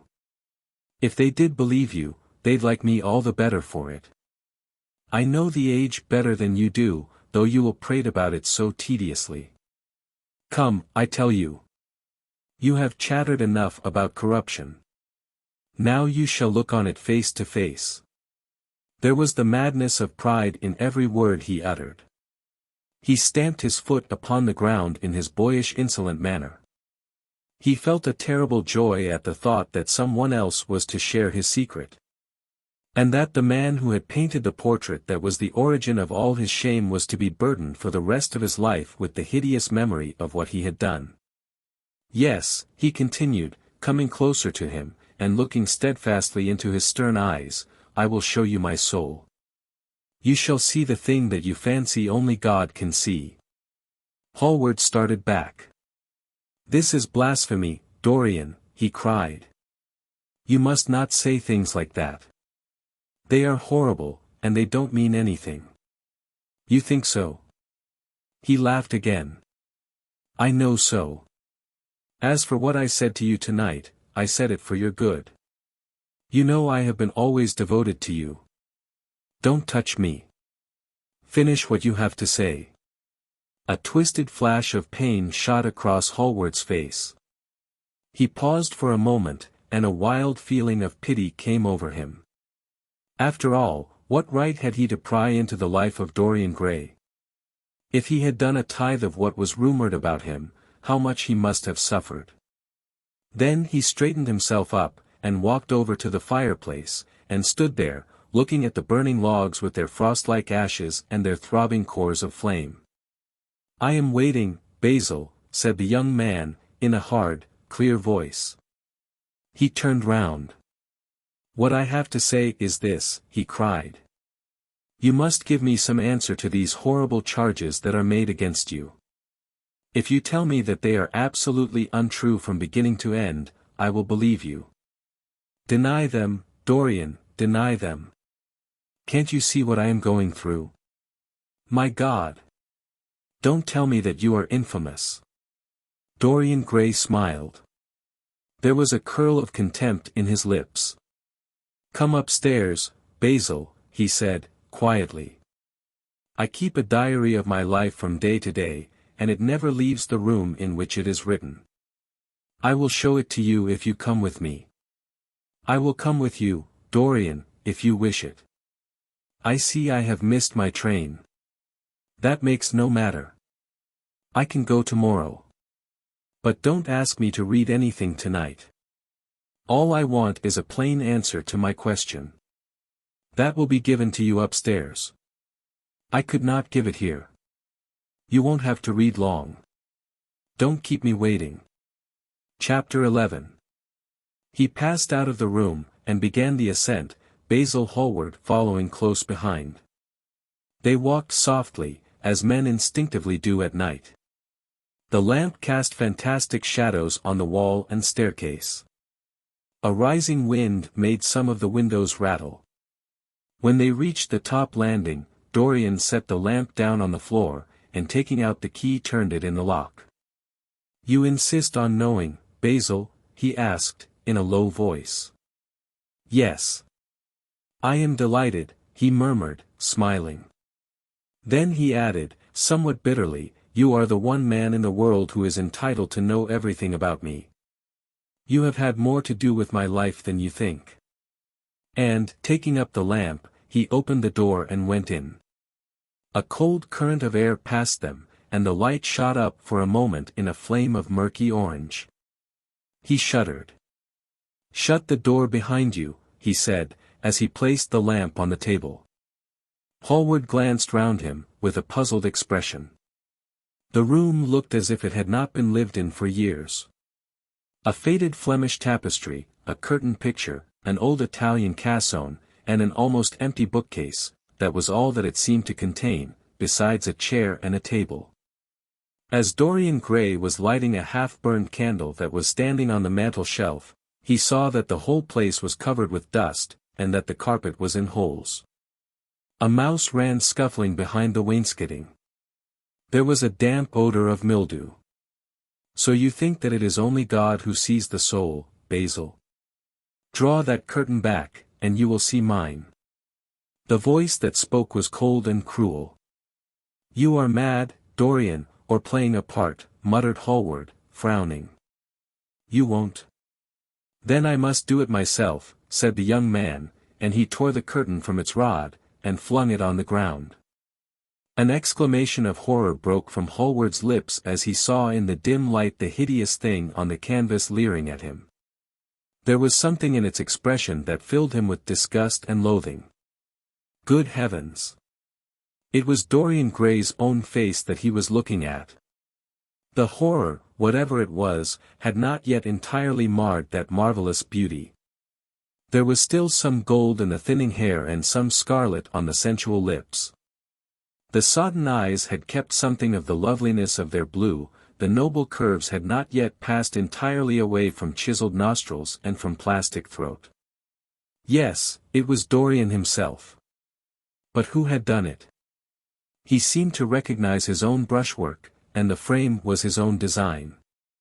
The idea was monstrous, yet he felt afraid. He seized the lighted candle, and held it to the picture. In the left-hand corner was his own name, traced in long letters of bright vermilion.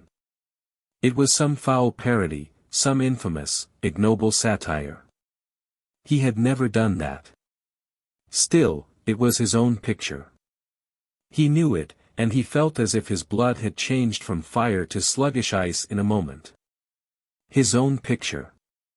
What did it mean? Why had it altered? He turned, and looked at Dorian Gray with the eyes of a sick man. His mouth twitched, and his parched tongue seemed unable to articulate. He passed his hand across his forehead.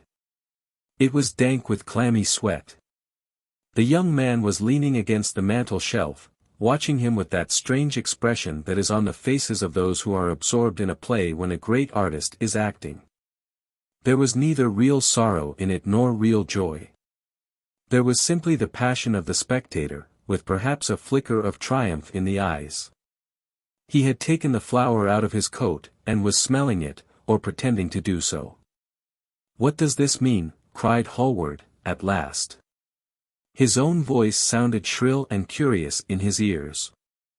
"Years ago, when I was a boy," said Dorian Gray, "you met me, devoted yourself to me, flattered me, and taught me to be vain of my good looks. One day you introduced me to a friend of yours, who explained to me the wonder of youth, and you finished a portrait of me that revealed to me the wonder of beauty. In a mad moment, that I don't know, even now, whether I regret or not, I made a wish. Perhaps you would call it a prayer. I remember it. Oh, how well I remember it. No. The thing is impossible. The room is damp. The mildew has got into the canvas. The paints I used had some wretched mineral poison in them. I tell you the thing is impossible." "Ah, what is impossible?" murmured the young man, going over to the window, and leaning his forehead against the cold, mist-stained glass. "You told me you had destroyed it. I was wrong. It has destroyed me. I don't believe it is my picture." "Can't you see your romance in it?" said Dorian, bitterly. "My romance, as you call it. As you called it. There was nothing evil in it, nothing shameful. This is the face of a satyr. It is the face of my soul. God! What a thing I must have worshipped. This has the eyes of a devil. Each of us has heaven and hell in him, Basil," cried Dorian, with a wild gesture of despair. Hallward turned again to the portrait, and gazed at it. "My God! If it is true," he exclaimed, "and this is what you have done with your life, why, you must be worse even than those who talk against you fancy you to be." He held the light up again to the canvas, and examined it. The surface seemed to be quite undisturbed, and as he had left it. It was from within, apparently, that the foulness and horror had come. Through some strange quickening of inner life the leprosies of sin were slowly eating the thing away. The rotting of a corpse in a watery grave was not so fearful. His hand shook, and the candle fell from its socket on the floor, and lay there sputtering. He placed his foot on it and put it out. Then he flung himself into the rickety chair that was standing by the table and buried his face in his hands. Good God, Dorian, what a lesson! What an awful lesson! There was no answer, but he could hear the young man sobbing at the window. "Pray, Dorian, pray," he murmured. What is it that one was taught to say in one's boyhood? Lead us not into temptation. Forgive us our sins. Wash away our iniquities. Let us say that together. The prayer of your pride has been answered. The prayer of your repentance will be answered also. I worshipped you too much. I am punished for it. You worshipped yourself too much. We are both punished. Dorian Gray turned slowly around, and looked at him with tear-dimmed eyes. It is too late, Basil, he murmured. It is never too late, Dorian. Let us kneel down and try if we can remember a prayer. Isn't there a verse somewhere, though your sins be as scarlet, yet I will make them as white as snow? Those words mean nothing to me now. Hush. Don't say that. You have done enough evil in your life. My God! Don't you see that accursed thing leering at us? Dorian Gray glanced at the picture, and suddenly an uncontrollable feeling of hatred for Basil Hallward came over him.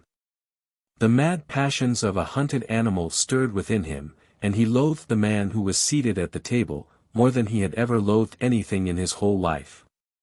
He glanced wildly around. Something glimmered on the top of the painted chest that faced him. His eye fell on it. He knew what it was. It was a knife that he had brought up, some days before, to cut a piece of cord, and had forgotten to take away with him. He moved slowly towards it, passing Hallward as he did so. As soon as he got behind him, he seized it, and turned round. Hallward moved in his chair as if he was going to rise. He rushed at him, and dug the knife into the great vein that is behind the ear, crushing the man's head down on the table, and stabbing again and again. There was a stifled groan, and the horrible sound of someone choking with blood. The outstretched arms shot up convulsively 3 times, waving grotesque stiff-fingered hands in the air. He stabbed him once more, but the man did not move. Something began to trickle on the floor. He waited for a moment, still pressing the head down. Then he threw the knife on the table, and listened. He could hear nothing, but the drip, drip on the threadbare carpet. He opened the door, and went out on the landing. The house was quite quiet. No one was stirring. He took out the key, and returned to the room, locking himself in as he did so. The thing was still seated in the chair, straining over the table with bowed head, and humped back, and long fantastic arms. Had it not been for the red jagged tear in the neck, and the clotted black pool that slowly widened on the table, one would have said that the man was simply asleep. How quickly it had all been done! He felt strangely calm, and, walking over to the window, opened it, and stepped out on the balcony. The wind had blown the fog away, and the sky was like a monstrous peacock's tail, starred with myriads of golden eyes. He looked down, and saw the policeman going his rounds and flashing a bull's-eye lantern on the doors of the silent houses. The crimson spot of a prowling hansom gleamed at the corner, and then vanished. A woman in a ragged shawl was creeping round by the railings, staggering as she went. Now and then she stopped, and peered back. Once, she began to sing in a hoarse voice. The policeman strolled over and said something to her. She stumbled away, laughing. A bitter blast swept across the square. The gas lamps flickered, and became blue, and the leafless trees shook their black iron branches as if in pain. He shivered, and went back, closing the window behind him. He passed to the door, turned the key, and opened it. He did not even glance at the murdered man. He felt that the secret of the whole thing was not to realize the situation. The friend who had painted the fatal portrait, the portrait to which all his misery had been due, had gone out of his life. That was enough.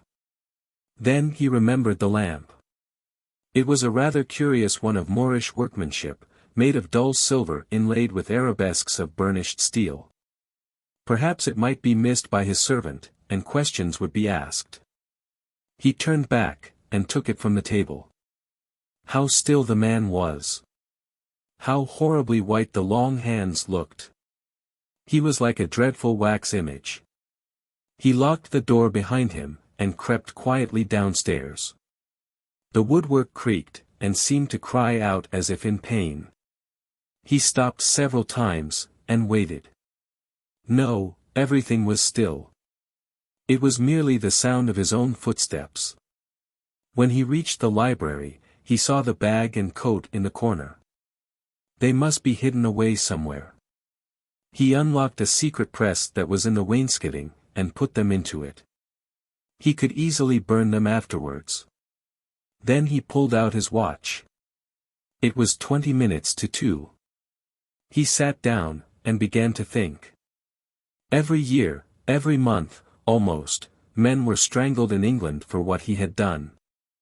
There had been a madness of murder in the air. Some red star had come too close to the earth. Evidence. What evidence was there against him? Basil Hallward had left the house at 11. No one had seen him come in again. Most of the servants were at Selby Royal. His valet had gone to bed. Paris. Yes. It was to Paris that Basil had gone, by the midnight train, as he had intended. With his curious reserved habits, it would be months before any suspicions would be aroused. Months? Everything could be destroyed long before then. A sudden thought struck him. He put on his fur coat and hat, and went out into the hall. There he paused, hearing the slow heavy tread of the policeman outside on the pavement, and seeing the flash of the lantern reflected in the window. He waited, holding his breath. After a few moments he opened the front door, and slipped out, shutting it very gently behind him. Then he began ringing the bell. In about 10 minutes his valet appeared, half-dressed, and looking very drowsy. "I am sorry to have had to wake you up, Francis," he said, stepping in, "but I had forgotten my latch key." "What time is it?" 5 minutes past 2, sir," answered the man, looking at the clock and yawning. 5 minutes past 2. How horribly late. You must wake me at 9 tomorrow. I have some work to do. All right, sir. Did anyone call this evening? Mr. Hallward, sir. He stayed here till 11, and then he went away to catch his train. Oh. I am sorry I didn't see him. Did he leave any message? No, sir, except that he would write to you. That will do, Francis. Don't forget to call me at 9 tomorrow. No, sir. The man shambled down the passage in his slippers. Dorian Gray threw his hat and coat upon the yellow marble table, and passed into the library. He walked up and down the room for a quarter of an hour, biting his lip, and thinking. Then he took the blue book down from one of the shelves, and began to turn over the leaves. Alan Campbell, 152, Hertford Street, Mayfair. Yes, that was the man he wanted. Chapter 12. At 9 o'clock the next morning his servant came in with a cup of chocolate on a tray, and opened the shutters. Dorian was sleeping quite peacefully, lying on his right side, with one hand underneath his cheek. He looked like a boy who had been tired out with play or study. The man had to touch him twice on the shoulder before he woke, and as he opened his eyes a faint smile passed across his lips, as though he had been having some delightful dream. Yet he had not dreamed at all. His night had been untroubled by any images of pleasure or of pain. But youth smiles without any reason. It is one of its chiefest charms. He turned round, and, leaning on his elbow, began to drink his chocolate. The mellow November sun was streaming into the room. The sky was bright blue, and there was a genial warmth in the air. It was almost like a morning in May. Gradually the events of the preceding night crept with silent blood-stained feet into his brain, and reconstructed themselves there with terrible distinctness. He winced at the memory of all that he had suffered, and for a moment the same curious feeling of loathing for Basil Hallward, that had made him kill him as he sat in the chair, came back to him, and he grew cold with passion. The dead man was still sitting there, too, and in the sunlight now. How horrible that was! Such hideous things were for the darkness, not for the day. He felt that if he brooded on what he had gone through he would sicken or grow mad. There were sins whose fascination was more in the memory than in the doing of them, strange triumphs that gratified the pride more than the passions, and gave to the intellect a quickened sense of joy, greater than any joy they brought, or could ever bring, to the senses. But this was not one of them. It was a thing to be driven out of the mind, to be drugged with poppies, to be strangled lest it might strangle one itself. He passed his hand across his forehead, and then got up hastily, and dressed himself with even more than his usual attention, giving a good deal of care to the selection of his necktie and scarf pin, and changing his rings more than once. He spent a long time over breakfast, tasting the various dishes, talking to his valet about some new liveries that he was thinking of getting made for the servants at Selby, and going through his correspondence. Over some of the letters he smiled. 3 of them bored him. One he read several times over, and then tore up with a slight look of annoyance in his face. That awful thing, a woman's memory, as Lord Henry had once said. When he had drunk his coffee, he sat down at the table, and wrote 2 letters. One he put in his pocket, the other he handed to the valet. Take this round to 152, Hertford Street, Francis, and if Mr. Campbell is out of town, get his address. As soon as he was alone, he lit a cigarette, and began sketching upon a piece of paper, drawing flowers, and bits of architecture, first, and then faces.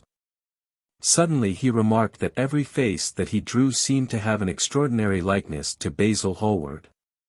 He frowned, and, getting up, went over to the bookcase and took out a volume at hazard. He was determined that he would not think about what had happened, till it became absolutely necessary to do so. When he had stretched himself on the sofa, he looked at the title page of the book. It was Gautier's A Mot et Cames, Charpentier's Japanese paper edition, with the Jacquemart etching. The binding was of citron green leather with a design of gilt trellis work and dotted pomegranates. It had been given to him by Adrian Singleton. As he turned over the pages his eye fell on the poem about the hand of Lacenaire, the cold yellow hand, du supplice encore mal lavé, with its downy red hairs and its doigts de faune. He glanced at his own white taper fingers, and passed on, till he came to those lovely verses upon Venice. Sur un gamme chromatique. L'océan de perles ruisselant. La Venus de l'Adriatique. Sort de l'eau sun cor rose et blanc. Les domes, sur l'azur de Andes. Suivant la phrase au per contour. S'enflant comme de gorges rondes. Que soulève un super d'amour. L'esquif abord et me depose. Jetant son amar au pilier. Devant un façade rose. Sur le marbre d'un escalier. How exquisite they were. As one read them, one seemed to be floating down the green waterways of the pink and pearl city, lying in a black gondola with silver prow and trailing curtains. The mere lines looked to him like those straight lines of turquoise blue that follow one as one pushes out to the Lido. The sudden flashes of color reminded him of the gleam of the opal and iris-throated birds that flutter round the tall honeycombed campanile, or stalk, with such stately grace, through the dim arcades. Leaning back with half-closed eyes, he kept saying over and over to himself. Devant un façade rose. Sur le marbre d'un escalier. The whole of Venice was in those 2 lines. He remembered the autumn that he had passed there, and a wonderful love that had stirred him to delightful fantastic follies. There was romance in every place. But Venice, like Oxford, had kept the background for romance, and background was everything, or almost everything. Basil had been with him part of the time, and had gone wild over Tintoret. Poor Basil! What a horrible way for a man to die! He sighed, and took up the book again, and tried to forget. He read of the swallows that fly in and out of the little cafe at Smyrna where the Hajis sit counting their amber beads and the turbaned merchants smoke their long tasseled pipes and talk gravely to each other. Of the obelisk in the Place de la Concorde that weeps tears of granite in its lonely sunless exile, and longs to be back by the hot lotus-covered Nile, where there are sphinxes, and rose-red ibises, and white vultures with gilded claws. And crocodiles, with small beryl eyes, that crawl over the green steaming mud. And of that curious statue that Gautier compares to a contralto voice, the monstre charmant that couches in the porphyry room of the Louvre. But after a time the book fell from his hand. He grew nervous, and a horrible fit of terror came over him. What if Alan Campbell should be out of England? Days would elapse before he could come back. Perhaps he might refuse to come. What could he do then? Every moment was of vital importance. They had been great friends once, 5 years before, almost inseparable, indeed. Then the intimacy had come suddenly to an end. When they met in society now, it was only Dorian Gray who smiled, Alan Campbell never did. He was an extremely clever young man, though he had no real appreciation of the visible arts, and whatever little sense of the beauty of poetry he possessed he had gained entirely from Dorian. His dominant intellectual passion was for science. At Cambridge he had spent a great deal of his time working in the laboratory, and had taken a good class in the natural science tripos of his year. Indeed, he was still devoted to the study of chemistry, and had a laboratory of his own, in which he used to shut himself up all day long, greatly to the annoyance of his mother, who had set her heart on his standing for Parliament and had a vague idea that a chemist was a person who made up prescriptions. He was an excellent musician, however, as well, and played both the violin and the piano better than most amateurs. In fact, it was music that had first brought him and Dorian Gray together, music and that indefinable attraction that Dorian seemed to be able to exercise whenever he wished, and indeed exercised often without being conscious of it.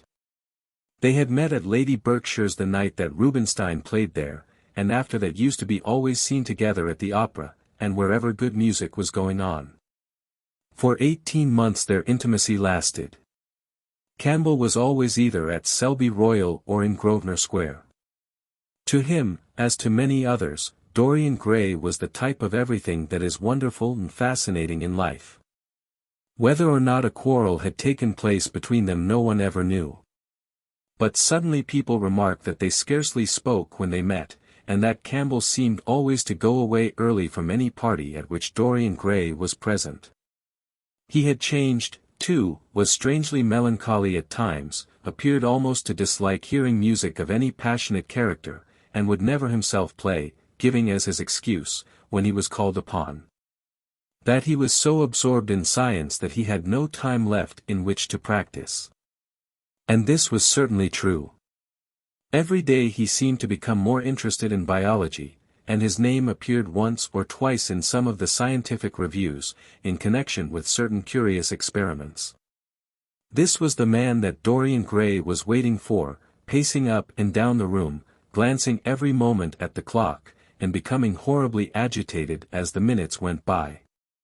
At last the door opened, and his servant entered. "Mr. Alan Campbell, sir." A sigh of relief broke from his parched lips, and the color came back to his cheeks. "Ask him to come in at once, Francis." The man bowed, and retired. In a few moments Alan Campbell walked in, looking very stern and rather pale, his pallor being intensified by his coal-black hair and dark eyebrows. "Alan. This is kind of you. I thank you for coming. I had intended never to enter your house again, Gray. But you said it was a matter of life and death." His voice was hard and cold. He spoke with slow deliberation. There was a look of contempt in the steady searching gaze that he turned on Dorian. He kept his hands in the pockets of his astrakhan coat, and appeared not to have noticed the gesture with which he had been greeted. "It is a matter of life and death, Alan, and to more than one person. Sit down. Campbell took a chair by the table, and Dorian sat opposite to him. The two men's eyes met. In Dorian's there was infinite pity. He knew that what he was going to do was dreadful. After a strained moment of silence, he leaned across and said, very quietly, but watching the effect of each word upon the face of the man he had sent for, Alan, in a locked room at the top of this house. A room to which nobody but myself has access. A dead man is seated at a table. He has been dead 10 hours now. Don't stir, and don't look at me like that. Who the man is, why he died, how he died, are matters that do not concern you. What you have to do is this. Stop, Gray. I don't want to know anything further. Whether what you have told me is true or not true, doesn't concern me. I entirely decline to be mixed up in your life. Keep your horrible secrets to yourself. They don't interest me any more. Alan, they will have to interest you. This one will have to interest you. I am awfully sorry for you, Alan. But I can't help myself. You are the one man who is able to save me. I am forced to bring you into the matter. I have no option. Alan, you are a scientist. You know about chemistry, and things of that kind. You have made experiments. What you have got to do is to destroy the thing that is upstairs, to destroy it so that not a vestige will be left of it. Nobody saw this person come into the house. Indeed, at the present moment he is supposed to be in Paris. He will not be missed for months. When he is missed, there must be no trace of him found here. You, Alan, you must change him, and everything that belongs to him, into a handful of ashes that I may scatter in the air. You are mad, Dorian. Ah! I was waiting for you to call me Dorian. You are mad, I tell you, mad to imagine that I would raise a finger to help you, mad to make this monstrous confession. I will have nothing to do with this matter, whatever it is. Do you think I am going to peril my reputation for you? What is it to me what devil's work you are up to? It was a suicide, Alan. I am glad of that. But who drove him to it? You, I should fancy. Do you still refuse to do this, for me? Of course I refuse. I will have absolutely nothing to do with it. I don't care what shame comes on you. You deserve it all. I should not be sorry to see you disgraced, publicly disgraced. How dare you ask me, of all men in the world, to mix myself up in this horror? I should have thought you knew more about people's characters.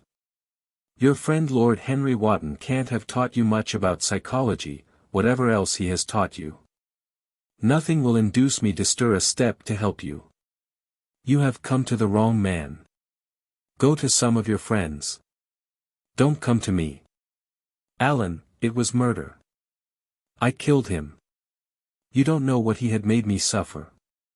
Whatever my life is, he had more to do with the making or the marring of it than poor Harry has had. He may not have intended it, the result was the same. Murder. Good God, Dorian, is that what you have come to? I shall not inform upon you. It is not my business. Besides, you are certain to be arrested, without my stirring in the matter. Nobody ever commits a murder without doing something stupid. But I will have nothing to do with it. All I ask of you is to perform a certain scientific experiment. You go to hospitals and dead houses, and the horrors that you do there don't affect you. If in some hideous dissecting room or fetid laboratory you found this man lying on a leaden table with red gutters scooped out in it, you would simply look upon him as an admirable subject. You would not turn a hair. You would not believe that you were doing anything wrong. On the contrary, you would probably feel that you were benefiting the human race, or increasing the sum of knowledge in the world, or gratifying intellectual curiosity, or something of that kind. What I want you to do is simply what you have often done before. Indeed, to destroy a body must be less horrible than what you are accustomed to work at. And, remember, it is the only piece of evidence against me. If it is discovered, I am lost. And it is sure to be discovered unless you help me. I have no desire to help you. You forget that. I am simply indifferent to the whole thing. It has nothing to do with me. Alan, I entreat you. Think of the position I am in. Just before you came I almost fainted with terror. No. Don't think of that. Look at the matter purely from the scientific point of view. You don't inquire where the dead things on which you experiment come from. Don't inquire now. I have told you too much as it is. But I beg of you to do this. We were friends once, Alan. Don't speak about those days, Dorian, they are dead. The dead linger sometimes. The man upstairs will not go away. He is sitting at the table with bowed head and outstretched arms. Alan. Alan. If you don't come to my assistance I am ruined. Why, they will hang me, Alan. Don't you understand? They will hang me for what I have done. There is no good in prolonging this scene. I refuse absolutely to do anything in the matter. It is insane of you to ask me. You refuse absolutely. Yes. The same look of pity came into Dorian's eyes, then he stretched out his hand, took a piece of paper, and wrote something on it. He read it over twice, folded it carefully, and pushed it across the table. Having done this, he got up, and went over to the window. Campbell looked at him in surprise, and then took up the paper, and opened it. As he read it, his face became ghastly pale, and he fell back in his chair. A horrible sense of sickness came over him. He felt as if his heart was beating itself to death in some empty hollow. After 2 or 3 minutes of terrible silence, Dorian turned round, and came and stood behind him, putting his hand upon his shoulder. I am so sorry, Alan, he murmured, but you leave me no alternative. I have a letter written already. Here it is. You see the address. If you don't help me, I must send it. You know what the result will be. But you are going to help me. It is impossible for you to refuse now. I tried to spare you. You will do me the justice to admit that. You were stern, harsh, offensive. You treated me as no man has ever dared to treat me, no living man, at any rate. I bore it all. Now it is for me to dictate terms. Campbell buried his face in his hands, and a shudder passed through him. Yes, it is my turn to dictate terms, Alan. You know what they are. The thing is quite simple. Come, don't work yourself into this fever. The thing has to be done. Face it, and do it. A groan broke from Campbell's lips, and he shivered all over. The ticking of the clock on the mantelpiece seemed to him to be dividing time into separate atoms of agony, each of which was too terrible to be borne. He felt as if an iron ring was being slowly tightened round his forehead, and as if the disgrace with which he was threatened had already come upon him. The hand upon his shoulder weighed like a hand of lead. It was intolerable. It seemed to crush him. Come, Alan, you must decide at once. He hesitated a moment. Is there a fire in the room upstairs? He murmured. Yes, there is a gas fire with asbestos. I will have to go home and get some things from the laboratory. No, Alan, you need not leave the house. Write on a sheet of notepaper what you want, and my servant will take a cab and bring the things back to you. Campbell wrote a few lines, blotted them, and addressed an envelope to his assistant.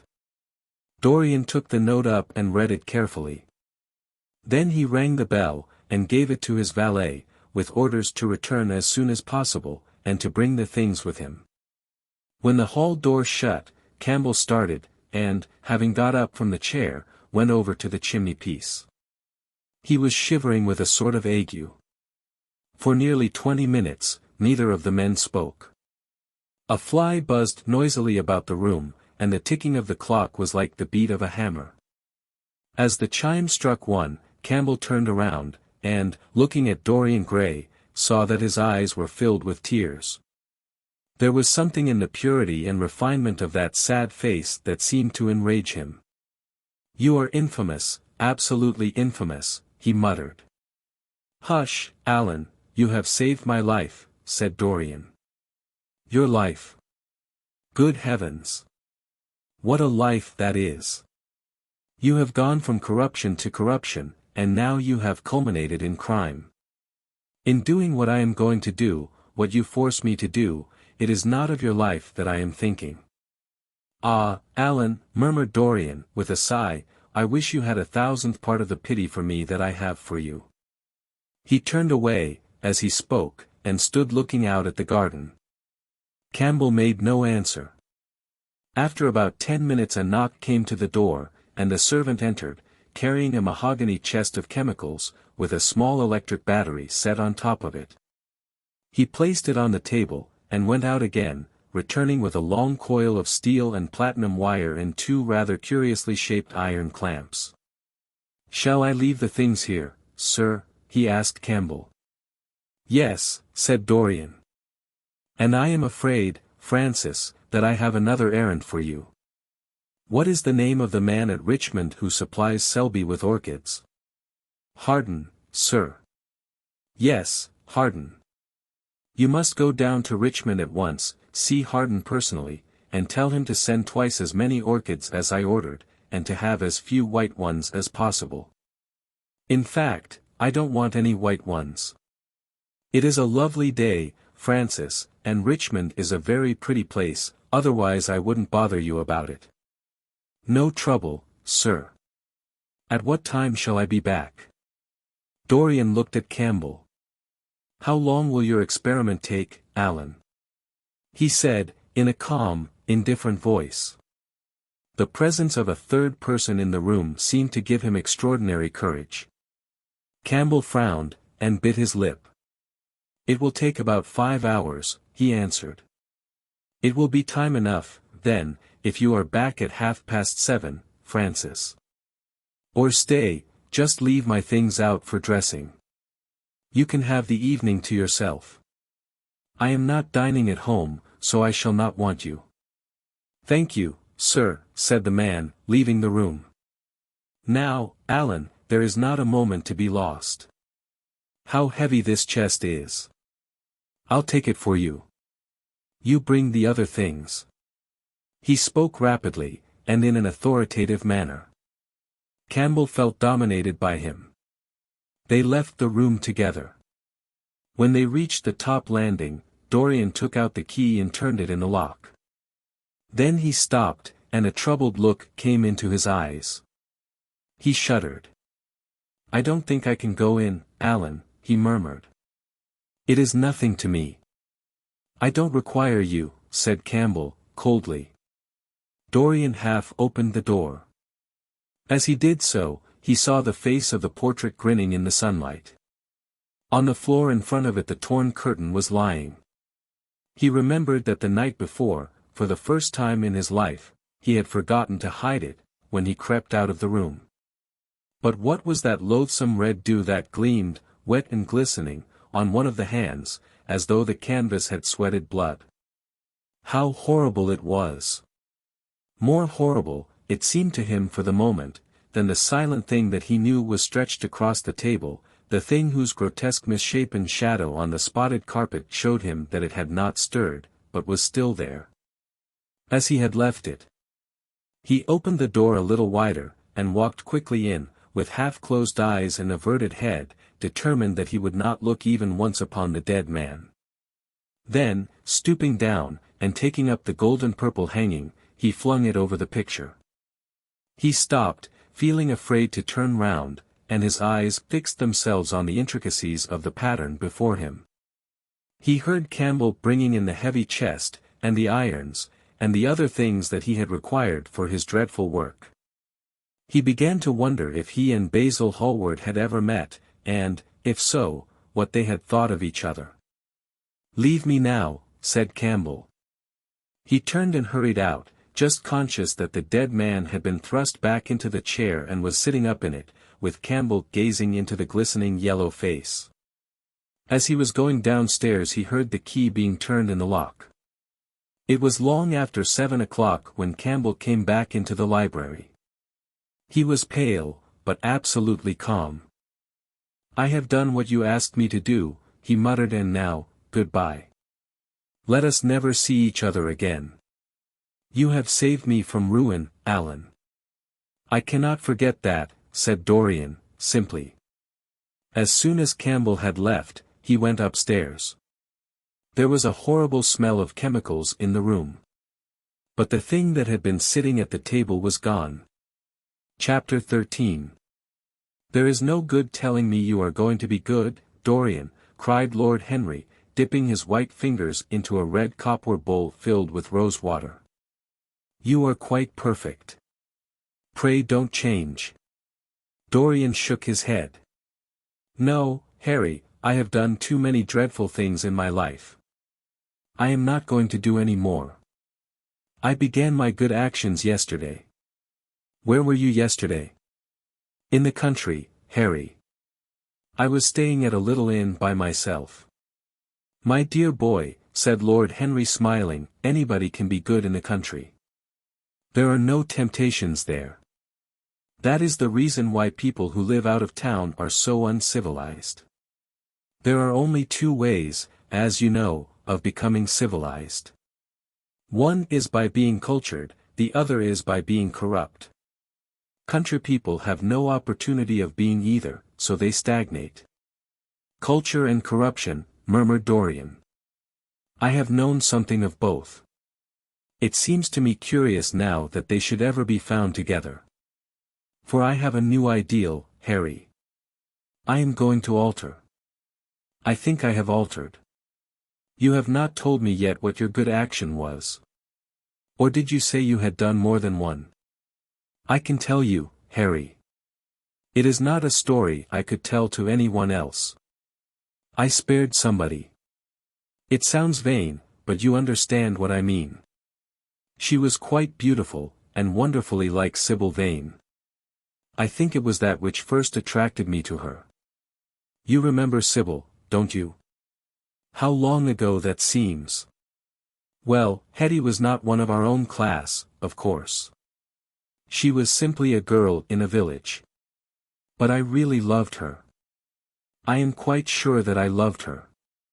All during this wonderful May that we have been having, I used to run down and see her 2 or 3 times a week.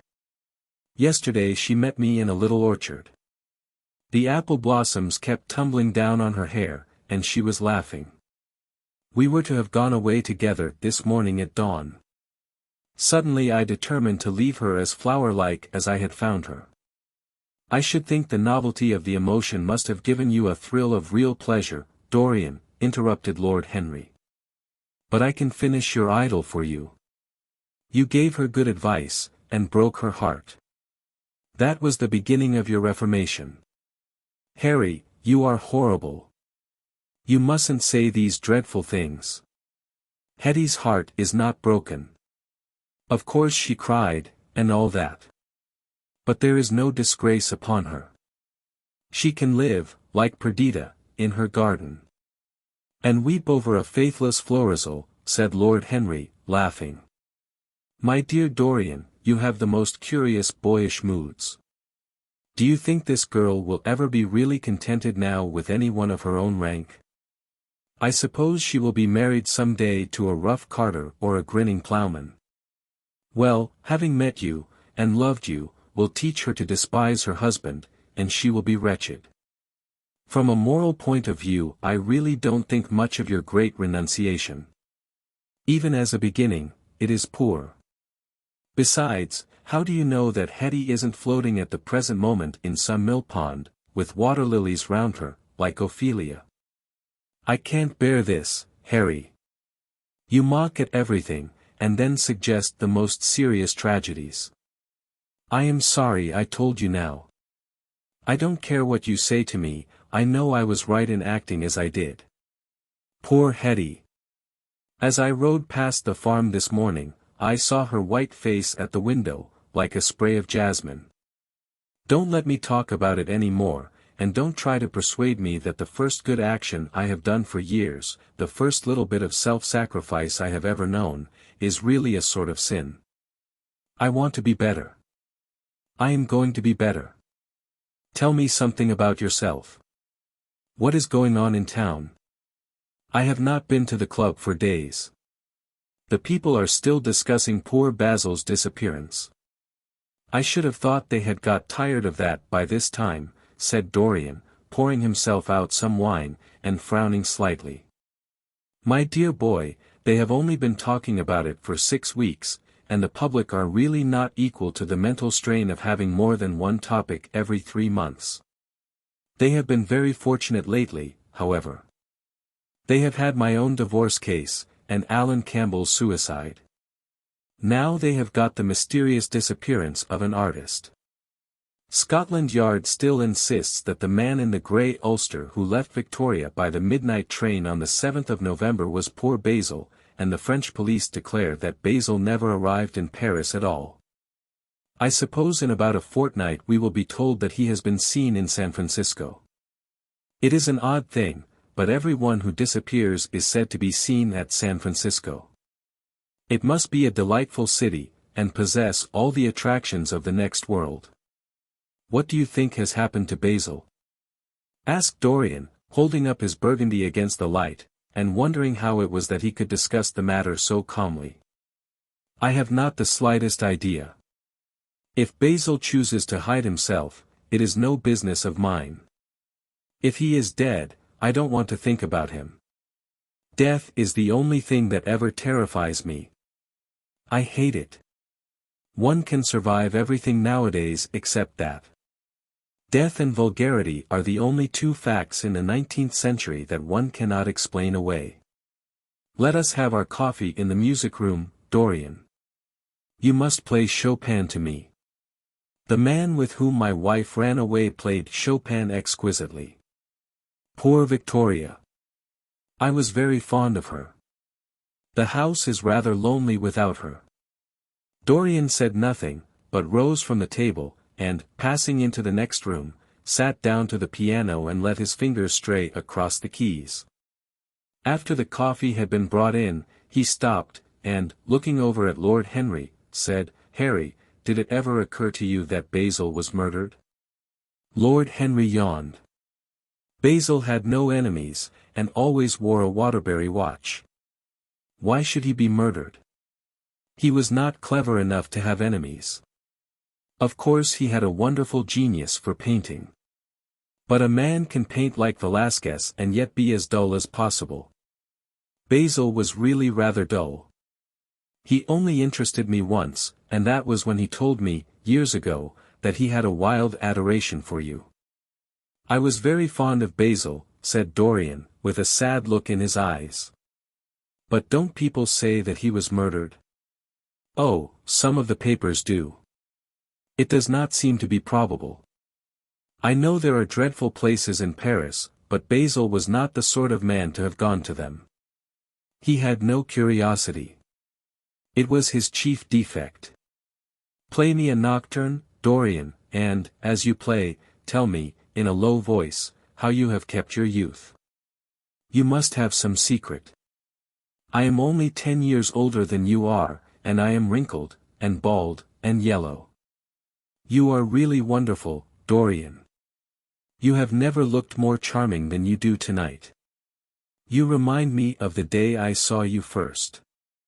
You were rather cheeky, very shy, and absolutely extraordinary. You have changed, of course, but not in appearance. I wish you would tell me your secret. To get back my youth I would do anything in the world, except take exercise, get up early, or be respectable. Youth. There is nothing like it. It's absurd to talk of the ignorance of youth. The only people whose opinions I listen to now with any respect are people much younger than myself. They seem in front of me. Life has revealed to them her last wonder. As for the aged, I always contradict the aged. I do it on principle. If you ask them their opinion on something that happened yesterday, they solemnly give you the opinions current in 1820, when people wore high stocks and knew absolutely nothing. How lovely that thing you are playing is. I wonder did Chopin write it at Majorca, with the sea weeping round the villa, and the salt spray dashing against the panes? It is marvelously romantic. What a blessing it is that there is one art left to us that is not imitative. Don't stop. I want music tonight. It seems to me that you are the young Apollo, and that I am Marsyas listening to you. I have sorrows, Dorian, of my own, that even you know nothing of. The tragedy of old age is not that one is old, but that one is young. I am amazed sometimes at my own sincerity. Ah, Dorian, how happy you are. What an exquisite life you have had. You have drunk deeply of everything. You have crushed the grapes against your palate. Nothing has been hidden from you. But it has all been to you no more than the sound of music. It has not marred you. You are still the same. I wonder what the rest of your life will be. Don't spoil it by renunciations. At present you are a perfect type. Don't make yourself incomplete.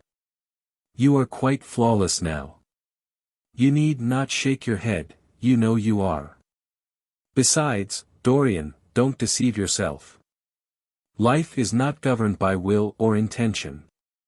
Life is a question of nerves and fibers, and slowly built up cells in which thought hides itself and passion has its dreams. You may fancy yourself safe, and think yourself strong. But a chance tone of color in a room or a morning sky, a particular perfume that you had once loved and that brings strange memories with it, a line from a forgotten poem that you had come across again. A cadence from a piece of music that you had ceased to play, I tell you, Dorian, that it is on things like these that our lives depend. Browning writes about that somewhere, but our own senses will imagine them for us. There are moments when the odor of heliotrope passes suddenly across me, and I have to live the strangest year of my life over again. I wish I could change places with you, Dorian. The world has cried out against us both, but it has always worshipped you. It always will worship you. You are the type of what the age is searching for, and what it is afraid it has found. I am so glad that you have never done anything, never carved a statue, or painted a picture, or produced anything outside of yourself. Life has been your art. You have set yourself to music. Your days have been your sonnets. Dorian rose up from the piano, and passed his hand through his hair. Yes, life has been exquisite, he murmured, but I am not going to have the same life, Harry. And you must not say these extravagant things to me. You don't know everything about me. I think that if you did, even you would turn from me. You laugh. Don't laugh. Why have you stopped playing, Dorian? Go back and play the nocturne over again. Look at that great honey-colored moon that hangs in the dusky air. She is waiting for you to charm her, and if you play she will come closer to the earth. You won't. Let us go to the club, then. It has been a charming evening, and we must end it charmingly. There is someone at the club who wants immensely to know you, young Lord Poole, Bournemouth's eldest son. He has already copied your neckties, and has begged me to introduce him to you. He is quite delightful, and rather reminds me of you. I hope not, said Dorian, with a touch of pathos in his voice. But I am tired tonight, Harry. I won't go to the club. It is nearly 11, and I want to go to bed early. Do stay. You have never played so well as tonight. There was something in your touch that was wonderful. It had more expression than I had ever heard from it before. It is because I am going to be good, he answered, smiling. I am a little changed already. Don't change, Dorian, at any rate, don't change to me. We must always be friends. Yet you poisoned me with a book once. I should not forgive that. Harry, promise me that you will never lend that book to anyone. It does harm. My dear boy, you are really beginning to moralize. You will soon be going about warning people against all the sins of which you have grown tired. You are much too delightful to do that. Besides, it is no use. You and I are what we are, and will be what we will be. Come round tomorrow. I am going to ride at 11, and we might go together. The park is quite lovely now. I don't think there have been such lilacs since the year I met you. Very well. I will be here at 11, said Dorian. Good night, Harry. As he reached the door he hesitated for a moment, as if he had something more to say. Then he sighed and went out. It was a lovely night, so warm that he threw his coat over his arm, and did not even put his silk scarf round his throat. As he strolled home, smoking his cigarette, two young men in evening dress passed him. He heard one of them whisper to the other, "That is Dorian Gray." He remembered how pleased he used to be when he was pointed out, or stared at, or talked about. He was tired of hearing his own name now. Half the charm of the little village where he had been so often lately was that no one knew who he was. He had told the girl whom he had made love him that he was poor, and she had believed him. He had told her once that he was wicked, and she had laughed at him, and told him that wicked people were always very old and very ugly. What a laugh she had, just like a thrush singing. And how pretty she had been in her cotton dresses and her large hats. She knew nothing, but she had everything that he had lost. When he reached home, he found his servant waiting up for him. He sent him to bed, and threw himself down on the sofa in the library, and began to think over some of the things that Lord Henry had said to him. Was it really true that one could never change? He felt a wild longing for the unstained purity of his boyhood, his rose-white boyhood, as Lord Henry had once called it. He knew that he had tarnished himself, filled his mind with corruption, and given horror to his fancy. That he had been an evil influence to others, and had experienced a terrible joy in being so, and that of the lives that had crossed his own it had been the fairest and the most full of promise that he had brought to shame. But was it all irretrievable? Was there no hope for him? It was better not to think of the past. Nothing could alter that. It was of himself, and of his own future, that he had to think. Alan Campbell had shot himself one night in his laboratory, but had not revealed the secret that he had been forced to know. The excitement, such as it was, over Basil Hallward's disappearance would soon pass away. It was already waning. He was perfectly safe there. Nor, indeed, was it the death of Basil Hallward that weighed most upon his mind. It was the living death of his own soul that troubled him. Basil had painted the portrait that had marred his life. He could not forgive him that. It was the portrait that had done everything. Basil had said things to him that were unbearable, and that he had yet borne with patience. The murder had been simply the madness of a moment. As for Alan Campbell, his suicide had been his own act. He had chosen to do it. It was nothing to him. A new life. That was what he wanted. That was what he was waiting for. Surely he had begun it already. He had spared one innocent thing, at any rate. He would never again tempt innocence. He would be good. As he thought of Hetty Merton, he began to wonder if the portrait in the locked room had changed. Surely it was not still so horrible as it had been. Perhaps if his life became pure, he would be able to expel every sign of evil passion from the face. Perhaps the signs of evil had already gone away. He would go and look. He took the lamp from the table and crept upstairs. As he unlocked the door, a smile of joy flitted across his young face and lingered for a moment about his lips. Yes, he would be good, and the hideous thing that he had hidden away would no longer be a terror to him. He felt as if the load had been lifted from him already. He went in quietly, locking the door behind him, as was his custom, and dragged the purple hanging from the portrait. A cry of pain and indignation broke from him. He could see no change, unless that in the eyes there was a look of cunning, and in the mouth the curved wrinkle of the hypocrite. The thing was still loathsome, more loathsome, if possible, than before, and the scarlet dew that spotted the hand seemed brighter, and more like blood newly spilt. Had it been merely vanity that had made him do his one good deed? Or the desire of a new sensation, as Lord Henry had hinted, with his mocking laugh? Or that passion to act a part that sometimes makes us do things finer than we are ourselves? Or, perhaps, all these? Why was the red stain larger than it had been? It seemed to have crept like a horrible disease over the wrinkled fingers. There was blood on the painted feet, as though the thing had dripped, blood even on the hand that had not held the knife. Confess? Did it mean that he was to confess? To give himself up, and be put to death? He laughed. He felt that the idea was monstrous. Besides, who would believe him, even if he did confess? There was no trace of the murdered man anywhere. Everything belonging to him had been destroyed. He himself had burned what had been below stairs. The world would simply say he was mad. They would shut him up if he persisted in his story. Yet it was his duty to confess, to suffer public shame, and to make public atonement.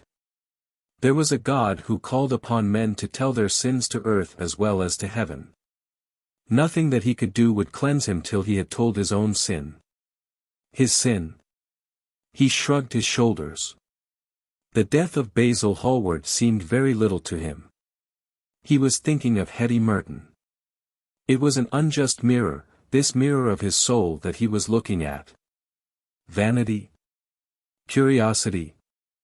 Hypocrisy? Had there been nothing more in his renunciation than that? There had been something more. At least he thought so. But who could tell?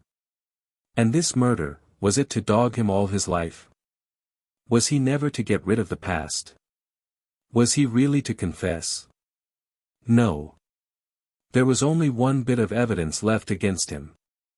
The picture itself, that was evidence. He would destroy it. Why had he kept it so long? It had given him pleasure once to watch it changing and growing old. Of late he had felt no such pleasure. It had kept him awake at night. When he had been away, he had been filled with terror lest other eyes should look upon it. It had brought melancholy across his passions. Its mere memory had marred many moments of joy. It had been like conscience to him. Yes, it had been conscience. He would destroy it. He looked round, and saw the knife that had stabbed Basil Hallward. He had cleaned it many times, till there was no stain left upon it. It was bright, and glistened. As it had killed the painter, so it would kill the painter's work, and all that that meant. It would kill the past, and when that was dead he would be free. He seized it, and stabbed the canvas with it, ripping the thing right up from top to bottom. There was a cry heard, and a crash. The cry was so horrible in its agony that the frightened servants woke, and crept out of their rooms. Two gentlemen, who were passing in the square below, stopped, and looked up at the great house. They walked on till they met a policeman, and brought him back. The man rang the bell several times, but there was no answer. The house was all dark, except for a light in one of the top windows.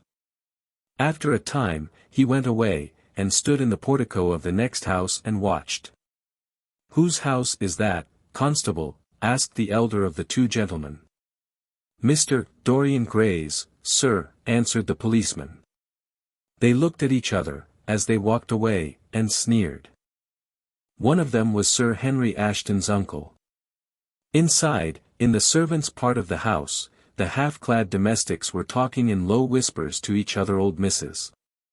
Leaf was crying, and wringing her hands. Francis was as pale as death. After about a quarter of an hour, he got the coachman and one of the footmen and crept upstairs. They knocked, but there was no reply. They called out. Everything was still.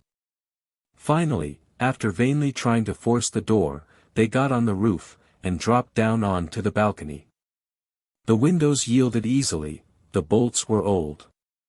When they entered, they found hanging upon the wall a splendid portrait of their master as they had last seen him, in all the wonder of his exquisite youth and beauty.